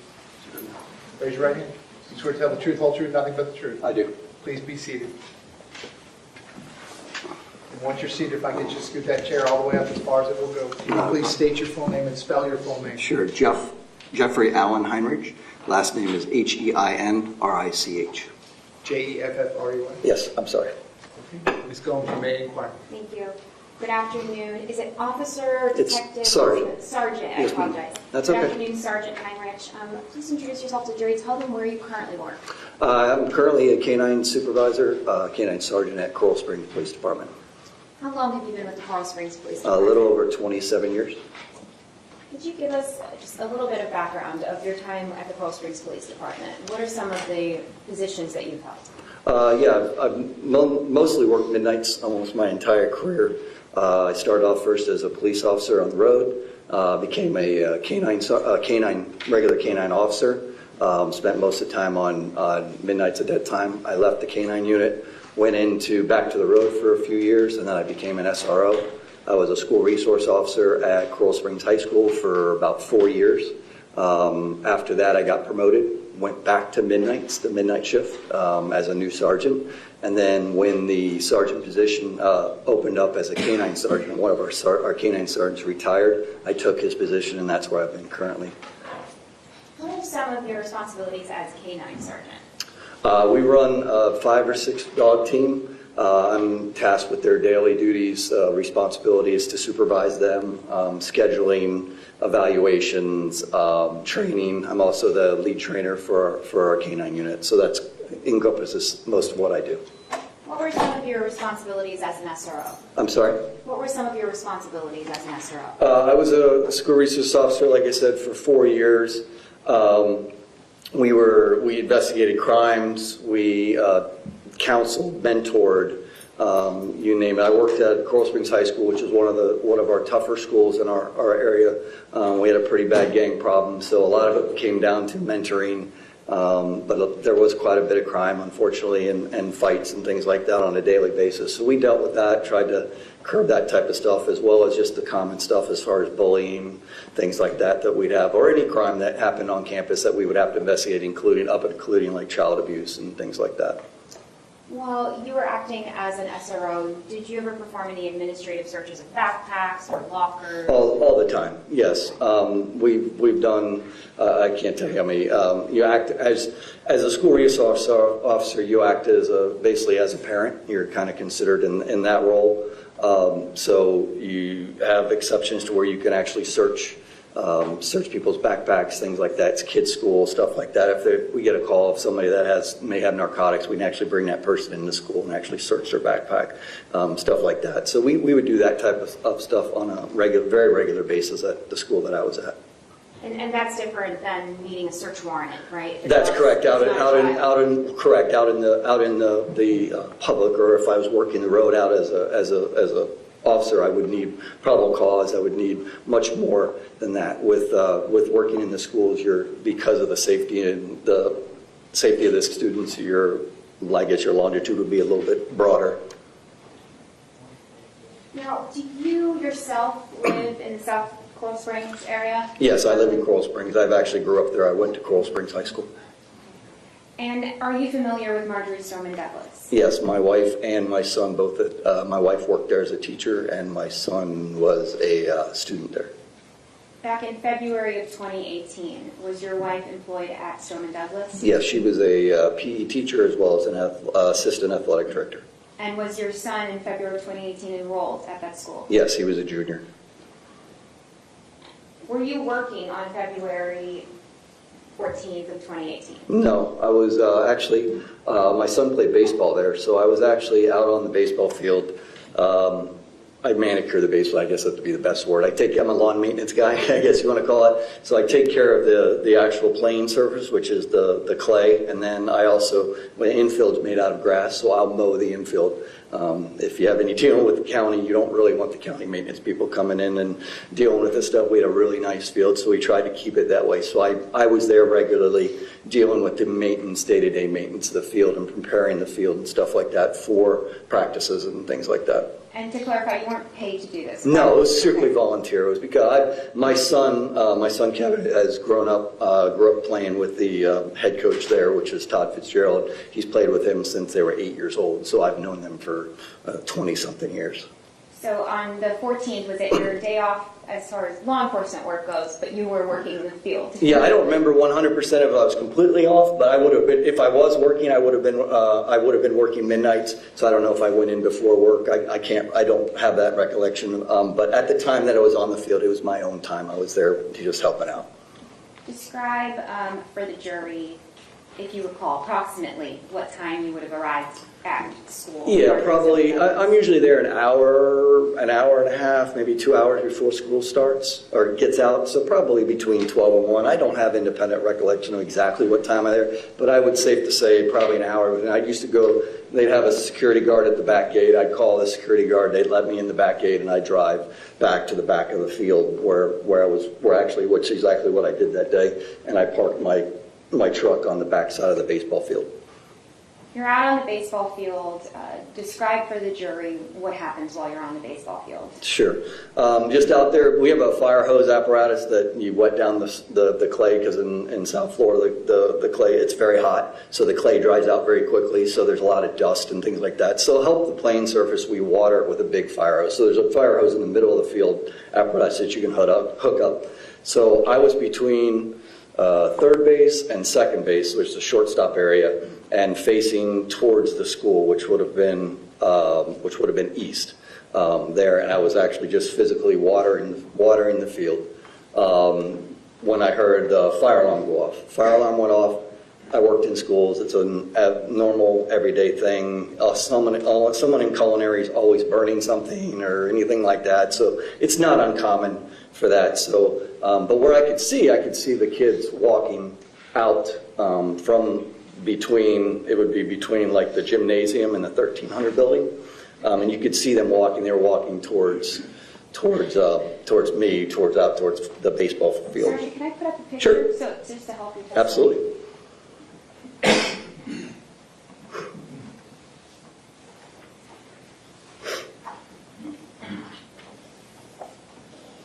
Judge, may I use the monitor to show what's already in evidence as States 1? I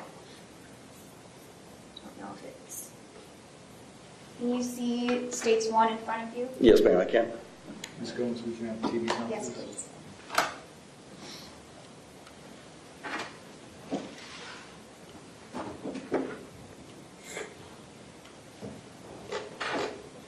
Okay, so you were just referencing the field that you were, I guess, manicuring. Correct, that's the one, correct, directly right next to the football field. Okay, your screen is actually interactive. Oh, okay. So I'm going to give you just a moment.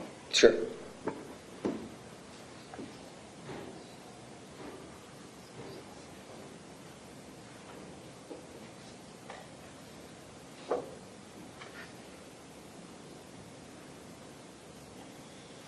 Okay, if you select the pencil Sure, option, and see at the bottom left. I think I did. Okay, great. I'm going to ask you to please circle where you were when you first heard the fire alarm go It's off. going to be right in that area there.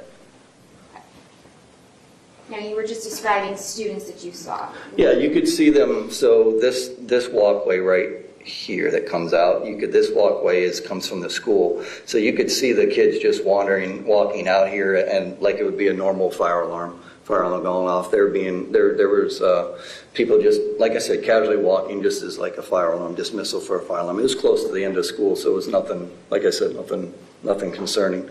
Was out there, and then, I don't know, a minute or so later ago, I heard what I thought at the time, and I said in my deposition, was fireworks. It sounded like like a couple bangs going off. Again, I didn't think anything of it because I'm not getting anything else. The kids are still walking normal. Nobody's running. Nothing seems to be wrong. So I kind of disregarded it as, maybe that was the reason the fire alarm. Maybe someone threw a pack of firecrackers inside the school. Like I said, it's not uncommon for kids to do silly things at schools. They do it all the time. So I figured that's what was going on. And then again, a little bit longer time went. I heard another round of gunshots. What I believe, well, at the time, again, what I figured they were fireworks. But this time things changed. So kids started running. I could see kids actually, sprinting down that pathway towards me. So it's not common for kids to behave that way for a normal fire drill. Now, So Sergeant, yes, and I'm just going to ask a couple Absolutely. questions in details. You said that things changed for you. What do you mean by that? my observations. Like I said, when you're watching kids, as a police officer, you watch people. My wife says all the time, I'll be sitting in a restaurant and I watch how people interact. I watch how people talk, how their body language, things like you learn that by experience and just dealing with people on a daily basis. So you could see that things changed from a situation where it was just a normal situation or a normal fire alarm to something that was probably a little bit more serious or more demanding of the time. I still wasn't 100% sure what was going on, but obviously it was concerning to me. Now, in response to seeing things change and not knowing what's going on, why do you move towards that direction?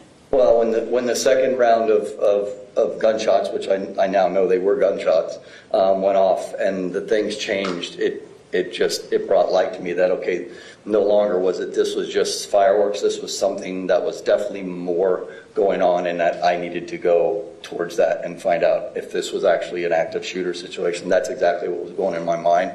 Let me slow you down. Yeah. What was, in reference to trying to figure out what was going through your mind? At that point, once people started running, I believed that those were gunshots and that they weren't firecrackers any longer, based on my observations and things. So I resorted back to our training. Our training is that you run towards the sound of gunfire. I mean, it's what we're trained to do. We do, as far as our active killer, active shooter response is single purpose, single officer. You go to the sound of gunfire. So I didn't have a gun with me that day, unfortunately. I do carry my gun off duty sometimes. Back then, now I carry it everywhere I go, unfortunately. But that day I chose not to carry it. And there's multiple reasons for that. My kid uses my truck. He leaves his stuff in my truck. I was wearing a pair of baseball shorts and a t-shirt. I was out mowing the yard, using water. All those things are not good for firearms. And a lot of times, something that I was going to ask you while you're out on that yard. What are you wearing? I'm wearing just a pair of t-shirts, basketball shorts, and a t-shirt. So you don't have your firearm and No. you're in athletic clothing. Correct. But you run towards the sounds of the gunfire. Yeah, it was just instinct. I wanted to find out what was going on. I mean, I didn't know what I was going to do if I encountered something, but so I took off running towards through the gate. There's a gate right here at the end of the baseball field. I ran through that gate and then up along this up along that corridor until you can see that little shed. I'll redo it for you. So you come through this area, and you come through, and then there's a shed right about here.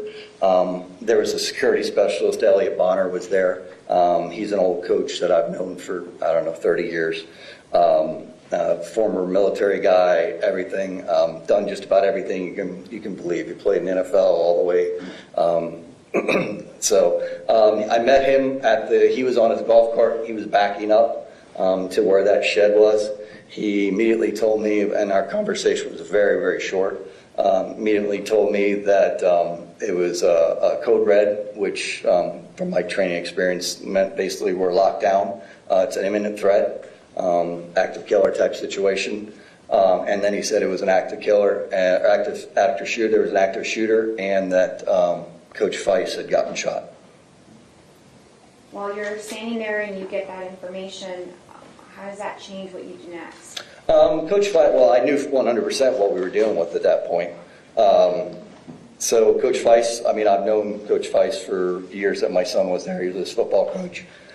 So it does change things on a personal basis. Knowing that it is an actually true active shooter, but at that point there was no stimulation, there was no gunfire, didn't know exactly where it was. I knew it was somewhere in the area of that for us it would have been the northwest area of the school, somewhere around the gym, 1300 building, 1200, that's where it sounded like it was coming from.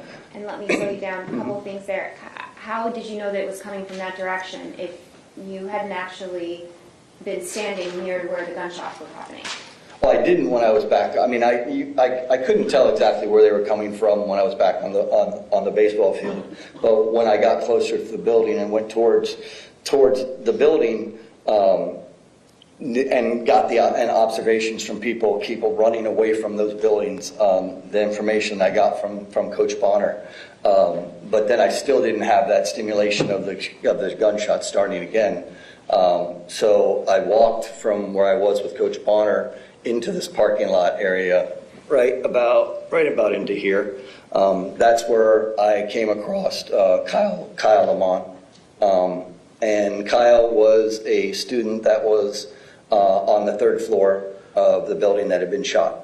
He had actually ran down from the 3rd floor, and I met him in the parking lot. When he came across, he was running, obviously. He was screaming, yelling. He'd been shot. He wanted his mom. He wanted us to call his mom. So he had a catastrophic leg injury. I don't remember which leg it was. I can't recall it this time. I think it was his right leg. It was to me, based on my experience, was a life-threatening injury. Being that I didn't have a weapon, my first priority at that point is to take care of this kid and make sure he doesn't die. So I grabbed him. Sorry, yeah, that's okay. You talk very fast. I have to slow down just I'm a bit. You've said the word stimulus and stimuli a couple times now. Can you explain to the jury when you use that word specifically what you mean? Well, for us, and especially in an active shooter situation, things change based on your stimulus.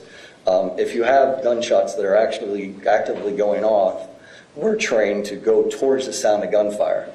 So in our training, if the gun is going off and the shot is being thinged, people are dying. And that's the way you have to think about it as a police officer. If that gun's going off, someone's dying, especially on a school campus, because active shooters are so prevalent nowadays. So that resorts back to your training. So that's really what I mean by the active stimulus. When there is no active,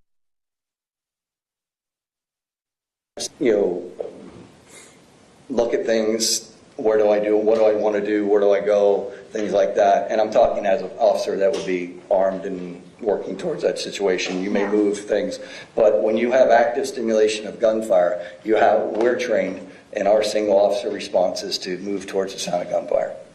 Now, that day, you obviously weren't in your uniform with a firearm. You moved towards the sound of gunfire. Explain what happened when you came across Kyle. Yeah, it confirmed everything, my worst nightmare. I was one, I knew that basically when I talked to Coach Bonner.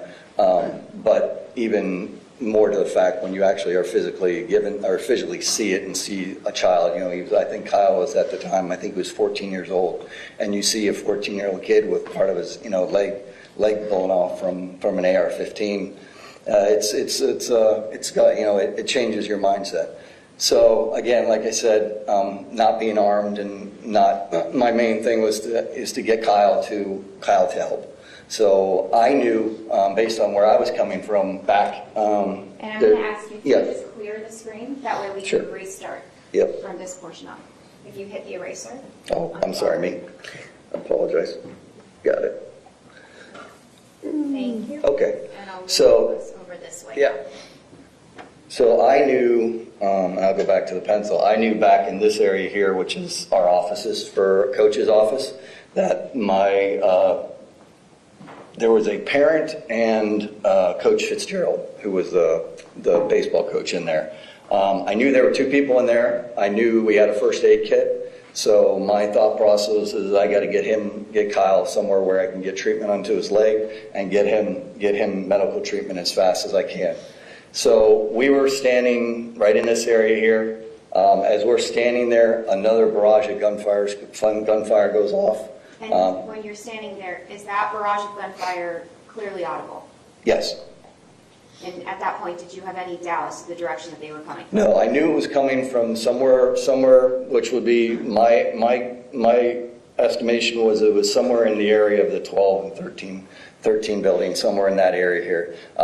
As I said in my deposition, I didn't know if it was inside, outside, any of that information. I didn't have the visual stimulation of, you know, muzzle flash or anything like that. But by the way we were standing out here, and I end up running this way with Kyle, and the shots going off, you could almost feel the percussion and the reverberation of the gunshots bouncing off the buildings and stuff like that. Like I said, I wasn't able to say exactly, okay, I couldn't tell you that he was on the third floor shooting out the windows like we found out at a later date, but I could tell you it was coming from somewhere in that area. It could have been anywhere. I wouldn't have known that. And did you get an opportunity to go seek out and learn where the shooter was in that moment?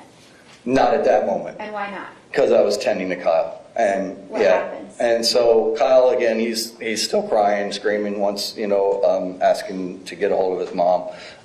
We run up this way. I take him down along until about to here.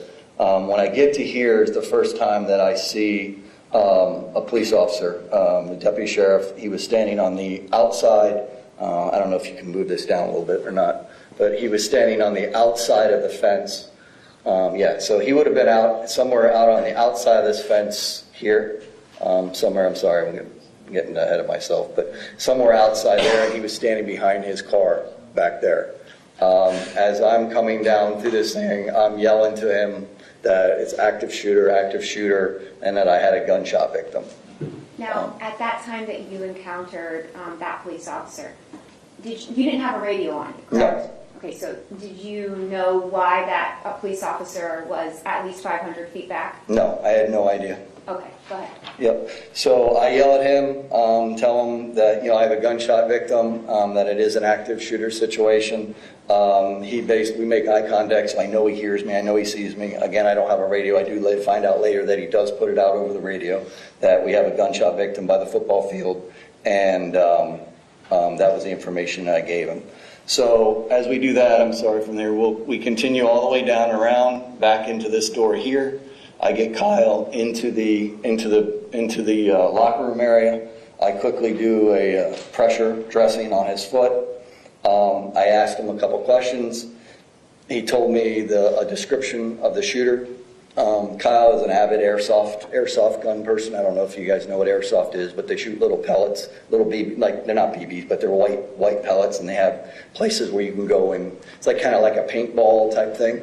So he plays that, so he has a familiarization with weapons and things like that because the weapons kind of look real, but they're not real. They're not real firearms, but they look real. So he was able to tell me that the guy was a male. He was, what he said at that time was a black mask, wearing, I think, black pants, black vest, and had an AR-15. And that he was shot on the third floor, and that multiple people were shot. That's basically the information he gave to me. Learning that information, I called our dispatch.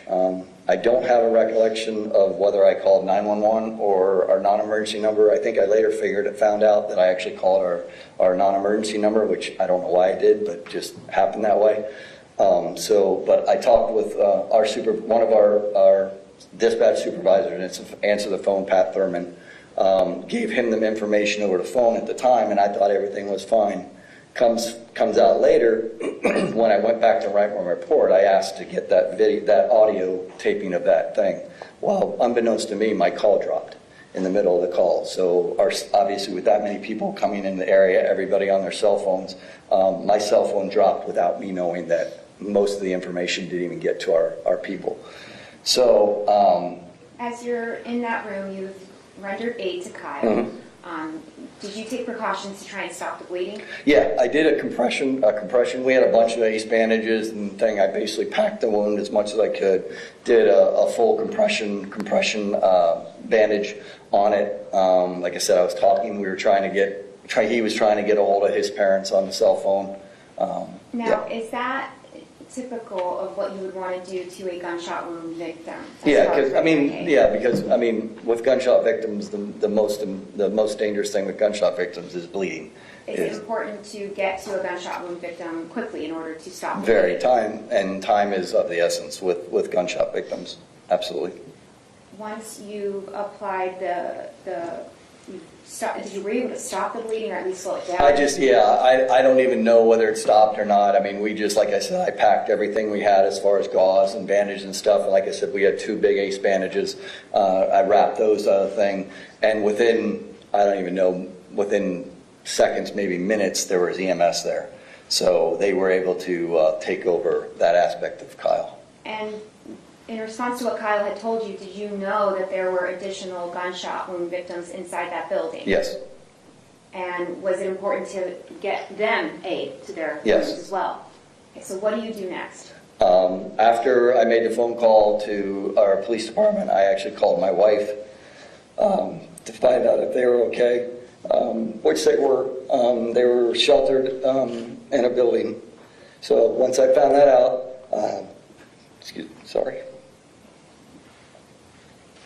Once I found that out, I went outside. When I went outside, I met who actually is our chief now, deputy. At the time, he was a captain. Now he's our chief of police, which was Brad McKeon. Brad McKeon at the time was a SWAT commander, or SWAT XO for our SWAT team. He had pulled up basically right here into this area here. His car, his exposition was parked there. He had a SWAT vest and an extra handgun.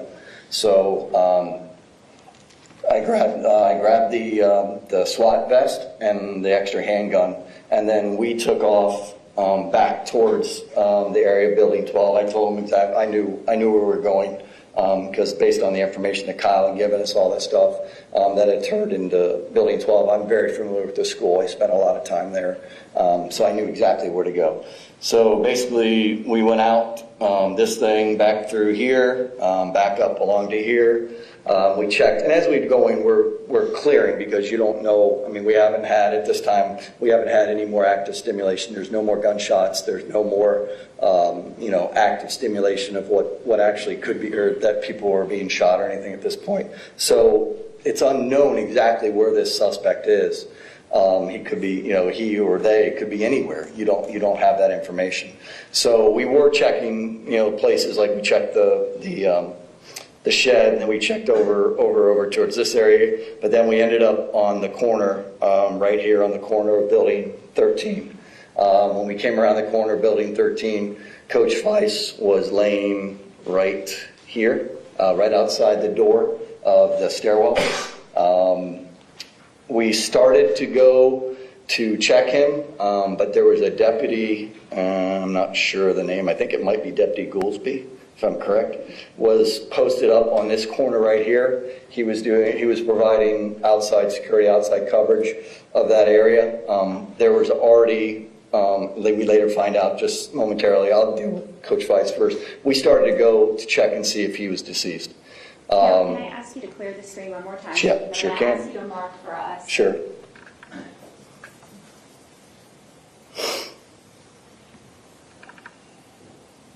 time. When you first walked up, where Yep. was We'll show you exactly. All Coach right. Weiss? So we walk up and we are stationed right here on the corner of Building 13. Coach Weiss is laying on his back right outside of the door that goes out of the stairwell. And at this point, you don't know whether there's still an active shooter inside the 1200 building, No. correct? No, we didn't even know there was people inside the building at the time.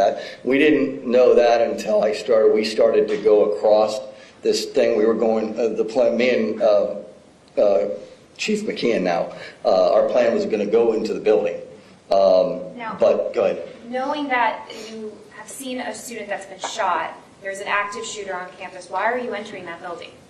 Because that's the last place that we had information where that subject was. That's where we still believed he possibly could be at that point, based on the information that I had. Okay, and what happens next? We start to go out across.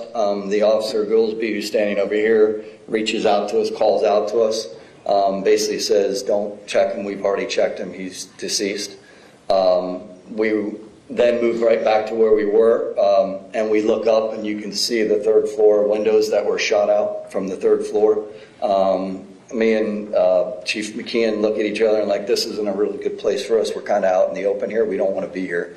So we walked across this way, well, jogged, whatever, ran across this way, and then we paired up with Deputy Goolsby, myself, and Officer McKeon, Chief McKeon, and we stayed in this particular position right here and covered this backside of the building.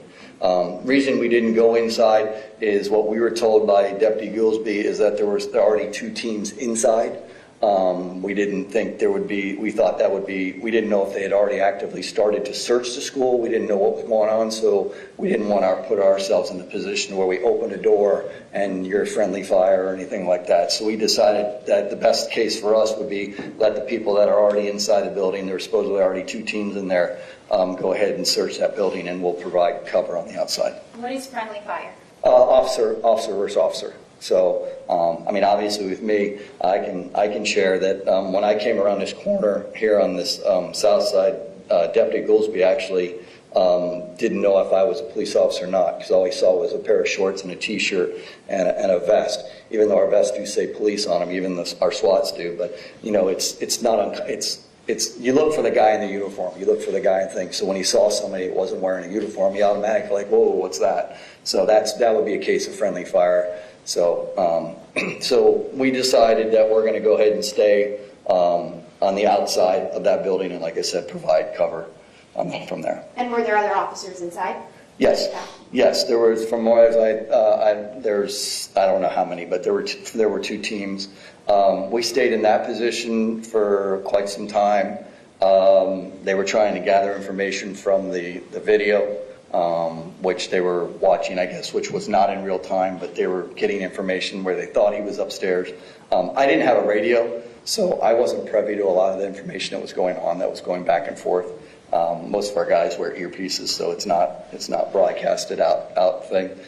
We stayed there until I want to say it was two Bearcats showed up from the sheriff's office and SWAT teams, and then they entered with the team the teams that were already in there. We stayed there until it was determined that the suspect, Nicholas Cruz, was not in the building, and that the video that we're getting was not real time. So at that point, I met up with one of our canine officers, which I feel comfortable, obviously, working canine. I feel comfortable working along with the canine officer.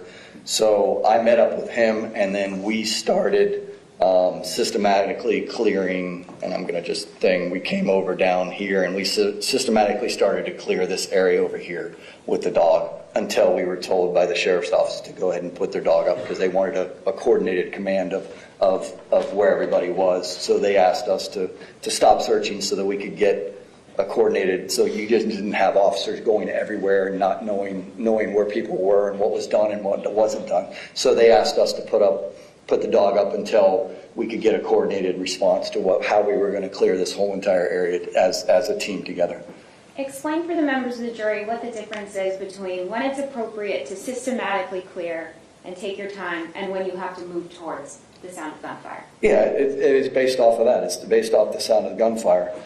In this situation, which is active killer situation, active shooter situation, like I said, our training for single purpose response is to go towards the sound of gunfire. When that stops, then you can stop. But when that gunfire is going off, you have to know that every time that trigger is being pulled, that someone's life could be lost, and that's why we move towards the sound of gunfire. Would you ever systematically clear a building while there's active stimulus or active gunfire? I don't know how you want to call systematically. You're still going to move tactically. I mean, you're not going to be full out running down a thing. You're still, you're not going into it. You don't want to go in. You still want to be able to help people. You don't want to die in a situation on the way. Look, we all put our lives on the line. We understand what could possibly happen, but you are going to move swiftly and as tactically as you can towards the sound of gunfire. So you never want to move fast enough that you can't, take a shot or anything like that. So you will move systematically. I guess that would be the word, but you're going to move quickly. If that is clear, I guess I understand that. Now, when you start to clear, will you back up with the K-9 officer, correct? Mm-hmm. Okay, so I'm actually... Yeah, so we can erase this. So once we're told to go back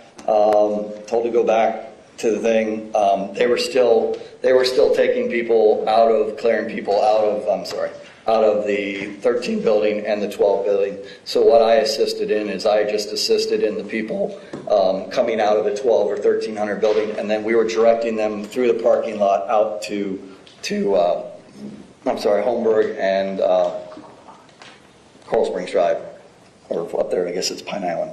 So we were working with people. So I was assisting in that until we got everybody cleared out of the school. So, Ms. Combs, before you start a new subject line, we're going to have to press pause on the direct examination. Okay. We're just going to press pause right where that's at. All right. Ladies and gentlemen, we're going to press pause for the night.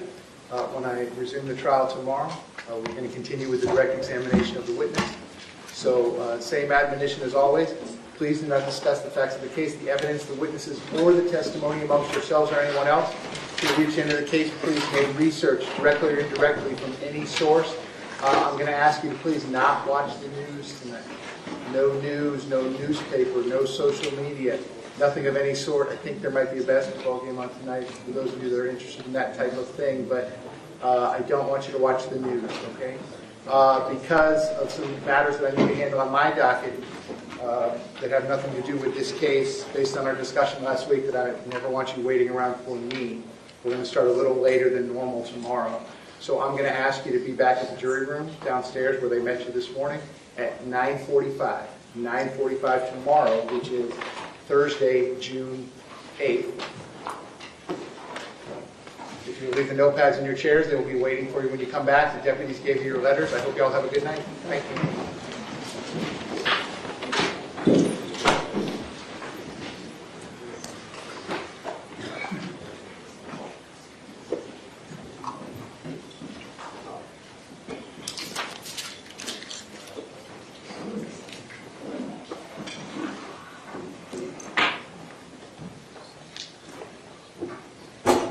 Okay, we're outside the presence of the jury. Everyone can be seated. Sir, I'm going to have you step down. No problem. You can talk to anyone you want about anything you want, just nothing having to do with this case or your testimony. Yes, sir. It's just like you remain on the witness stand. Yes, sir. I'm going to ask you to be back here at 10 o'clock tomorrow morning. Yes, sir. 10 o'clock tomorrow morning. Thank you.